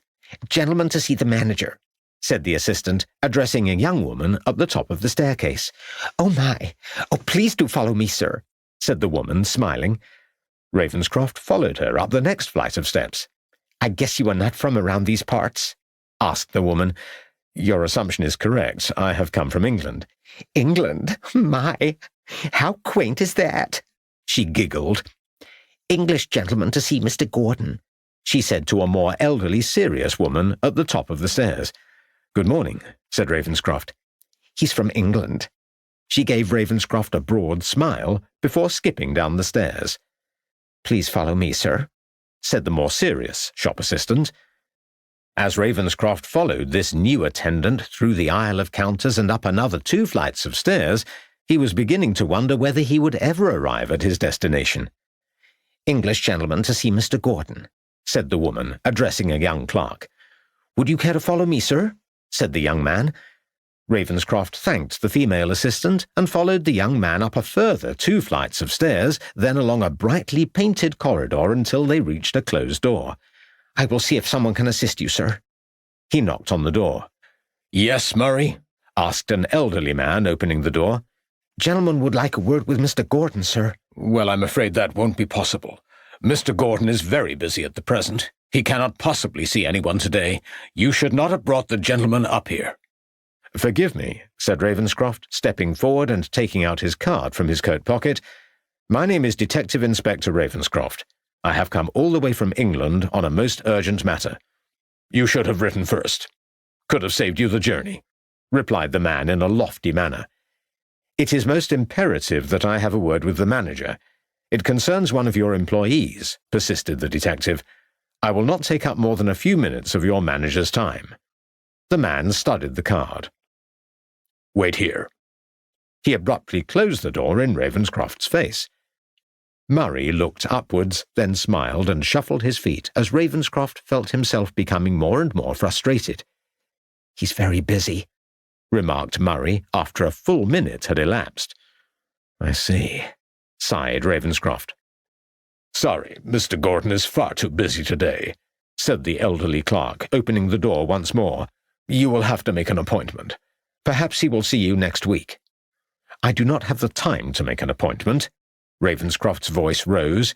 Will you kindly inform Mr. Gordon that this is a very important criminal matter, and that it is imperative that I see him without delay? No need for annoyance, sir. Then please tell your Mr. Gordon that I must see him now. What's all that noise, Fothergill? Boomed a voice from within. Ravenscroft seized the opportunity and quickly brushed past the elderly clerk and strode into the office. You can't go in there, protested Fothergill. What the blazes is going on? Said a fat, red-faced man who was seated behind a large desk at the rear of the room. Forgive the intrusion, sir, but I must have words with you on a most urgent matter, began Ravenscroft. I'm sorry, Mr. Gordon. I did tell the gentleman that you were otherwise engaged, stuttered Fothergill. Oh, it is of no matter. Detective, it says here, said Gordon, looking at Ravenscroft's card. You are from England as well. Hell, you sure have come a long way, mister. I have indeed. Well, I suppose I can give you 2 minutes. Time is money, you know. Indeed. Well, get on with it, then. I'm investigating a murder that took place a few weeks ago in England. We have reason to believe that one of your employees is implicated in the murder. His name is Thomas Temple, said Ravenscroft, anxious to condense his request into as few words as possible. Name means nothing to me. Temple, you see? Look out his file, Fothergill. Gordon resumed his writing as the clerk searched through a large cabinet in the corner of the room, muttering aloud as he did so. You have a most impressive store here, said Ravenscroft, attempting to break the silence. Macy's is the best in New York. I expect so. I say so, emphasized Gordon. Soon all the cities in the world will be full of these stores. You have a store like this in your town in England? No, we only have small shops. Well, you mark my word. It won't be long before there is one. I very much doubt that, smiled Ravenscroft. London should take a leaf out of our book and build department stores. The day of the small shop is over, said Gordon, lighting up a large cigar. The file, sir, said Fothergill, placing a folder on his superior's desk. Now, let us see what we have here. Gordon opened the file and began to read. Thomas Temple. Born England. Period of employment, June 1884 until August 1885. Employed in China Department. That's all. No, wait a moment. Reason for termination of employment. Employee wished to return to home country. He returned to England, exclaimed Ravenscroft. That's what it says here, in black and white. It does not say how he obtained employment in your store. No. You do not have a photograph of Mr. Temple by any chance? Asked Ravenscroft, disappointed. No. And there is nothing else in the file about his conduct or his appearance? No. The rest of the file is empty. He must have been quite an impressive young man, interjected Fothergill. Oh, why do you say that? Asked Ravenscroft. China is our most lucrative department. Nearly a third of all our sales come from the China department. We tend to place the most presentable of our staff in that section, answered Fothergill. I see. Well, if that is all, Mr. Ravenscroft. Inspector Ravenscroft, you must excuse me. Time is important to us all here at Macy's, said Gordon, resuming his writing. Fothergill coughed and Ravenscroft, realizing that nothing more could be gained by prolonging the interview, rose from his chair. "Enjoy your time in New York, Inspector Ravenscroft. Hope you catch who you were after," said Gordon, without looking up from his papers. "Thank you," answered Ravenscroft, as he made his way towards the door. "Why not buy the little lady at home something pretty on your way out of the store?" shouted Gordon as Ravenscroft closed the door behind him. Later that evening, Ravenscroft paid off the cabman. As he began to walk down the cobbled street at the side of the docks, his thoughts turned to what he had discovered earlier that day. The trail had led him from Ma Scriven's lodging house to the penitentiary on Blackwell's Island, where he had learned of Temple's criminal record, and then on to Mace's department store, and all the time he had thought that he was getting nearer to his quarry. But then had come the final blow that Thomas Temple had left New York and returned to England some 6 years previous. He had come all this way in the hope of finding Temple, only to discover that the man was no longer resident in the city. The trail had come to an abrupt end. There would be nothing else for it but to return home and tell Maria Constantine that he was no closer to knowing the whereabouts of her son. Other than the note in Mace's file, Ravenscroft had no proof that Temple had indeed returned to England. The fact that he had seen the man Petters collecting a parcel from the former warehouse of Mincing and Strickett earlier that day, and that he had learned that Temple had worked for that company before being sent to prison for receiving stolen goods, strongly suggested that Temple had been an associate of O'Callaghan. Could Temple have lied when he had left Mace's? Perhaps he had not returned to England at all, but had resumed his criminal activities with this New York gang. The more he thought about the case, the more he was convinced that he had to know what was inside that warehouse. The answers to all his questions were there. There might be records inside that would tell him more about Temple's whereabouts, and if he could find evidence of O'Callaghan's criminal activities, he could then go to the police authorities in New York. To break into the building in daylight risked his being discovered by anyone who happened to be walking past the premises. But if he were to enter when it was dark, he would need a lantern to light his way, and he then risked that the bright light would draw attention. Finally, he had decided to return to the warehouse as the afternoon light was fading, when the area would probably be quieter, and yet there would be enough light to enable him to find his way into the building. Reaching the bottom of the steps, Ravenscroft looked hastily behind him. Being satisfied that there was no one present, he climbed the old, creaking stairs and forced the padlock from its fixture. The door was still locked, so he placed his shoulder against the rotting woodwork and was rewarded by the ease with which the door gave way. He stood for some minutes in what at first sight appeared to be an empty room. But after a few seconds, his eyes adjusted to the gloomy interior, and he observed a table and some shelves at the far end. On the desk lay a large number of papers. Ravenscroft thumbed through the piles, straining to see the writing on some of the pages, but could not make sense of any of the contents.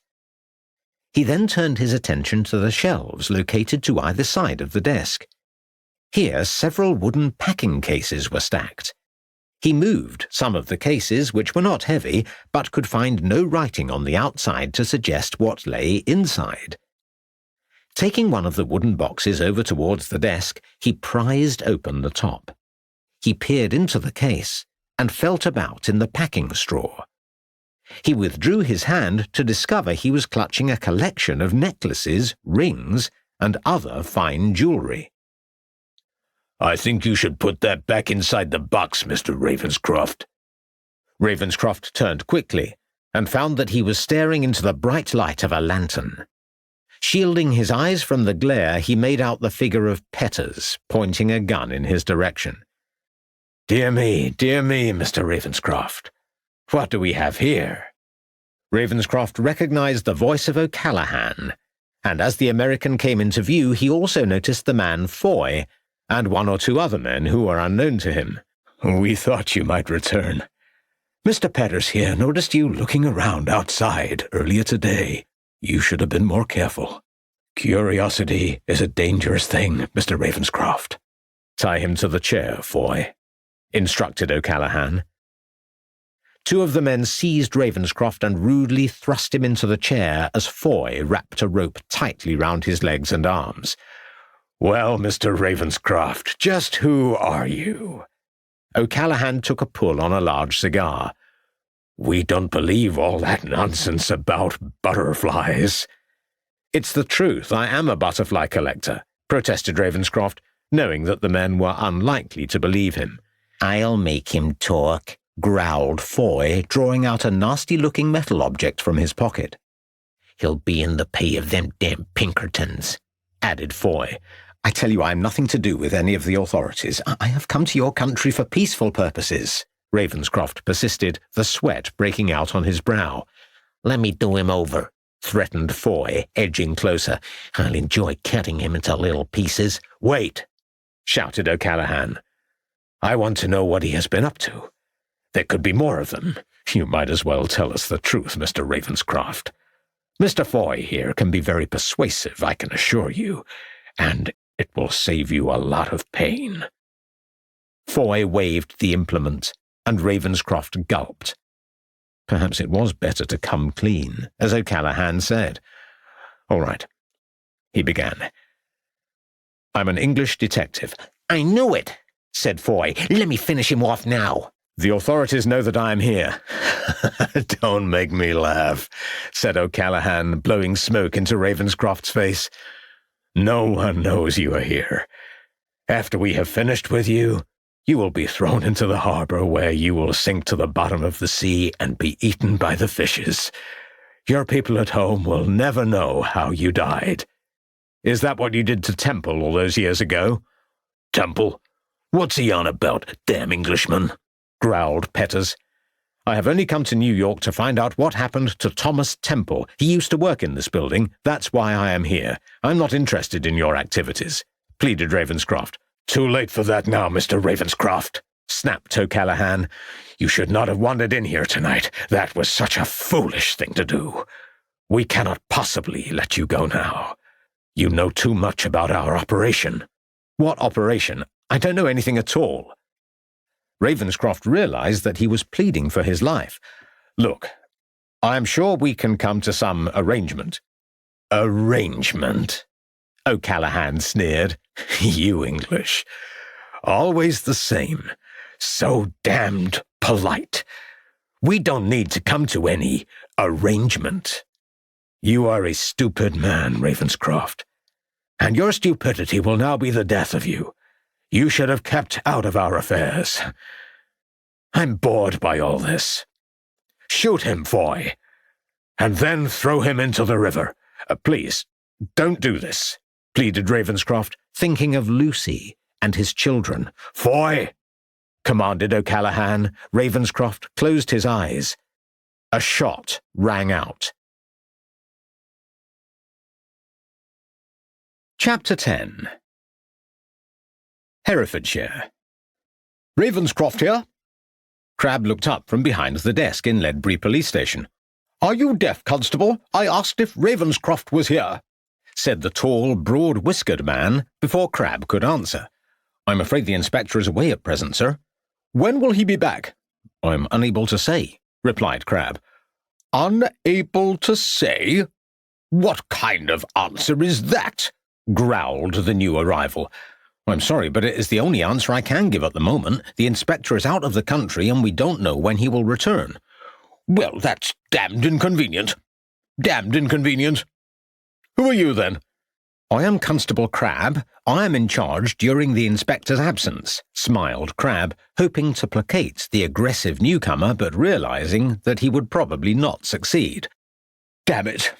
I suppose you'll have to do, then, replied the other grudgingly. I wish to report a burglary. May I take down some details? Said Crabbe, reaching for his pencil. Colonel Wendover. Army. Retired. I assume that it is your house that has been burgled, Colonel. You assume correctly, Constable. When did this burglary take place? Don't rightly know. You don't rightly know? Asked Crabbe. Don't repeat everything that I say, man. I'm sorry, sir. Could I have your address? Ashanti, Muchmarkle. Ashanti is a rather unusual name for a house, if I may say so, remarked Crabbe, writing down the details. Ashanti's where I fought the blighters in 73. I see. You say that you are not certain when the burglary took place. My wife and I have been away for the past 4 weeks. Been taking the air and all that in Eastbourne. House has been closed up. It was only when we returned yesterday that we discovered a burglary had taken place during our absence. I see. Was much damage committed?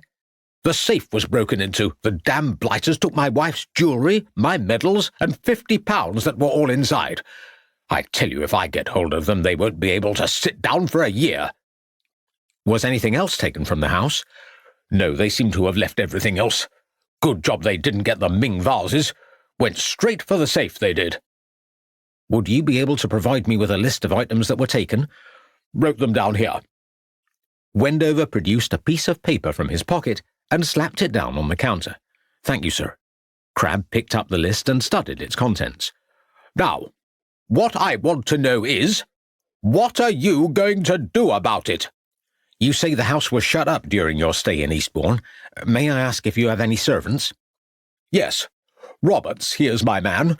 He came with us. I sent the housekeeper and maid away for the month. Have they been with you long? Yes. Ah. See what you're getting at? Inside job and all that. Sorry to disappoint you, Constable. Roberts has been with me for over 20 years. He was my batman during my army days. He is entirely loyal. Mrs. Glencoe, the housekeeper, has been with us since we moved here 15 years ago, and Mary, the maid, for 5 years. If any of them wanted to rob me, they would have done it long ago. Barking up the wrong tree there, I'm afraid. Did anyone unknown to you call at the house before you left for Eastbourne? Asked Crabbe, trying to think of all the questions he should ask. No. Can't recall anyone. I see. What do you mean, I see? Stop saying that. It's damned annoying. I want to know what you are going to do about it. My wife was very attached to her jewels, and my medals can't be replaced. Damn the devils! I will come over this afternoon and inspect the damage. Huh, fat lot of good that will do. Whoever broke into my safe knew what they were up to. I agree, sir, but it will help our inquiries if I could see the scene of the crime, said Crabbe, laying down his pencil on the counter. I suppose it will do no harm. Wendover pulled a sour face. I will also circulate your list of stolen items to other police stations in the area and make inquiries at jewellers in Ledbury, Hereford and Worcester. You think the scoundrels will try and sell them so close to where they committed the crime? It is possible. Thieves will often try to either sell or pawn items they have stolen as quickly as they can. Right, Constable. I will see you sharpish this afternoon. I want our possessions found. I will endeavour to do my best for you. Wendover nodded and strode briskly out of the office.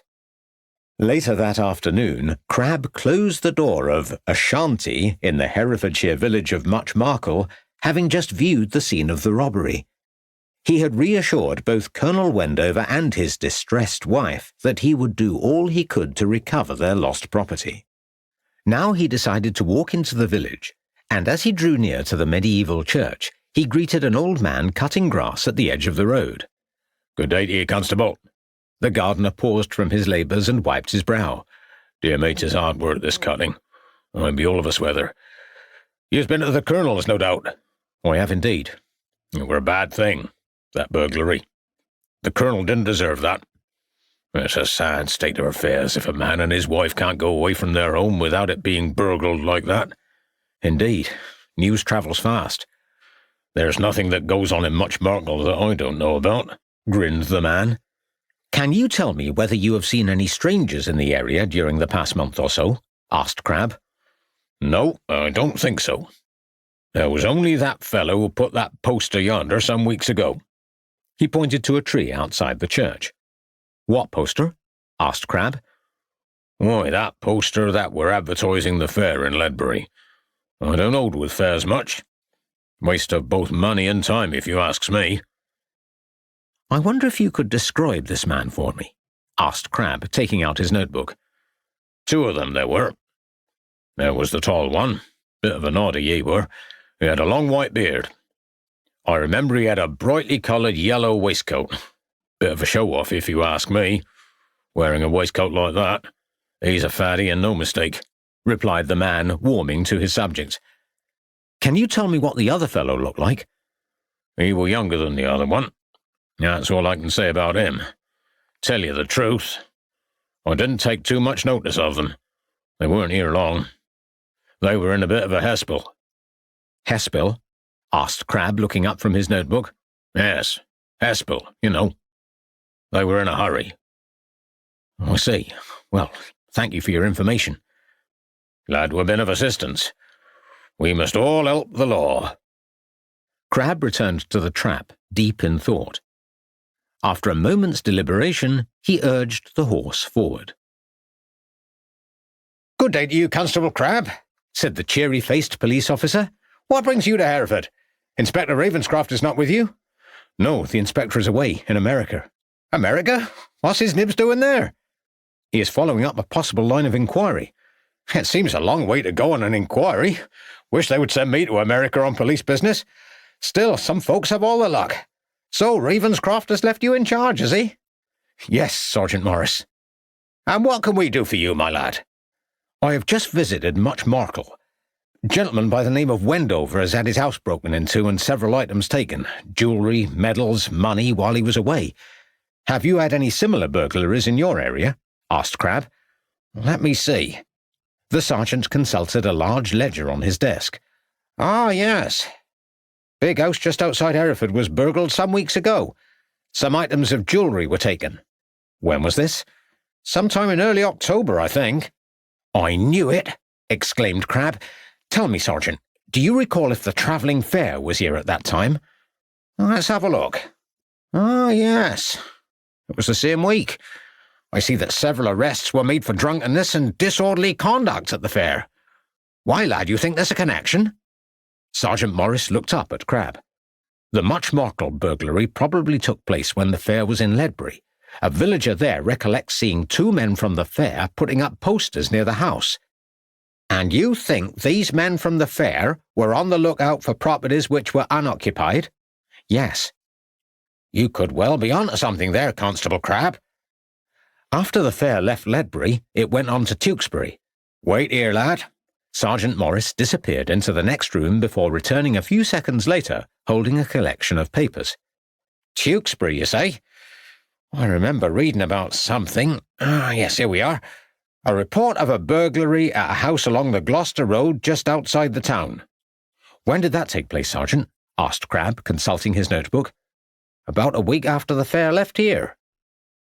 "And after it had been to Ledbury?" Crabbe grew animated. "After Tewkesbury, I believe the fair went on to Evesham." "Yes, here we are, Constable. Similar break-in and entering just outside Evesham a few days later." "There you have it!" exclaimed Crabbe. "Shortly before the fair arrives in a town, Mr. Rockstone and his accomplice go round the nearby areas putting up posters and looking out for empty properties that they can enter after it is dark and everyone has gone to the fair." "Sorry, but who is this Mr. Rockstone?" asked a perplexed Morris. "He is the fellow we have been seeking in connection with the hanging on the Malvern Hills. He is a showman selling quack medicines at the fair." "I remember reading about the murder in the local newspaper. Nobody seems to know the name of the dead man. Where is Mr. Rockstone now?" "I'm afraid we don't know. We have been searching everywhere for him." "Well, I must congratulate you, Constable Crabbe, on an excellent piece of criminal deduction." "Thank you, Sergeant." "What we need to do now is find out where that fair of yours is at the present time. The fact that these burglaries have continued after the fair left Ledbury suggests to me that Mr. Rockstone has returned to his companions." "I think you are correct, Sergeant." "Find the whereabouts of this fair, keep them under observation, and catch them in the act. We will have them, lad." Sergeant Morris rubbed his hands enthusiastically. "We will have this Rockstone fellow. Yes, we will.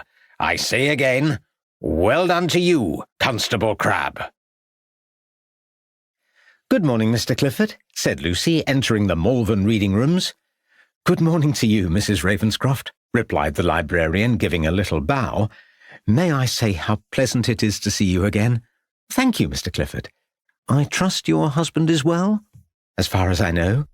I believe that you may be after further information. Indeed, you may recall that when Constable Crabbe and I visited you last week, you were able to show us the newspaper report concerning the death of Lizzie Warren. Yes, you would like to see the report again? If I may, I would be most obliged. Please follow me, my good lady. Lucy followed the librarian into the back room. If you would care to take a seat, I will bring over the volume for you, smiled Clifford. Thank you. Lucy removed her gloves and sat at the table. I think this was the volume, said Clifford after a few moments had elapsed. If you will excuse me, I will have to leave you to your own devices, as I believe another customer may have just entered the library. Lucy opened the large volume as the librarian departed the room and began to turn over the pages until she found the report of Lizzie Warren's death. As she read again the words describing the tragedy on the hills, she recalled the farm at Parkway that she and Tom Crabbe had visited, where the unfortunate woman had worked, and from where she had last been seen by Michael Sangster on that fateful morning walking out towards the hills. She turned over the pages where she again found the report of the inquest. Death caused by misadventure. Had Lizzie Warren died as the result of a fall on Hangmen Hill, or had Jacob been involved in her death? Sangster had said that Lizzie was being courted by Jacob. Had the lovers met up on the hill? If so, had they quarrelled with the result that Jacob had killed Lizzie? If that had been the case, it would also explain why Jacob had been unwilling to return to the area where the tragedy had taken place. Lucy turned the pages of the newspaper, but could find no further mention of the case in that week's issue. Turning to the next weekly issue, she was surprised to see the entry she had been seeking. Funeral of Lizzie Warren. The funeral took place last Thursday morning at Little Malvern Priory of Lizzie Warren, who had met with a tragic accident on Hangmen Hill. We understand that no relatives were present at the service and burial, as it appears that the poor unfortunate woman was quite alone in this world. Mourners included Lizzie Warren's employer, Mr. S. Rostigan of the Orchards, Parkway, and Mr. Michael Sangster, a fellow employee. Also present were Mr. Francis Constantine of the Versons, Trumpet, near Ledbury, and Lucy sat back in her chair in dismay. Why had Francis Constantine attended Lizzie Warren's funeral? The Orchards and the Versons were several miles apart, so he could not have attended the funeral out of respect as a near neighbour. What had been the connection between the Herefordshire landowner and the milkmaid from Parkway?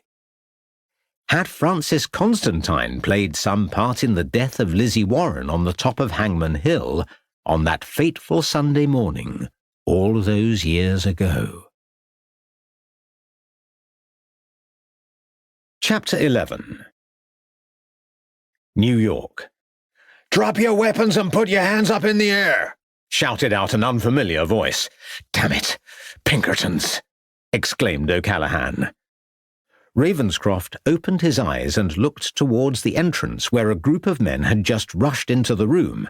There was a crash as O'Callaghan dropped the lantern, and a rushing of feet and shouting as the place was plunged into darkness and chaos. "Grab hold of the men! Don't let any of them get away!" instructed the first voice. Ravenscroft strained to see what was going on in the room, but all he could see in the gloom were groups of men fighting and crashing into each other as various cries and shouts went out. "Soon have you free, Inspector Ravenscroft," said the owner of the first voice. His rescuer bent down and began untying the rope as one or two lanterns were lit. "Who are you?" stuttered Ravenscroft. He was shaking with relief and anxiety. "Bill Richardson of Pinkerton Detective Agency, at your service," replied the man. "I saw you in the boarding house." "You are the fellow I collided with in the hallway," said Ravenscroft, rubbing his wrists where the rope had bitten into the flesh. "Sure did." "You've been following me?" "Sure have. Blackwell's Penitentiary, Mace's department store. You have been a busy man, Inspector Ravenscroft." "But why?" "Well, we've been after these fellows for years." Once you were observed dining with O'Callaghan and his men, we couldn't be sure that you were not implicated in their crooked network, so the best thing we could do was to keep you under observation. I assure you that I was not involved in their crooked affairs. I can see that now.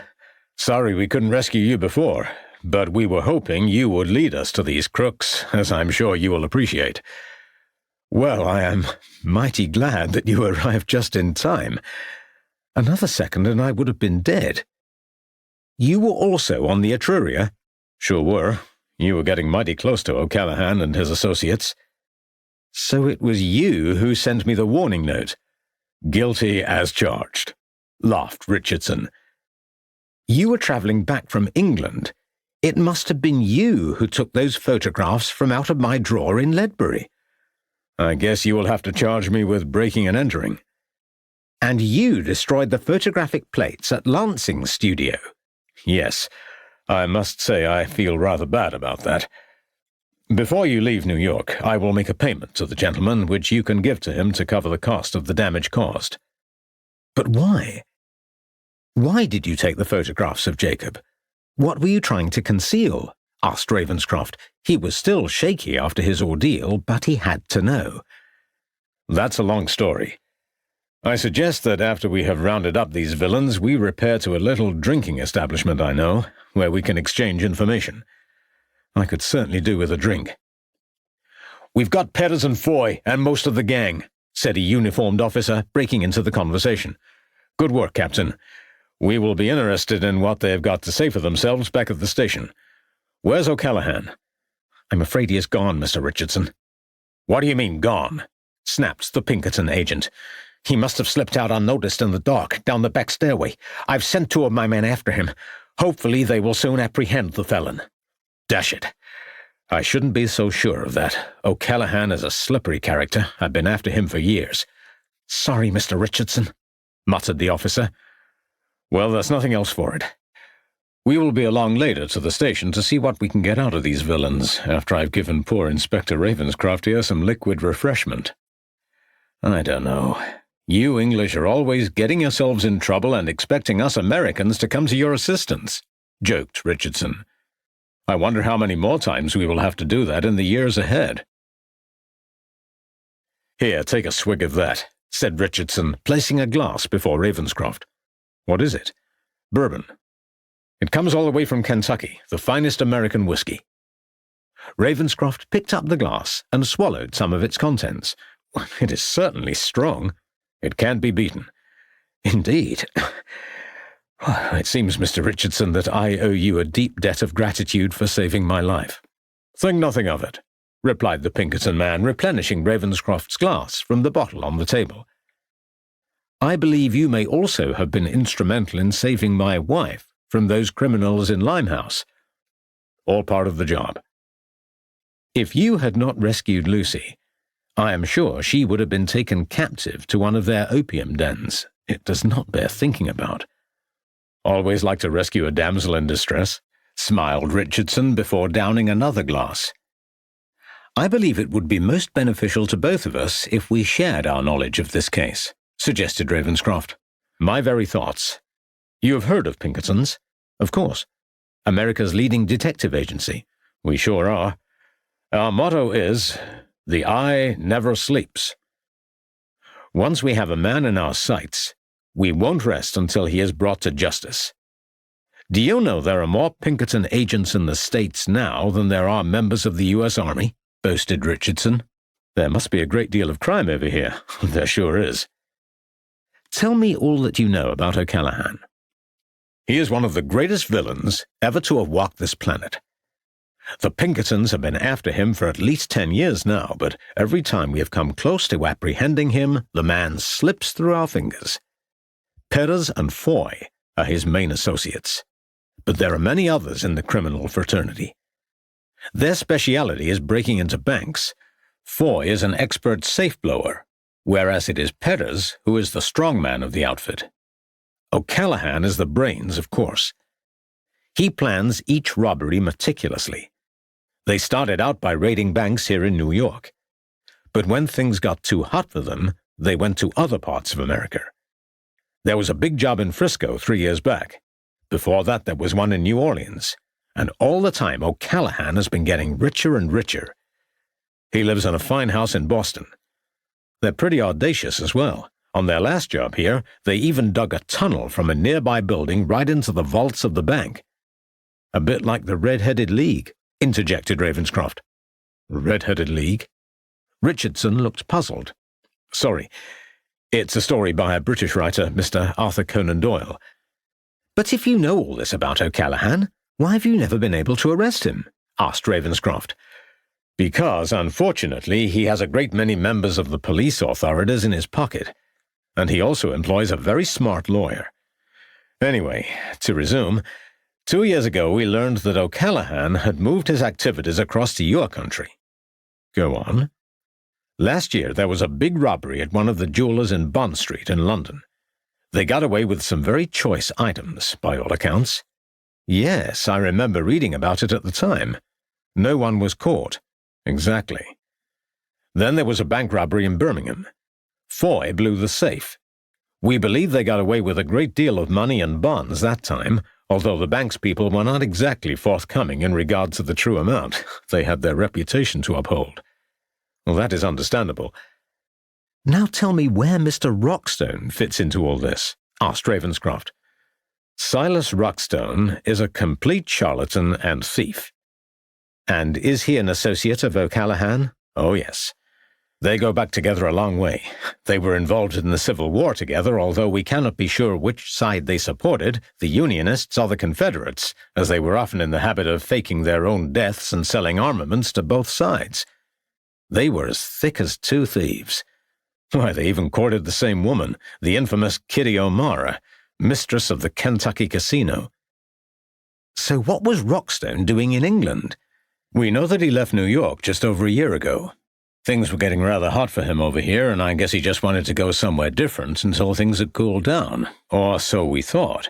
But, of course, he was an important part of O'Callaghan's operation in England. Have another drink? No, thank you, replied Ravenscroft, feeling that the liquor was beginning to have its effect on him. We believe that Rockstone committed a number of robberies in your country during the past year. He uses the travelling fair as his cover. As it moves around the country, Rockstone seeks out likely places to burgle, usually empty houses when the people are away, small country banks with obsolete safes, that sort of thing. We believe that he was stashing away the spoils, then passing them on later to his old friend O'Callaghan. So the valuables he stole would eventually find their way to New York. Precisely. If Rockstone tries to pawn or sell the stolen items in England, there would be a chance that they would be identified and traced back to him. But of course in New York, the valuables could be sold without any fear of that happening. Very clever. But tell me, where did the murdered man Jacob fit into all this? Richardson sat back in his chair and smiled. Jacob Kelly was a petty crook who joined up with Rockstone a couple of years ago before they went to England. What Rockstone did not know, of course, was that Jacob was our man. You mean that Jacob was a Pinkerton agent? Asked Ravenscroft, surprised. Not exactly. 2 years ago, Jacob had got himself into a lot of trouble here in New York, stealing from 1 or 2 high-class establishments. We caught him in the act, as they say, and we saw a wonderful opportunity opening up for us. We did a deal with Jacob. He would not go to prison, and in exchange, he would work for us. We needed someone on the inside, so we suggested that he get friendly with Rockstone and become his accomplice. In time, we hoped that he would lead us to O'Callaghan himself. I see. And that was why you were in England when Jacob was killed. We had heard nothing from Jacob since he had arrived in your country, but we knew something big was probably about to take place. The agency decided to send me over there to find out what had happened to Jacob. Unfortunately, I arrived 3 days too late in Ledbury. He was already dead by then. So you think Rockstone found out that Jacob was working for the Pinkertons, and that is why he was killed? It seems highly likely. Why did you take the photographs of Jacob and also destroy the negatives? Jacob had been involved in a small way in a number of Pinkerton investigations, some of them ongoing. We did not want to run the risk that someone would come forward and claim to have recognized him. That might give other villains the idea that we were onto them.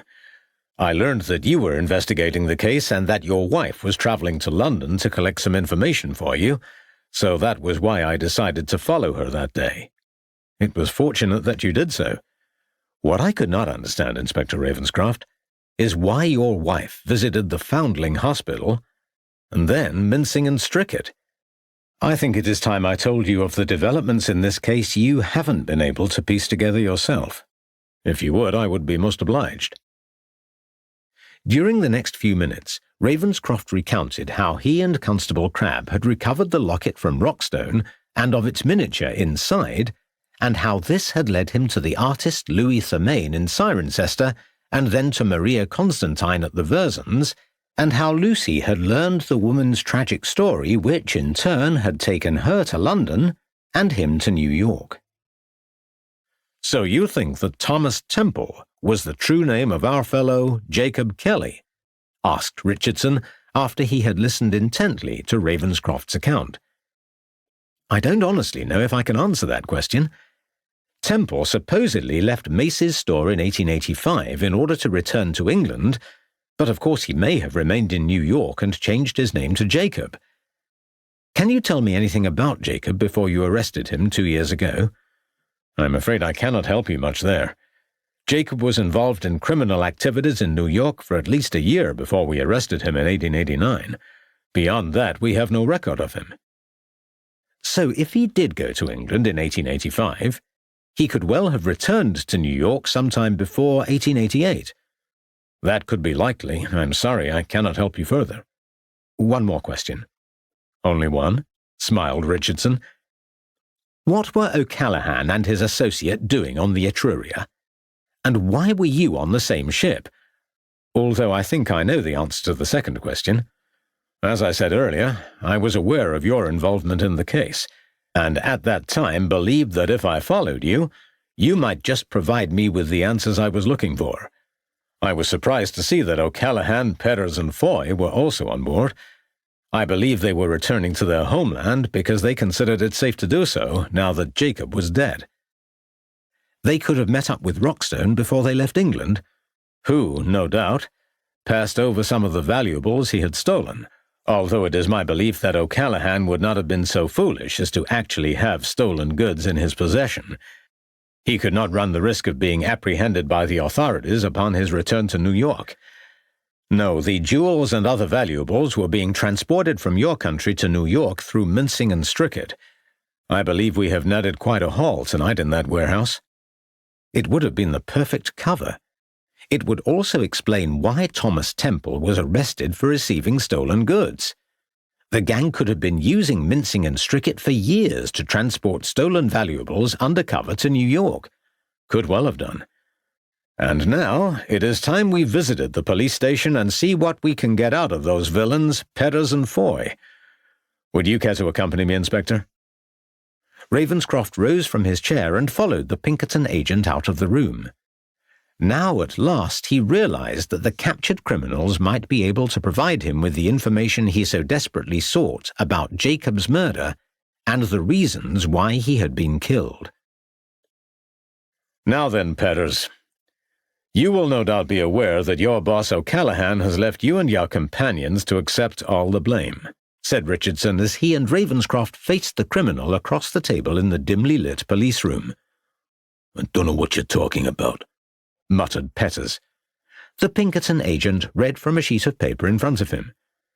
20 cardboard boxes found in the warehouse, containing numerous pieces of jewelry and other precious items stolen from households in England and shipped across here by the London merchants Mincing and Strickett. I don't know what you're talking about, repeated Petters arrogantly as he leaned back in his chair and drummed his fingers on the table. My colleague here saw you remove one of the parcels from the warehouse earlier today. You are in a great deal of trouble, Petters. Receiving and dealing in stolen goods, threatening to kill a police officer, burglary and theft, the list is endless. You're going to prison for a very long time. There is a rather drafty, uncomfortable cell on Blackwell's Island which has been reserved for you, and while you are there for the next 15 years, you can remember that your boss, O'Callaghan, will be living the high life in his nice, cozy mansion in Boston. That does not sound quite right to me, does it? Letting you and Foy take all the blame while he goes completely free? So what? I don't give a damn. You tell us what you know, and in return, we might have a word with the authorities to see that you receive a lighter sentence, said Richardson. That cell over at Blackwell's Penitentiary can be mighty cold and uncomfortable at this time of the year. 15 years. I don't reckon you'll last beyond 3, unless you go mad before then. Beneath Petter's bravado, Ravenscroft could see their quarry had a look of fear in his eyes. Tell me what you want to know, said Petters after a long silence. Firstly, I want to know where O'Callaghan might be hiding. You know all his old haunts. He must be somewhere here in New York. No, I can't do that. If ever he found out that I had told you that, my life would be gone. Who committed the Bond Street robbery in London, then? Said Richardson, looking down at his paper again. Yes, that was me. Who was with you? Foy. And O'Callaghan. What about the bank robbery in Birmingham? Yes, that was me as well, sighed Petters. Now we're getting somewhere. I take it you were also involved in the bank robberies in Frisco and New Orleans, continued Richardson, pressing home his advantage. Yes, muttered Petters in an almost inaudible whisper. I'm sorry, Mr. Petters, my colleague here did not hear you. Yes, replied the criminal irritably. When did you and O'Callaghan and Foy travel over to England? I cannot remember. Try. We can check the passenger lists. 6 months ago. What was the purpose of your visit there? I would rather not say. Come now, Petters, this will not do, just when things were going well for you. I will ask you one more time. Why did you go to England? Things were getting hot for us here, after the Manhattan Diamond break-in. I thought O'Callaghan was behind that, said Richardson with a degree of satisfaction. So we decided to lie low in England until things quietened down. Did you see Mr. Rockstone while you were in England? Interjected Ravenscroft. We met up with him in London. He told us he had arranged for the valuables to be parcelled up and sent over to the warehouse here by Mincing and Strickett. Was Jacob Kelly with Rockstone? Who's Jacob Kelly? Replied Petters with a look of puzzlement on his face. Annoyed, Richardson raised his voice. Oh, come now, Petters, you know who Jacob was. All right. I had met him once or twice in New York, 2 or 3 years ago. That's better. Now, was Jacob with Rockstone when you met him in London? Continued the Pinkerton detective. No. But you knew that Jacob was working with Rockstone? Ravenscroft leaned forwards and looked Petters directly in the eyes. I had heard something about that. You know that Jacob is dead? No. We found him hanged from a tree on a desolate hill near Malvern. I didn't have anything to do with it, protested Petters, showing a look of alarm. So you knew that Jacob had been killed? No, not until you mentioned it just now. Did Rockstone ask you to travel to Ledbury and take Jacob there and hang him from a tree? No. What is this? Where is this Ledbury and this Malvern? I've never been to such places. I don't know what you're talking about, pleaded Petters anxiously. Come on, Petters, interrupted Richardson. If you didn't kill poor Jacob, then you know who did. Was it Foy who killed him, or O'Callaghan, or Rockstone himself? I tell you, Mr. Richardson, I don't know what you're talking about. I hardly knew this Jacob. I certainly never met him while we were in England. I will confess to all the robberies, but I never committed any murder. You know murder is not my thing.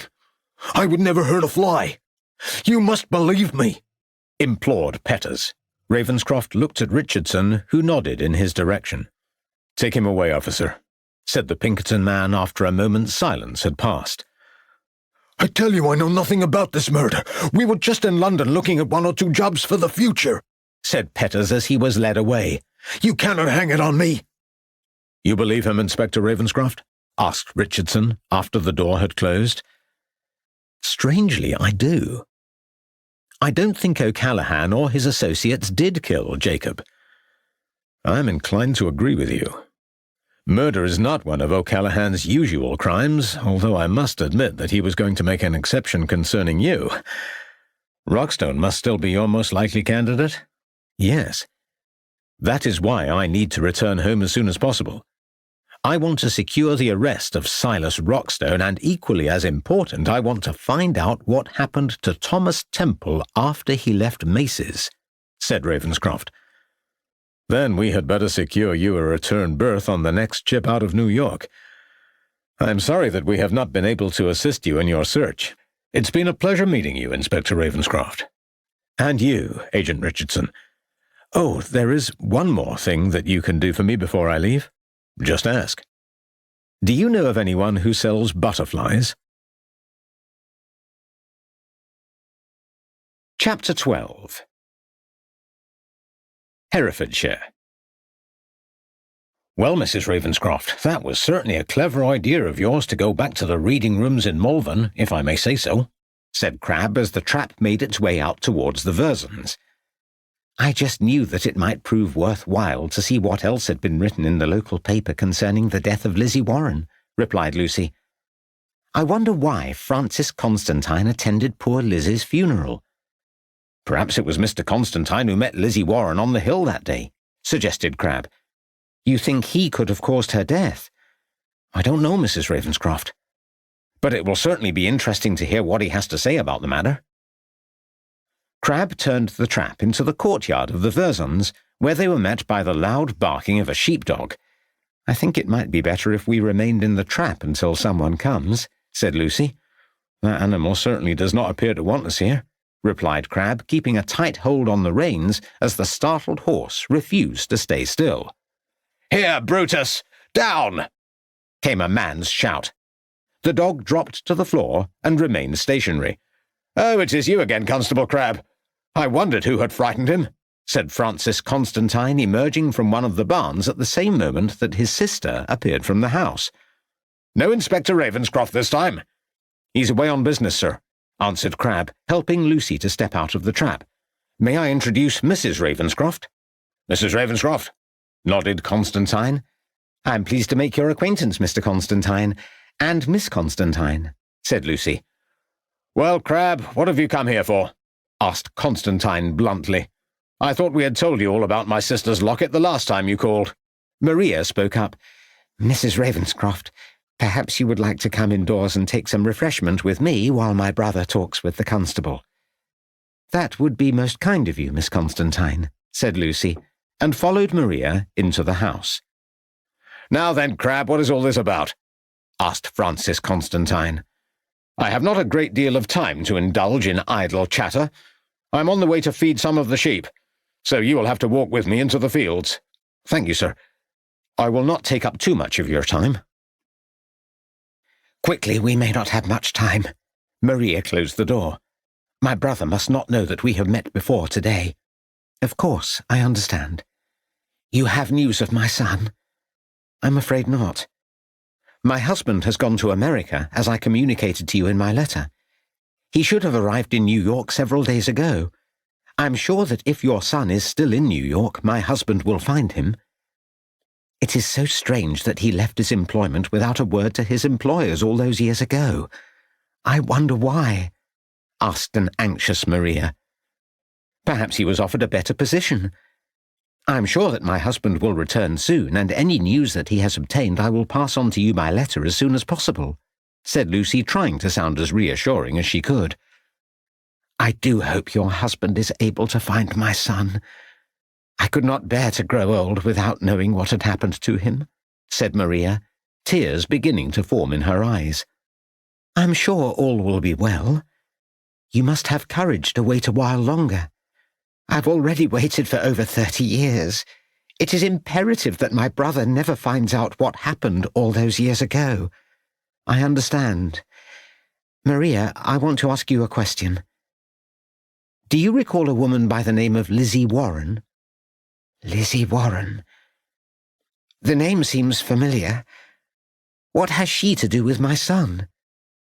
Lizzie Warren died in unfortunate circumstances on Hangmen Hill nearly 10 years ago, replied Lucy, ignoring the question.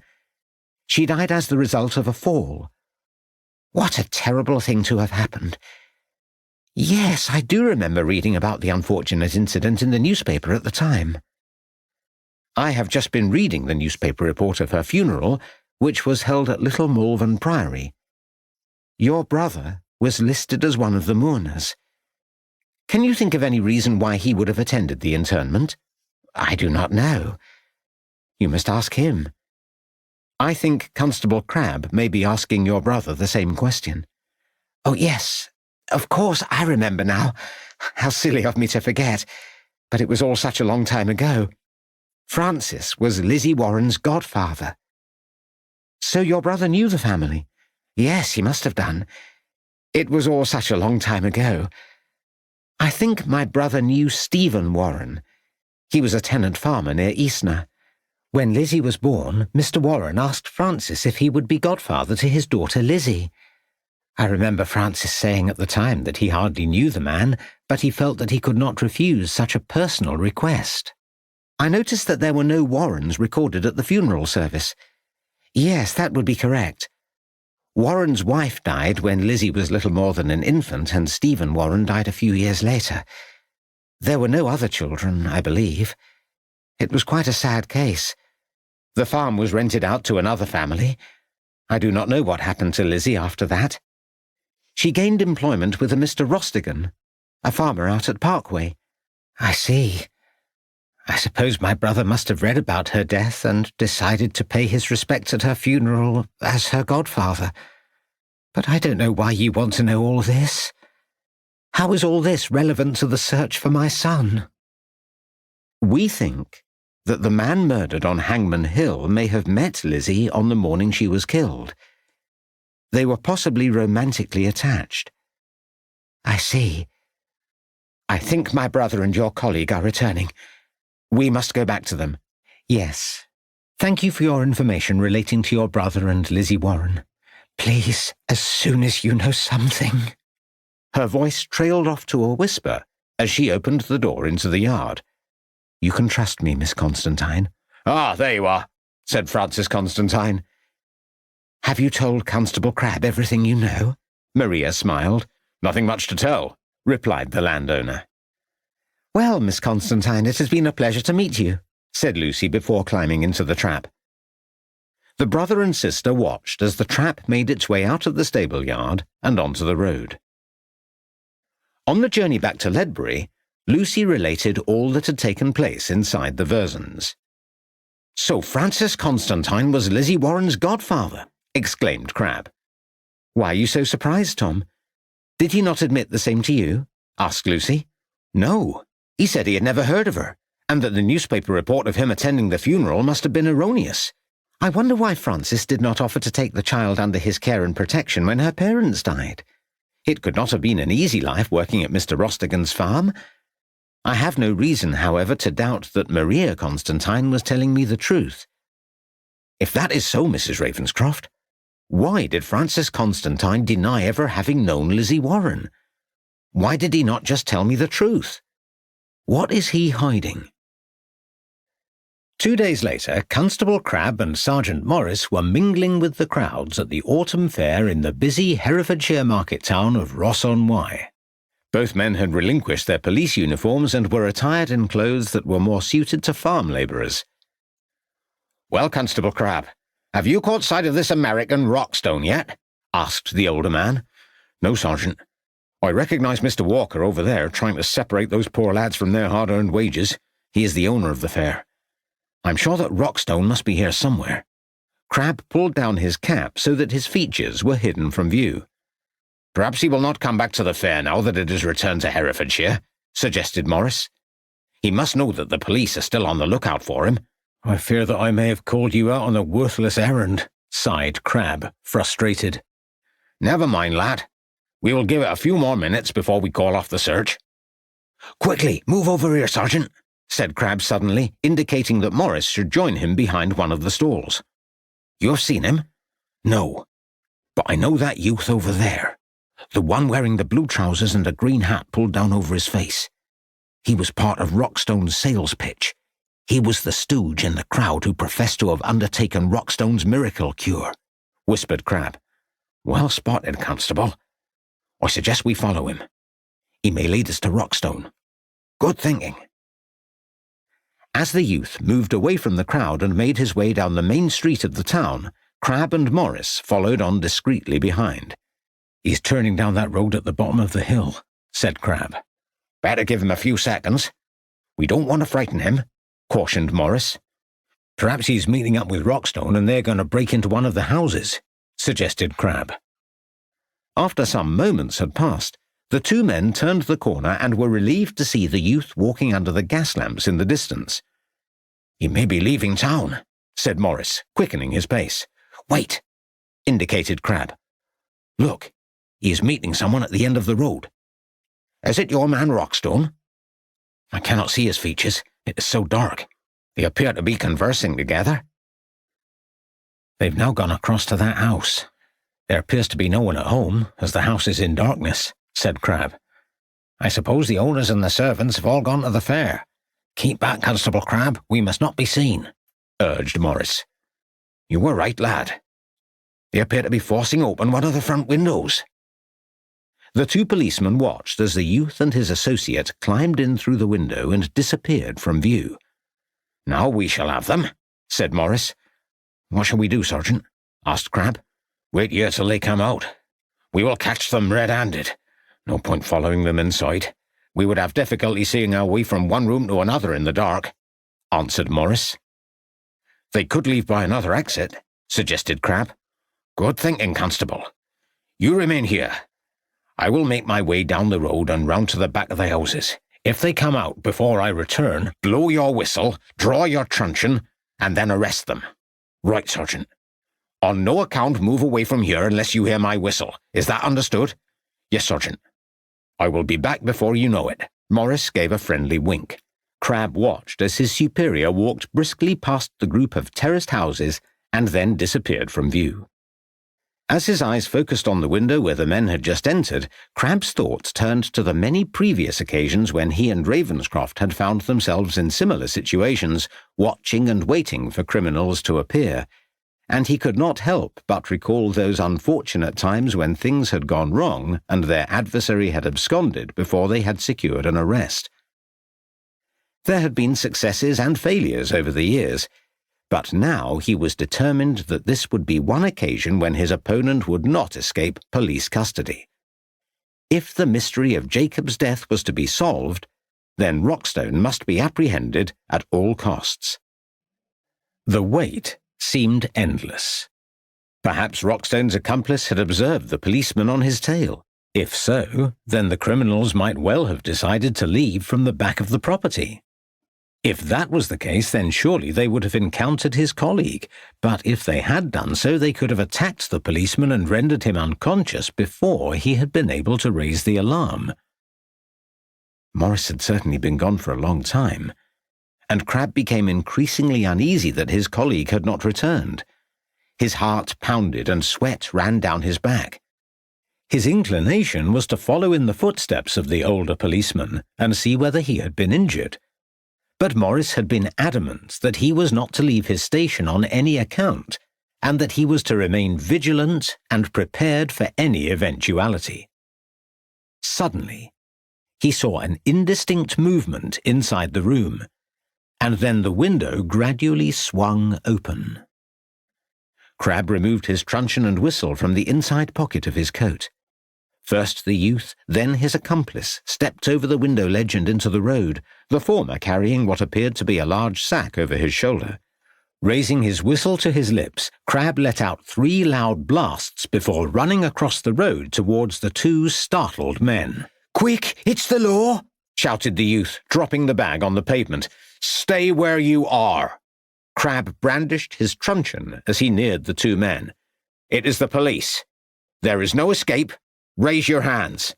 "All right, my friend," replied the older man, complying with the request. "Rockstone!" exclaimed Crab, drawing nearer. "Grab him, boss.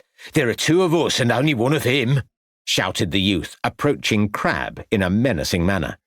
"I warn you, give yourselves up. There are more of us than you can see." Crab tried to sound as bold as he could. "Oh, I think you're bluffing, my friend," laughed Rockstone. "Come on, boss!" The youth ran headfirst into Crab, winding the policeman and knocking him to the ground. "Grab his truncheon!" shouted Rockstone as Crab and his adversary wrestled on the cobblestones. "I'll take out his eyes," replied the youth, wrenching the truncheon from Crab's hand, but almost instantly dropping it in the tussle. "I've got it!" shouted Rockstone, picking up the weapon. "Hit him with it, boss!" yelled the youth. As Crab looked up, he could see Rockstone raising the truncheon above him. "I would not do that if I were you," interjected a familiar voice. Morris brought his truncheon forcefully across the man's legs. Rockstone dropped the weapon and let out a cry of pain. Crab gained the upper hand on his opponent and pinned him to the ground as Rockstone writhed in agony on the pavement. "Put the cuffs on him, Constable Crab," said Morris. Crab reached into his pocket, withdrew the cuffs, and secured them round the youth's wrists. "Now then, Mr. Rockstone, are you going to come quietly, or would you like another dose of my truncheon?"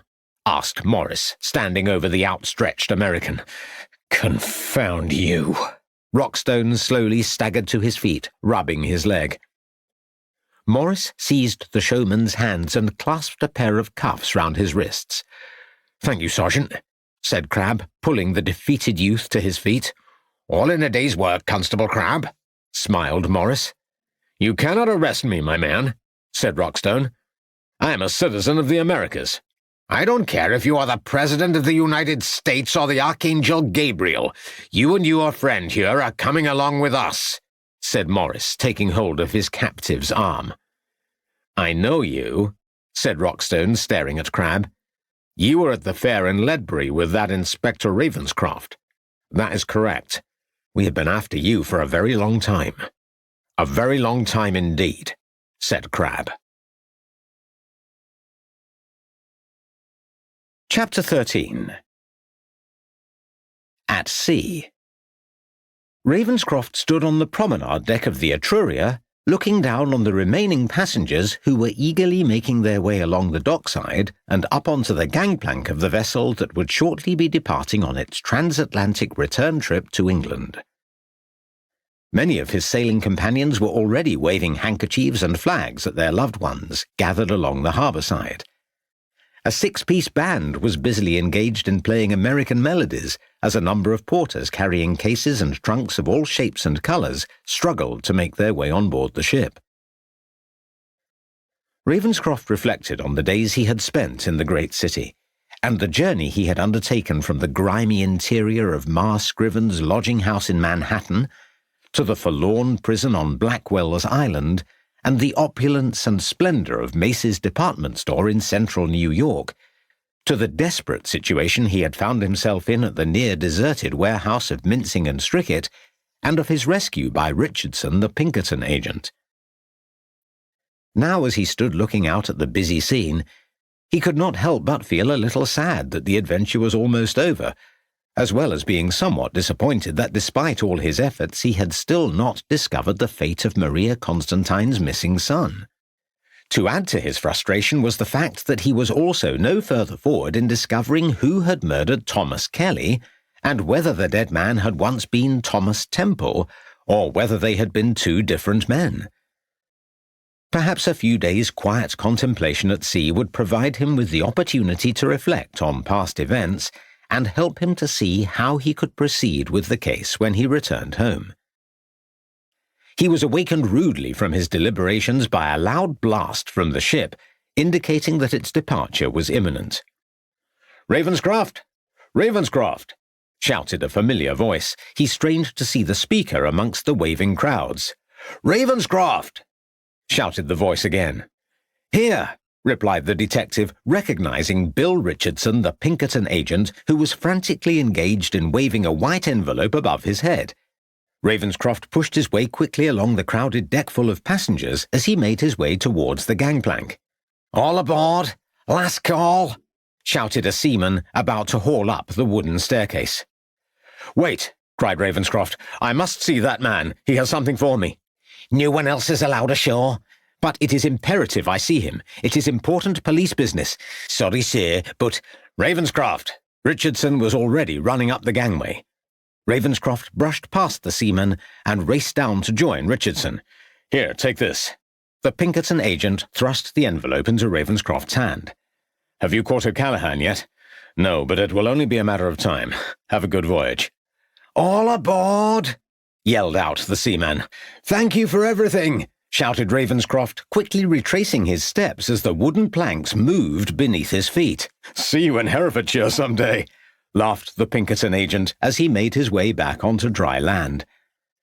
Ravenscroft walked along the deck, eventually finding a place near the rail between the waving and cheering passengers as the ship gave out another blast from its funnel. He looked out at the crowd on the harbour side and saw Richardson giving a brief wave in his direction before the Pinkerton agent disappeared in a sea of waving hands and flags. As the ship pulled away from the harbour wall and the cheering crowds began to recede slowly into the distance, Ravenscroft looked out across the sea towards the large, impressive statue brandishing its torch of liberty and hope, jutting out into the waters, and which seemed to him to be like some guardian and protector of its country, before making his way down towards his cabin. Ravenscroft studied once more the 3 items on the bed before him, which he had removed from Richardson's envelope. The first had been a hastily scribbled note from the Pinkerton man. "I have just discovered that your man Temple shared a cell with Jacob during their time in Blackwell's." The second was a copy of a passenger list dated the 7th of September 1885 for a ship leaving New York for England which included the name Thomas Temple. The third, Ravenscroft recognized. It was the photograph of the dead man Jacob, which Richardson had previously removed from his office in Ledbury. So now he knew that Thomas Temple and Jacob Kelly were 2 different men. The man found hanging on Hangmen Hill had been the New York petty criminal and informant, and not Maria Constantine's son. Temple and Jacob had evidently shared a cell together on the prison island all those years ago. Was that how Jacob had acquired Temple's locket? Had he stolen it from his companion one night when he had been asleep, or even taken it from him by force? He could not imagine that Temple would have given away his most prized possession. Then there was the passenger list, which proved that when Temple had left Macy's, he had indeed returned to England. But that had been 6 years ago. What had happened to Temple when the ship had docked in Liverpool? He had been able to trace Temple's movements during his time in America, but now Ravenscroft was faced with an even greater problem: to discover what had happened to Temple when he had returned to England. The more he thought about it, the more he came to the sad conclusion that his quest might go unresolved. At least he would be able to tell Maria Constantine that the dead man on Hangmen Hill had not been her son. It was fortunate that he now had the photograph of the dead Jacob so that he could continue his inquiries when he returned to Ledbury, and there was always the hope that Crabbe might have caught up with Rockstone during his absence, and that the murder would have been solved. After dressing for dinner, Ravenscroft made his way to the second-class dining room where he told the waiter that he wished to dine alone. He had no inclination to be sociable that night, and after his experience on the outward journey, had no desire to be seated with another group of strangers. Allocated a corner seat, Ravenscroft spent the next hour eating, reading, and gazing out of the window at the people walking up and down on the deck. He suddenly caught sight of a familiar figure dressed in a long, dark astrakhan overcoat passing swiftly by on the deck. "Good God, it's O'Callaghan!" he exclaimed, rising from his seat quickly and nearly colliding with a waiter as he did so. Ravenscroft ran across the dining room, much to the alarm of both diners and waiters, and out through the double doors onto the deck. He looked frantically for the figure, but could see no one. Had O'Callaghan seen him and made his escape? Ravenscroft ran along the deck, but there was no sign of the man. As he turned the corner of the promenade deck and found himself on the other side of the ship, he saw a familiar figure in the distance, tall and grey-haired, and ran quickly towards him. "So, O'Callaghan, we have caught you at last," exclaimed Ravenscroft, grabbing the man's shoulder. "I beg your pardon," exclaimed the other indignantly. Certainly this fellow was the same age as O'Callaghan and dressed in a similar astrakhan overcoat and fur hat, but their faces were completely different. "Forgive me. I'm so sorry. I mistook you for someone else," stuttered Ravenscroft, embarrassed. The man gave him a stern look of reproach before continuing his walk around the deck. Ravenscroft let out a deep sigh, removed his spectacles and wiped them on his handkerchief. Had he really seen O'Callaghan, or had his memory played tricks on him? Surely the criminal would not have dared to escape his captors in New York by securing a berth on the same ship that had recently brought him to America. During the next 30 minutes, Ravenscroft walked the many decks of the ship, desperately searching for the criminal in all the public rooms and corridors, but without success. Finally, he made his way to the office in the centre of the ship. "Good evening to you, sir. How may I be of assistance?" asked the young, polite receptionist standing behind a counter. "I wonder if I might look at the passenger list," replied Ravenscroft. "I'm sorry, sir, but that is not possible." "Oh? Why is that?" "The company insists on the confidentiality of all its passengers." "I am a police officer, and I believe that one of your passengers may be a wanted criminal." "Really, sir? If you would care to wait here for a moment," said the receptionist, before going over towards his older companion, who had been busily writing further along the counter. Ravenscroft shuffled uneasily as he watched the two men whispering intently together. "I understand that you wish to see the passenger list, sir?" asked the second, more senior receptionist, looking intently at Ravenscroft. "Yes. I'm an English police officer. I have reason to believe that a Mr. O'Callaghan might be on board. He is a notorious criminal wanted by the New York police," said Ravenscroft, growing hot under his collar. "As my colleague here has just informed you, I'm afraid that will not be possible." Ravenscroft took out his identity card and placed it on the counter. "The New York police and the Pinkerton Detective Agency are both searching for this man, and I also have reason to believe that he may have been responsible for a murder committed recently in England." The senior receptionist looked at Ravenscroft, then at his companion, and then again at Ravenscroft. "I appreciate that you cannot let me see the passenger list, but at least could you check the register yourself?" pleaded Ravenscroft. "I suppose it will do no harm." The receptionist opened a large ledger that was on the counter. "Callaghan, you said?" "O'Callaghan," corrected Ravenscroft. The man ran his finger down the list of names. "I'm sorry, but there is no one with that name travelling on this ship." "I see. Then perhaps he is travelling under another name." "That could be possible. But maybe you were mistaken in regard to this possible passenger," suggested the receptionist, adopting what Ravenscroft considered a superior manner. "No, I am not mistaken." "Then I do not see how we can help you. All I can suggest is that if you see this man again, you call for assistance, and we will apprehend the said gentleman." "Yes, thank you for your assistance," sighed Ravenscroft before walking away. He was sure that it had been O'Callaghan that he had seen through the window, even if it had been only for a fraction of a second. It was obvious that the man was travelling under an assumed name. O'Callaghan was an experienced criminal. He would not have given his real name when he had embarked, knowing that the authorities in New York might still apprehend him, and if he had seen Ravenscroft through the dining-room window, then that would have explained his sudden disappearance. The Etruria had many cabins. Ravenscroft was sure that one of them contained the criminal mastermind, but he realized that neither he nor the ship's men could search every one of them. He would just have to wait until O'Callaghan made another appearance. During the next few days, as the Etruria made its way across the Atlantic Ocean towards the port of Liverpool, Ravenscroft walked the various decks of the vessel seeking out the American, but achieved no success. Now, on the night before the ship's arrival, he stood alone on the promenade deck looking out to sea, wondering what the next day would bring and what news would be waiting for him upon his return to Ledbury. He could hear the distant sounds of voices shouting and singing to the accompaniment of a piano. A refreshing breeze blew across his face as he saw the distant light from a passing ship in the far distance. He was disturbed by the opening of a door at the end of the deck. A white-coated steward emerged, head bent low, humming a tune as he began earnestly to mop the boards.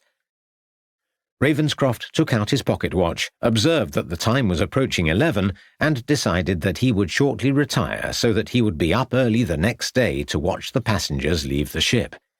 He was determined that O'Callaghan would not escape. If the criminal did not disembark, he resolved that he would call upon the Liverpool police to make a detailed search of the vessel. Suddenly, he felt a sharp pain in the side of his head, and his vision clouded over as he fell to the deck. He let out a loud groan and looked up to see a familiar face standing over him. "O'Callaghan," muttered Ravenscroft as the American grabbed his arms and roughly hauled him upright. "Damn you, Ravenscroft! Did you think you could arrest me?" Ravenscroft could feel the blood pouring down his face as his opponent pushed him up against the rails. "You interfering fool," growled O'Callaghan. "Give yourself up, man. You won't get away with this." "Don't make me laugh, you stupid Englishman," replied the American angrily. "My companions will be waiting for me in Liverpool. If I am not there, they will search this ship until they find you," blurted out Ravenscroft. His adversary appeared to be swaying from side to side in the darkness. "You English, always useless when it comes to defeat," snarled O'Callaghan as he began to push Ravenscroft backwards over the edge of the rail. "No!" Ravenscroft lashed out with his foot, thrusting himself forwards, seeking to grab his opponent's arms. "I'll have you, Ravenscroft!" shouted O'Callaghan as the two men grappled with one another. Ravenscroft knew that he was fighting for his life. He momentarily saw Lucy in the mist that was beginning to close in upon him, and he made one last determined effort to break free from his adversary. The two men separated. "Curse you, Ravenscroft!" yelled O'Callaghan, rushing towards Ravenscroft again. Ravenscroft threw himself to one side as he felt the American rush past him. O'Callaghan let out a loud scream as he disappeared from view over the side of the ship. Ravenscroft dragged himself to his feet and gazed at the waters below. "Man overboard! Man overboard!" he shouted as he searched in the dark for any sign of O'Callaghan. As he sought to support himself by holding onto the rail, he heard the sound of running feet and anxious shouting. He tried to kill me," he stuttered, grasping the lapel of an officer. He heard a loud splash as someone threw a life jacket over the side. "Bring a light!" instructed the officer. "You there! Take care of this man!" Ravenscroft felt himself being supported by two men. "It's no good. He's gone," said another. "Look again, I tell you," shouted the officer. "Shine that light down there." "There is nothing, sir." "Damn it." "Easy there," said the officer to Ravenscroft. "Take it easy. We will soon have you attended to." As Ravenscroft was taken below decks and his wound cleaned and dressed, he realized that he had been fortunate to have survived the attack. O'Callaghan was now dead, that was a fact. But with the criminal's demise might also have gone the last opportunity of knowing who had killed Jacob. Chapter 14. Herefordshire. "You have a rather nasty bruise there," said Lucy. "Are you sure you would not like me to bathe it again for you?" It was later the next day, and the detective, his wife, and Crabbe were sitting round the dining table in the small house in Church Lane in Ledbury, having each recounted their experiences during the past few weeks. There is no need. The ship's doctor attended to me after my encounter with O'Callaghan, and I felt much better this morning after a good night's sleep. You had a lucky escape, said Crabbe sympathetically. Being nearly killed twice in 7 days must be somewhat of a record even for you, added Lucy light-heartedly. Yes.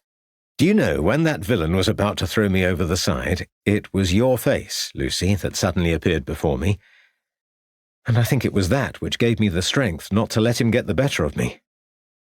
It is a pity that I was not able to question O'Callaghan. I am sure that he knew both Jacob Kelly and Thomas Temple, and that he was probably involved in the former's death. Well, at least you now know that Jacob Kelly and Thomas Temple were not the same man, and that Maria Constantine's son must still be alive, said Lucy. We cannot be sure of that. All we know is that he returned to England sometime towards the end of 1885. Where he went to after that is anyone's guess. At least it will be some consolation for Miss Constantine, added Lucy. I will write to her later today. So Jacob stole the locket while they were in prison? Asked Crabbe. You would have thought he would have sold it at the first opportunity instead of keeping it, said Lucy. Yes, but he evidently took a liking to it and decided to keep it. It was fortunate for us that he did so, and that we compelled Rockstone to hand it over to us. Had he not done so, or had Jacob disposed of it earlier, we might not have been able to progress further with our investigations. It has been a long trail that has taken us from Cirencester to the Vursons, to the Foundling Hospital and Mincing and Strickett in London, and across the Atlantic Ocean to New York. But it is still frustrating that after all that we are no further forward with discovering either who murdered Jacob or where the elusive Thomas Temple is. At least we have Rockstone and his accomplice in custody, said Crabbe. Indeed we have, and I must congratulate you, Tom, on an excellent piece of detective work during my absence. To realize that Rockstone was using the fair as cover for his criminal activities was clever, and you and Sergeant Morris did an excellent job in arresting the man. Have you been able to obtain any information from him? His accomplice has admitted all the burglaries we knew about and a few other ones as well, but Rockstone himself is denying everything, including the murder of Jacob Kelly, replied Crabbe. Perhaps now that we know that he was a former associate of O'Callaghan, he might be more forthcoming with his answers. It seems that I must also thank you as well, my dear, for your uncovering of the death of Lizzie Warren. I should perhaps go away more often and leave the solving of crimes to you and Tom here, Ravenscroft jokes. I am pleased to assist you at any time, laughed Lucy. From what you have told me, it seems that Lizzie Warren may have died as the result of some kind of an assault on Hangmen Hill, rather than her death being caused by her falling and hitting her head on a rock. If that was the case, then Jacob could have killed her. We know that she was seeing a man of that name at that time. They could have quarrelled, he pushed her, and she was killed. If that was the case, it seems we will never know the exact details of the incident as both parties are now dead. But we do know that Jacob must have left for America shortly afterwards, and that when he returned to this country with Rockstone and learned that the fair was journeying to Hereford, he was obviously very reluctant to travel there. In case anyone recognized him, suggested Lucy. Exactly.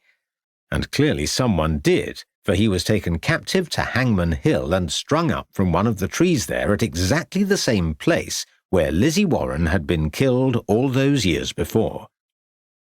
Someone was seeking revenge for Lizzie Warren's death, interjected Crabbe. Precisely.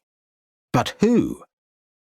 You mentioned that Francis Constantine was Lizzie Warren's godfather, but surely he would not have committed the crime, Lucy said. He denied knowing Lizzie Warren when I questioned him, Crabbe reminded her. I know, but I still can't see him as the murderer. Then there is the farmer, Rostigan, went on Ravenscroft, the one who employed Lizzie. Perhaps he had been fond of her and wanted revenge on her assailant. That could be a possibility. He certainly struck me as being rather an unpleasant man, said Lucy. He was very abrupt and seemed very uninterested in what we had to say, added Crabbe. And this young man working on the farm, The one who told you Jacob's name, Michael Sangster, said Crabbe. Do you think he could have been romantically attached to Lizzie Warren? Asked Ravenscroft. It could have been the case, sir, answered Crabbe. So he could have been holding a grudge against Jacob for Lizzie's death, and years later, when he saw Jacob at the fair in Hereford, he decided to take the law into his own hands. So we have Constantine, Rostigan, and Sangster, any one of whom could have killed Jacob, said Crabbe, or any combination of them. It may have taken 2 men to hang Jacob from that tree. However, we also have Rockstone as a possible suspect. He could have killed Jacob, said Ravenscroft. But why? Asked Lucy. Because the 2 men had a falling out, or Jacob was threatening to expose Rockstone to the authorities, suggested Ravenscroft. Yes, but if that was so, why take him out to Hangmen Hill to end his life? Continued Lucy. To make us believe that Jacob's death was some kind of revenge killing. Jacob could have told Rockstone all about the events on the hill when Lizzie died, and Rockstone then saw how he could kill Jacob and make it look as though someone else had committed the crime. I think we are dealing with a very clever man. You say, Tom, that Rockstone is still in custody? Yes, both he and his accomplice are at Hereford police station. Then first thing tomorrow morning we will travel over to Hereford. Now that O'Callaghan is dead, Rockstone might be more inclined to confess his sins. Good morning, Sergeant Morris, said Ravenscroft as he and Crabbe entered the police station in Hereford on the following morning. Good morning to you, Inspector, replied the policeman, looking at the bruise on the side of Ravenscroft's head. It is good to see that you have returned safely. How did you find New York, sir? Fascinating and dangerous, but it seems that you and Constable Crabbe have been especially busy during my absence. Indeed we have. The villains are in the cells. The Rockstone fellow is saying nothing, but the other one, the young lad, has admitted everything. Excellent. Perhaps you would be kind enough to bring Rockstone up to the interview room, Sergeant. Certainly, sir. Ravenscroft and Crabbe made their way to a grey, airless room at the back of the station. Now let us see what the American has to say for himself, said Ravenscroft as he sat on a chair behind a small desk. You still think he killed Jacob? Asked Crabbe. I don't know, but I mean to find out. The door opened, and the handcuffed American and Sergeant Morris entered the room. Ah, Inspector Ravenscroft, I see, smiled Rockstone. Take a seat, Mr. Rockstone. I think we can dispense with the handcuffs, Sergeant Morris. I'm confident that our prisoner won't be going anywhere for quite a long time, unless it is to the nearest prison. You don't have anything on me, Inspector Ravenscroft, laughed Rockstone as the policeman removed the cuffs. How would you explain your breaking and entering in Ross-on-Wye, and your attack on Constable Crabbe here? A misunderstanding, I can assure you, replied Rockstone. He sat in the chair, facing Ravenscroft. That is not what your accomplice has told us. He has confessed to everything. All the break-ins and robberies over the past few months. There was quite a long list of them. He will testify against you at your trial, no doubt in a futile attempt to save his own skin. The boy is a fantasist. He knows nothing, said Rockstone in a carefree manner. Is that so? I can assure you that we can match the dates of at least 10 robberies with the places where the fair was situated. We know that as you went round the towns and villages putting up posters advertising the fair, you and your accomplice were on the lookout for suitable properties which you could later break into. A mere coincidence. That is all I can say.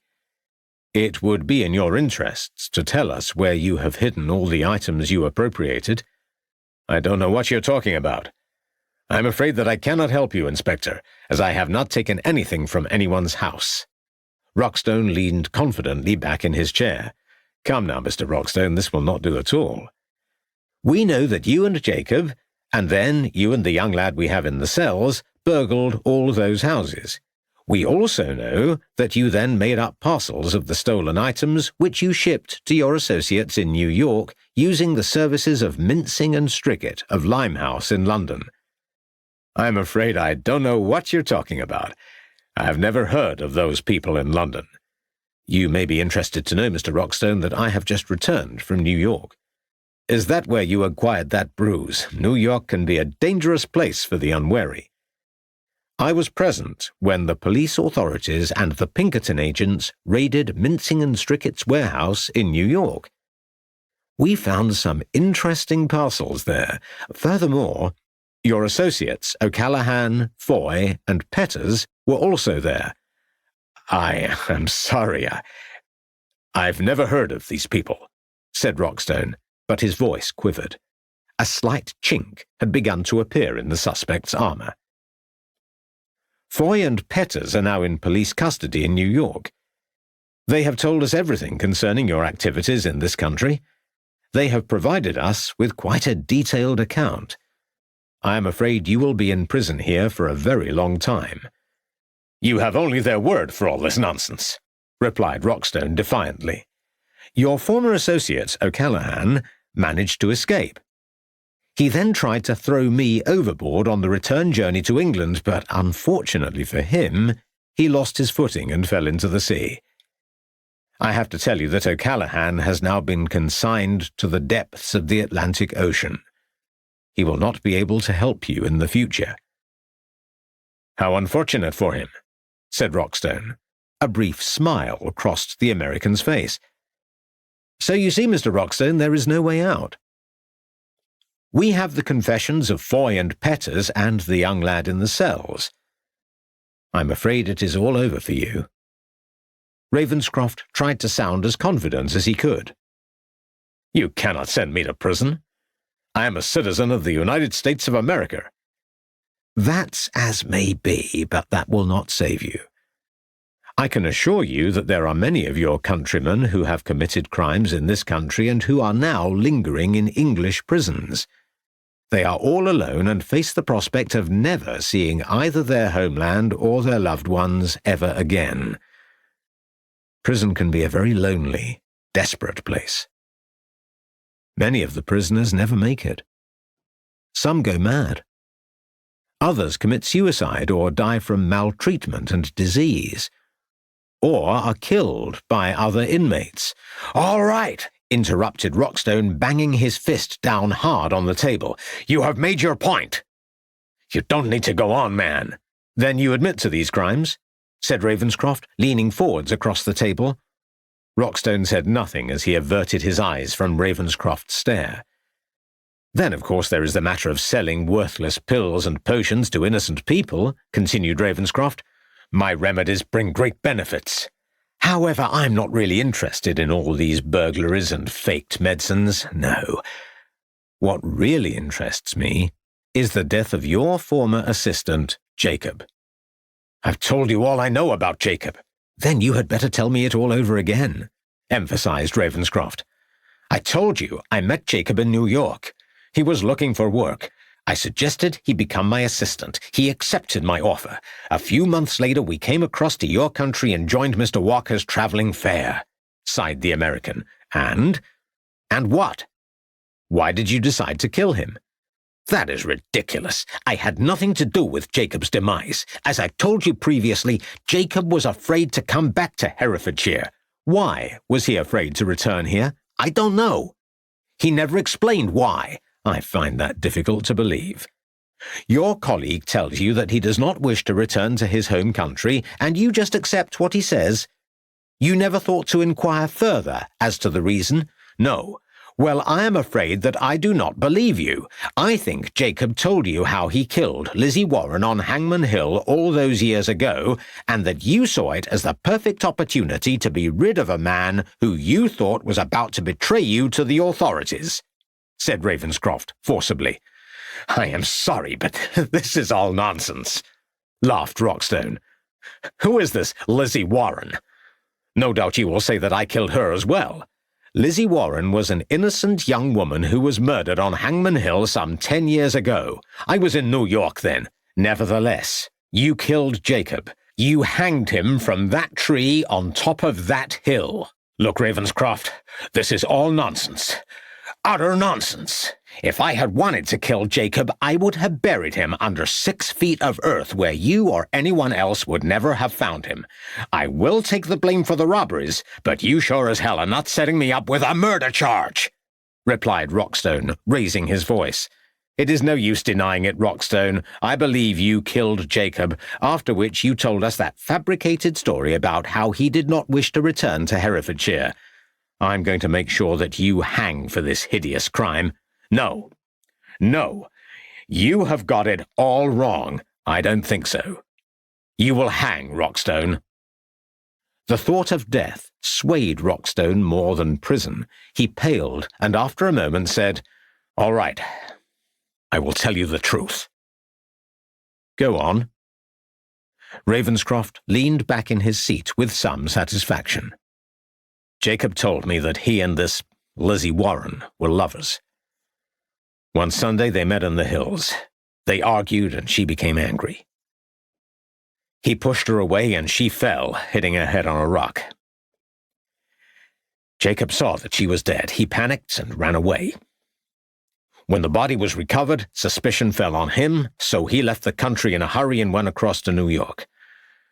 That's what he told me.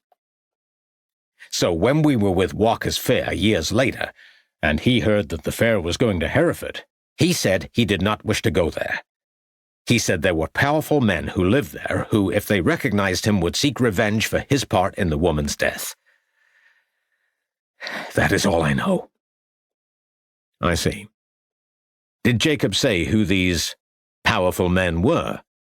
"No. That was all he said. It is a pity he did not tell you who these men were. Look, I am sorry I cannot help you further, Inspector, but what I am telling you is the truth. I never laid a hand on poor Jacob. I told him that it was all nonsense, that the people he alluded to were probably all dead or had long forgotten what had happened.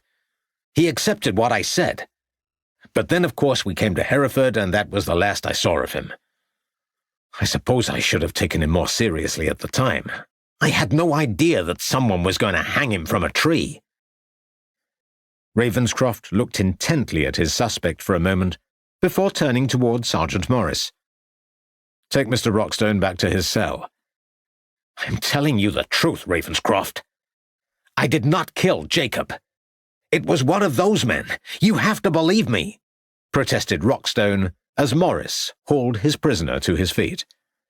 "I will speak with you later, Mr. Rockstone," said Ravenscroft, turning away. "What will happen to me?" asked Rockstone as he was led towards the door. "You will stand trial on multiple counts of breaking and entering, burglary, and deceiving the public." "So you believe me about Jacob?" pleaded Rockstone. Ravenscroft said nothing as Morris and Rockstone left the room. "You do believe him, sir?" asked Crabbe once the door had closed. "I think he was telling us the truth, but I cannot be absolutely sure. Our American is a very clever and astute character, I have no doubt. He could have invented this story about these powerful men who were interested in taking revenge on poor Jacob in an attempt to draw us away from what actually happened. If Rockstone's account is true, then it is very annoying that Jacob did not tell him who these men were. Damn it! Why is it that our lives do not become any easier? Who were these powerful men?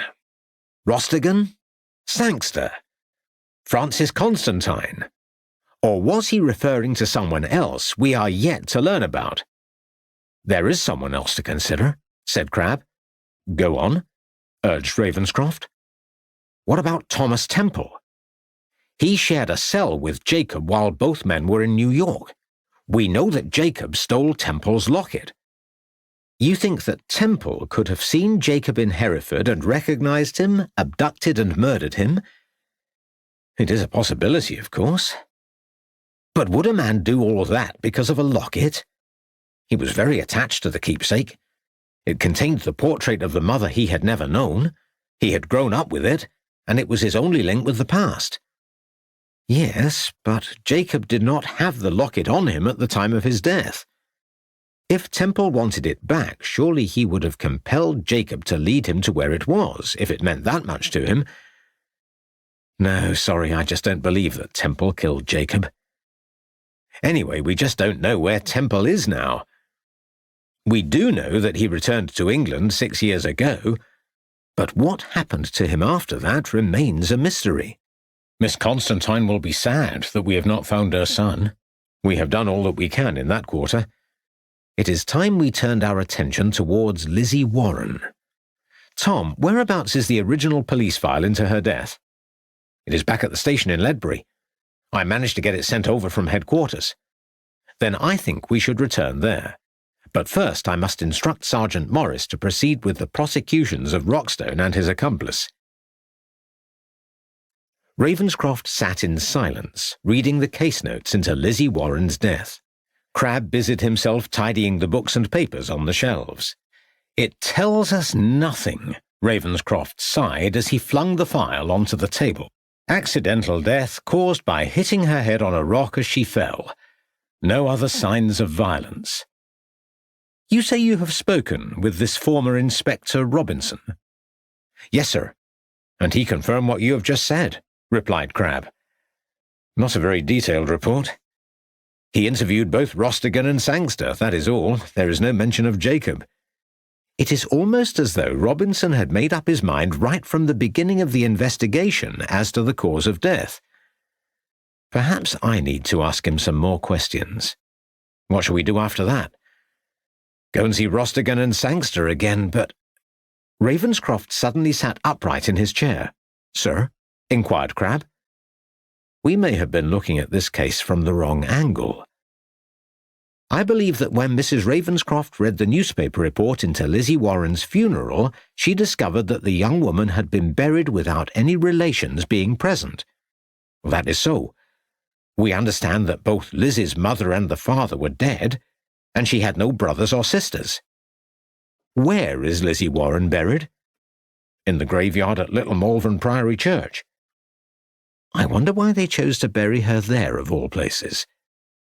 I would have thought she would have been interned at Parkway, where she worked, or at some other local church. Perhaps her parents were also buried at Little Malvern. You could be right.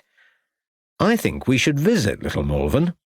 Sometimes churchyards can reveal secrets about the living as well as the dead.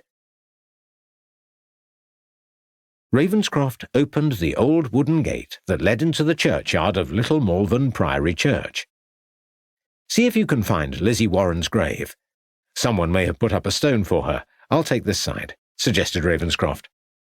The two detectives made their way amongst the rows of headstones, reading the inscriptions as they did so. Here we are, sir, called Crabbe after a few minutes had elapsed. What does the inscription say? Asked Ravenscroft, joining his companion. Nothing much.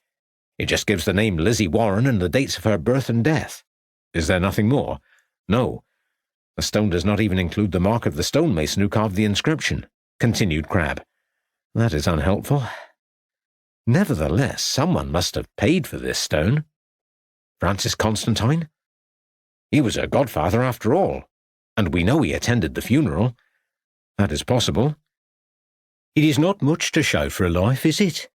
Ravenscroft and Crabbe quickly turned to see that the speaker was a young man dressed in clerical attire. Indeed not, added Ravenscroft. I take it that you are the vicar here at Little Malvern. Alas, no, I'm only the curate. Hugh Davis, answered the clergyman. Can I be of any assistance to you, gentlemen? I hope so, Mr. Davis. My name is Detective Inspector Ravenscroft, and this is my associate, Constable Crabbe. We have been investigating the death of the man found hanging on Hangmen Hill. Oh, yes, I remember reading about it in the local newspaper. It was a terrible business. He is buried over there, said the clergyman, pointing across the churchyard. Alas, there is no stone, only a simple wooden cross. Indeed, but what concerns us at the moment is the young woman here, Lizzie Warren. She also died on the hill some 10 years ago. I've heard of the event, but of course I was not at Malvern then. I've only been curate here for the past year or so. I thought I'd not seen you before, said Crabbe. This is only my second position since I joined the church 5 years ago. Oh? Where were you before you came here, Mr. Davis? Asked Ravenscroft. After being ordained, I was a curate in Dudley. You must find this quite a change, suggested Ravenscroft. Indeed. It is so much more peaceful here. I would not wish to be anywhere else, said the clergyman, giving a broad smile. I wonder if we might trouble you to look at the church records, asked Ravenscroft, returning to the matter in hand. Certainly, replied the young man. If you'd care to follow me inside, gentlemen, I'll be glad to show them to you. Ravenscroft and Crabbe followed the clergyman into the interior of the church. The parish registers are kept in this oak chest here, said the curate, pointing to the piece of furniture in the corner. I'll bring them over to you at the table. Ravenscroft and Crabbe waited as the chest was unlocked and the old volumes brought over to them. Perhaps we could start with the burial entry for Lizzie Warren, suggested Ravenscroft. The clergyman opened one of the volumes and turned over the pages. Yes, there we are. Name, occupation, address, and date of burial, said Ravenscroft, examining the entry. There is nothing unusual there. I believe that Lizzie Warren may also have been baptized here. Might we look at the records for 21 years before this date? The curate reached for another volume and again turned the pages. I think this may be what you are looking for, Inspector. Lizzie Warren, baptized 10th of September, daughter of Stephen Warren and his wife Mary, said Ravenscroft, reading the entry aloud. We believe that Lizzie had no brothers or sisters. We can go through the pages covering the years before and after that date, suggested the curate. Ravenscroft searched through the register. No, there are no further entries, so there would appear to be no siblings. I wonder if Lizzie's parents were also married here in this church. Lizzie was born in early 1860, so we would need to look for the years preceding that date. The clergyman placed a larger volume on the table and turned over the pages. Yes, here we are. Marriage of Stephen Warren and Mary— Goodness me, exclaimed Ravenscroft, pointing at the entry. See here, Tom. Do you see Mary Warren's maiden name? Yes, sir. That puts a new complexion on the case. It does indeed. Let us return to Lizzie Warren's grave. I would not be surprised if we discover some graves nearby of people with the same family name as this. Thank you, Mr. Davis. You have been most helpful. Ravenscroft and Crabbe quickly made their way out of the small church and returned to Lizzie Warren's grave. It is just as I thought, exclaimed Ravenscroft. See the name on this stone next to Lizzie's. It's the same family name on this one as well, sir, said Crabbe. We should have come here earlier. Lizzie was buried amongst her ancestors. How stupid we have been. I see it all now. Now we know not only who killed Jacob, but also why. It is time we paid a visit to our murderer. Chapter 15. Herefordshire. Inspector Ravenscroft alighted from the trap outside the small cottage at Eastner and walked up the garden path, closely followed by Crabbe. As they neared the door, it was opened by an elderly, grey-haired man. "Caleb Robinson," said Ravenscroft. "Ah, I thought ye would be back. May we come in, if ye must? I have to tell you that we know all about Lizzie Warren. Her mother was Mary Robinson, your sister, I believe. Lizzie Warren was your niece." "It took you a long time to work that out," muttered Caleb. "It was you who saw poor Jacob at the fair in Hereford, and who returned the following night with your accomplice. Together you captured Jacob, brought him out here to Hangmen Hill, and strung him up there on one of the trees. Then, when you were sure he was dead, you walked down to the inn to report that you had found the body on your walk in the hills. It was also very clever of you telling us that fanciful story of the horseman in the wood in the hope that it would throw us off the scent. Your big mistake was not searching the lining of Jacob's coat. Everything we have learned about this case came from one small box of pills he had on him," said Ravenscroft. "Jacob got what was coming to him. He killed our beautiful Lizzie that morning on the hill. She didn't deserve to die. She were an innocent young lass until she met that awful man. He violated her, and then he killed her. He escaped justice by running off to America. But I knew it was him when I saw him at the fair in Hereford that night. He deserved everything that was coming to him. I ain't sorry for what we did." "Lizzie Warren died as the result of an accident," said Crabbe. Accident? How do you know that? No. He killed her. And that's no mistake. You cannot take the law into your own hands, said Ravenscroft. The law, growled Robinson. The law did not help to bring justice for our Lizzie. Crabbe put the cuffs on him. I knew you would be back. I don't care what will happen to me now. I'm an old man. Jacob paid for what he did to our Lizzie. You will hang, just as poor Jacob did, said Ravenscroft. Perhaps the hangman will show a greater consideration towards you than you displayed towards Jacob. I also know who your accomplice was. We have him in custody now. He has told us everything. Robinson laughed. So you've got Alfred as well. He won't tell you anything. Ravenscroft looked at Crabbe. Alfred Robinson, the former police inspector at Malvern who carried out the investigation into Lizzie Warren's death. He is your brother, I believe. I wonder, was it you or Alfred who placed the rope around Jacob's neck? That's for you to find out, retorted Robinson. It was your brother who discovered that Lizzie had arranged to meet Jacob that morning on Hangmen Hill, but he made no mention in his report that Jacob might have been responsible for her death. That was because he knew that the police authorities had no evidence against him. But before you and Alfred could take the law into your own hands, Jacob left the country in a hurry and went to America. You knows it all. Clever, ain't you? Muttered the handcuffed man. Your brother was arrested 2 hours ago. He denied all knowledge of the murder of Jacob. However, you have just now confirmed his guilt. Both of you will stand trial for the murder of Jacob. Take him to the trap, Tom. They will both hang, of course, said Ravenscroft, as he and Lucy sat at the breakfast table the following morning. What a terrible thing to have done, remarked Lucy. That poor man, Jacob. Yes, and if it had not been for you, my dear, justice would never have been done. It was clever of you to go to the reading rooms in Malvern and look through past issues of the local newspaper to see if there had been any previous crimes committed on Hangmen Hill. It was the account of Lizzie Warren's death that provided us with the information we needed to solve this case. Tom and I had given all our attention to finding that scoundrel Rockstone. You should have been a detective. Are there any female detectives in the police force? Asked Lucy. I do not know of any. Perhaps I should put your name forward.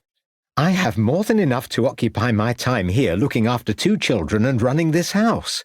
And a very good job you make of it as well. I suppose the ironic thing about this case was that one of the murderers was standing right by my side at the start of our inquiries when we found Jacob on Hangmen Hill. It was only when I finally read Alfred Robinson's report into the death of Lizzie Warren that my suspicions were aroused. There was hardly any detail in the policeman's report, and he seemed anxious to end his investigation as soon as possible. I just knew then that the answer might just lie in the churchyard in Little Malvern where Lizzie was buried. When we returned to look at her grave, we could see that there were other stones nearby belonging to members of the Robinson family. Well, I am pleased that the case has come to a satisfactory conclusion. But it has not for Maria Constantine. We have still not found her son, despite my travelling halfway round the world. You tried your hardest, Samuel. It must be some consolation to her that you were able to tell her about how her son was looked after by the Foundling Hospital, and how he secured that position at Mincing and Strickett in London, and then went to America, said Lucy. Where he ended up in prison, interjected Ravenscroft. Only for a short while, before he was taken on at Mace's. They must have thought highly of him. I wonder why he decided to leave New York. Mace's does sound rather splendid from the description you gave of it. And I do so like that silk shawl that you brought back for me. It was so kind of you. I'm pleased you like it, smiled Ravenscroft. He picked up his newspaper and resumed his reading. Samuel, I don't suppose you still have that locket, said Lucy, looking up again from her sewing. As a matter of fact, I do, replied Ravenscroft, reaching into his pocket. I have taken this locket halfway round the world with me. Now I suppose I must return it to Miss Constantine. May I have another look at it? I have not seen it since that night when you acquired it from Rockstone, and I should just like one further look at it before you give it back. Here you are, my dear. Ravenscroft passed the item to his wife. It is such a beautiful portrait, and so well executed. I can see the resemblance quite clearly. Although it was painted by that Frenchman some 30 years ago, you would still know that it was Maria Constantine if you saw her today. The nose and mouth and that look in the eyes, said Lucy, studying the miniature. Yes, I recognized the sitter as soon as I saw her. Excuse me, sir, the morning post has just arrived, said the maid, entering the room. Thank you, Susan.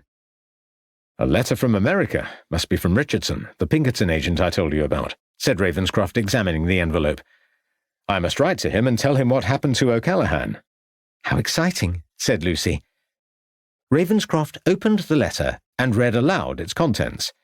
Ravenscroft, thought you might be interested in receiving the enclosed photograph. After your departure yesterday, I paid a visit to Mace's. My brother-in-law is the senior clerk there. He made another search through the archives, and we found this photograph. It shows the staff members of the China department posing for the camera. I asked around, and one or two of the people remembered your Thomas Temple. Apparently he is the second man in the back row. I hope this is of some assistance to you. Good luck. Bill Richardson. That is most fortunate, said Lucy. Where is the magnifying glass? Asked Ravenscroft, studying the enclosed photograph. I believe it is on the sideboard over there.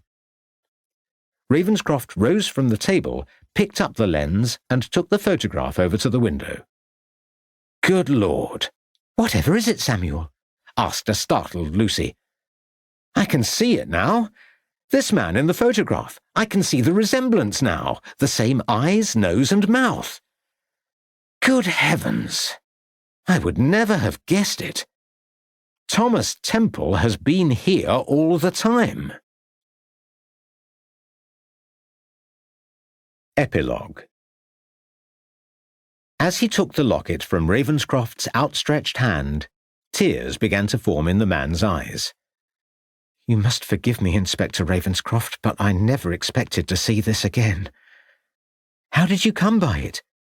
The dead man, Jacob Kelly, had it concealed amongst his private effects, replied Ravenscroft. I'm sorry, but you say Jacob is dead. He was the dead man found hanging from a tree on Hangmen Hill several weeks ago. Yes. I recall reading about the incident in the local paper, but the report did not name the victim. At that time, we had not been able to identify the body. I am pleased to say that his killers have now been apprehended. But why would anyone want to kill poor Jacob?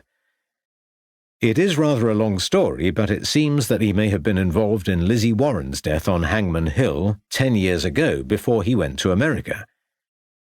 His killers evidently concluded that Jacob had murdered Lizzie, and when they saw that he had returned to Hereford, they took the law into their own hands. This lady in the locket, I always knew that she was my mother. I say that because when I was growing up at the Foundling Hospital in London, I always believed that I had been given away by someone who must have once cared a great deal for me, and as I was growing up I imagined this beautiful woman who one day would come back and claim me. Then when I left the hospital at the age of 15, they gave me the locket, saying that its owner had been a gentlewoman from Herefordshire. That was all they would say.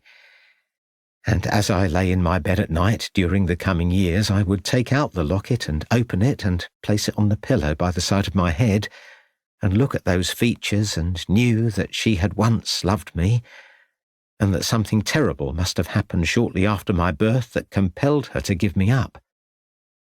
She was a single woman. The scandal would have destroyed both her and her family, said Ravenscroft quietly. I was employed as a junior clerk at Mincing and Strickett in London for 4 years, and then one day they learned that their agent in New York had been killed in some public house brawl, and they asked if I would like to take on the position, continued the other. As I was keen to see the world at this time, I readily accepted, but the position was not as I had imagined it. Their warehouse was situated in a not very attractive area of the city, and I was compelled to live out a lonely existence at Ma Scriven's lodging house in Manhattan.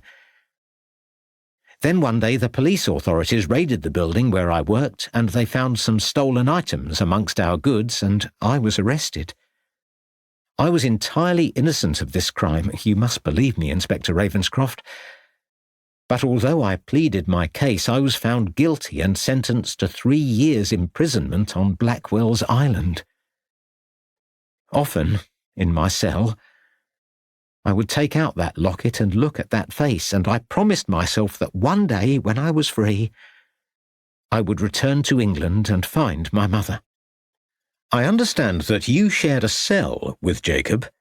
Did he ever tell you about why he had been forced to leave England? Asked Ravenscroft. No, he told me nothing of his past life. Jacob was in my cell for only a few weeks. Then he was released, and once he had gone, I made the terrible discovery that he had somehow appropriated the locket. Imagine my anguish, Inspector. The one possession that I valued above even my own life had been taken from me. I was distraught. But I still had the memories, and when I closed my eyes, I could still see her face, and that gave me the strength to go on. How did you gain employment at Macy's?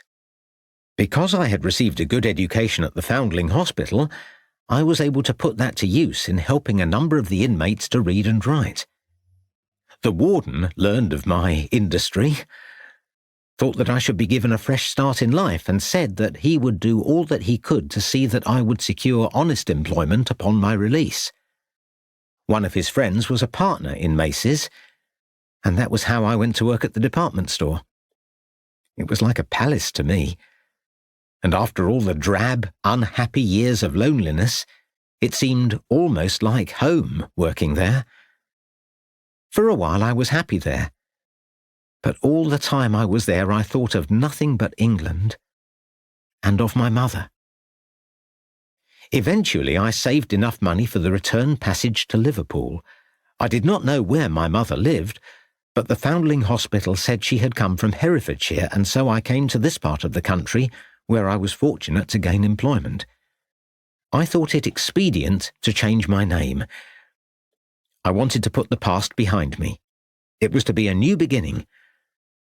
My work has brought me a great deal of satisfaction over the years, Inspector Ravenscroft, but I have always lived in the hope that one day I would see my mother again and that we would be united. I have to tell you that your mother has never forgotten you and, like you, has thought constantly that one day you will be together, said Ravenscroft, once the man had finished his account. And this is the house where she lives? He asked as the trap pulled up on the road outside the Versons. It is a fine building.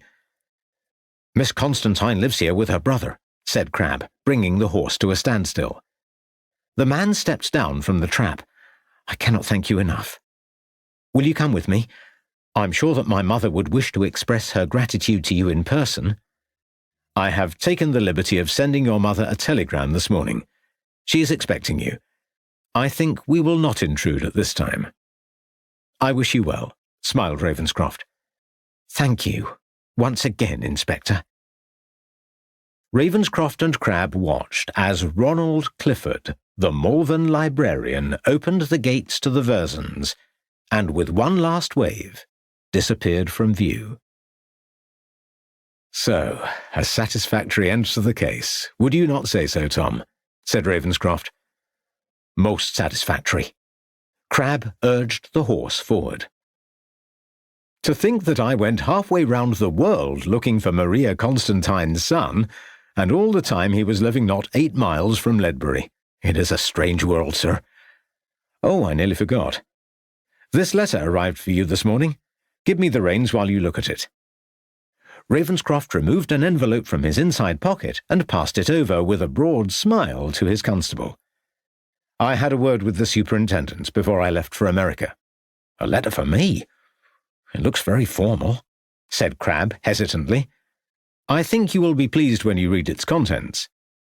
Crabbe tore open the envelope and read the lines before exclaiming, My word! I don't believe it, sir. I don't deserve this.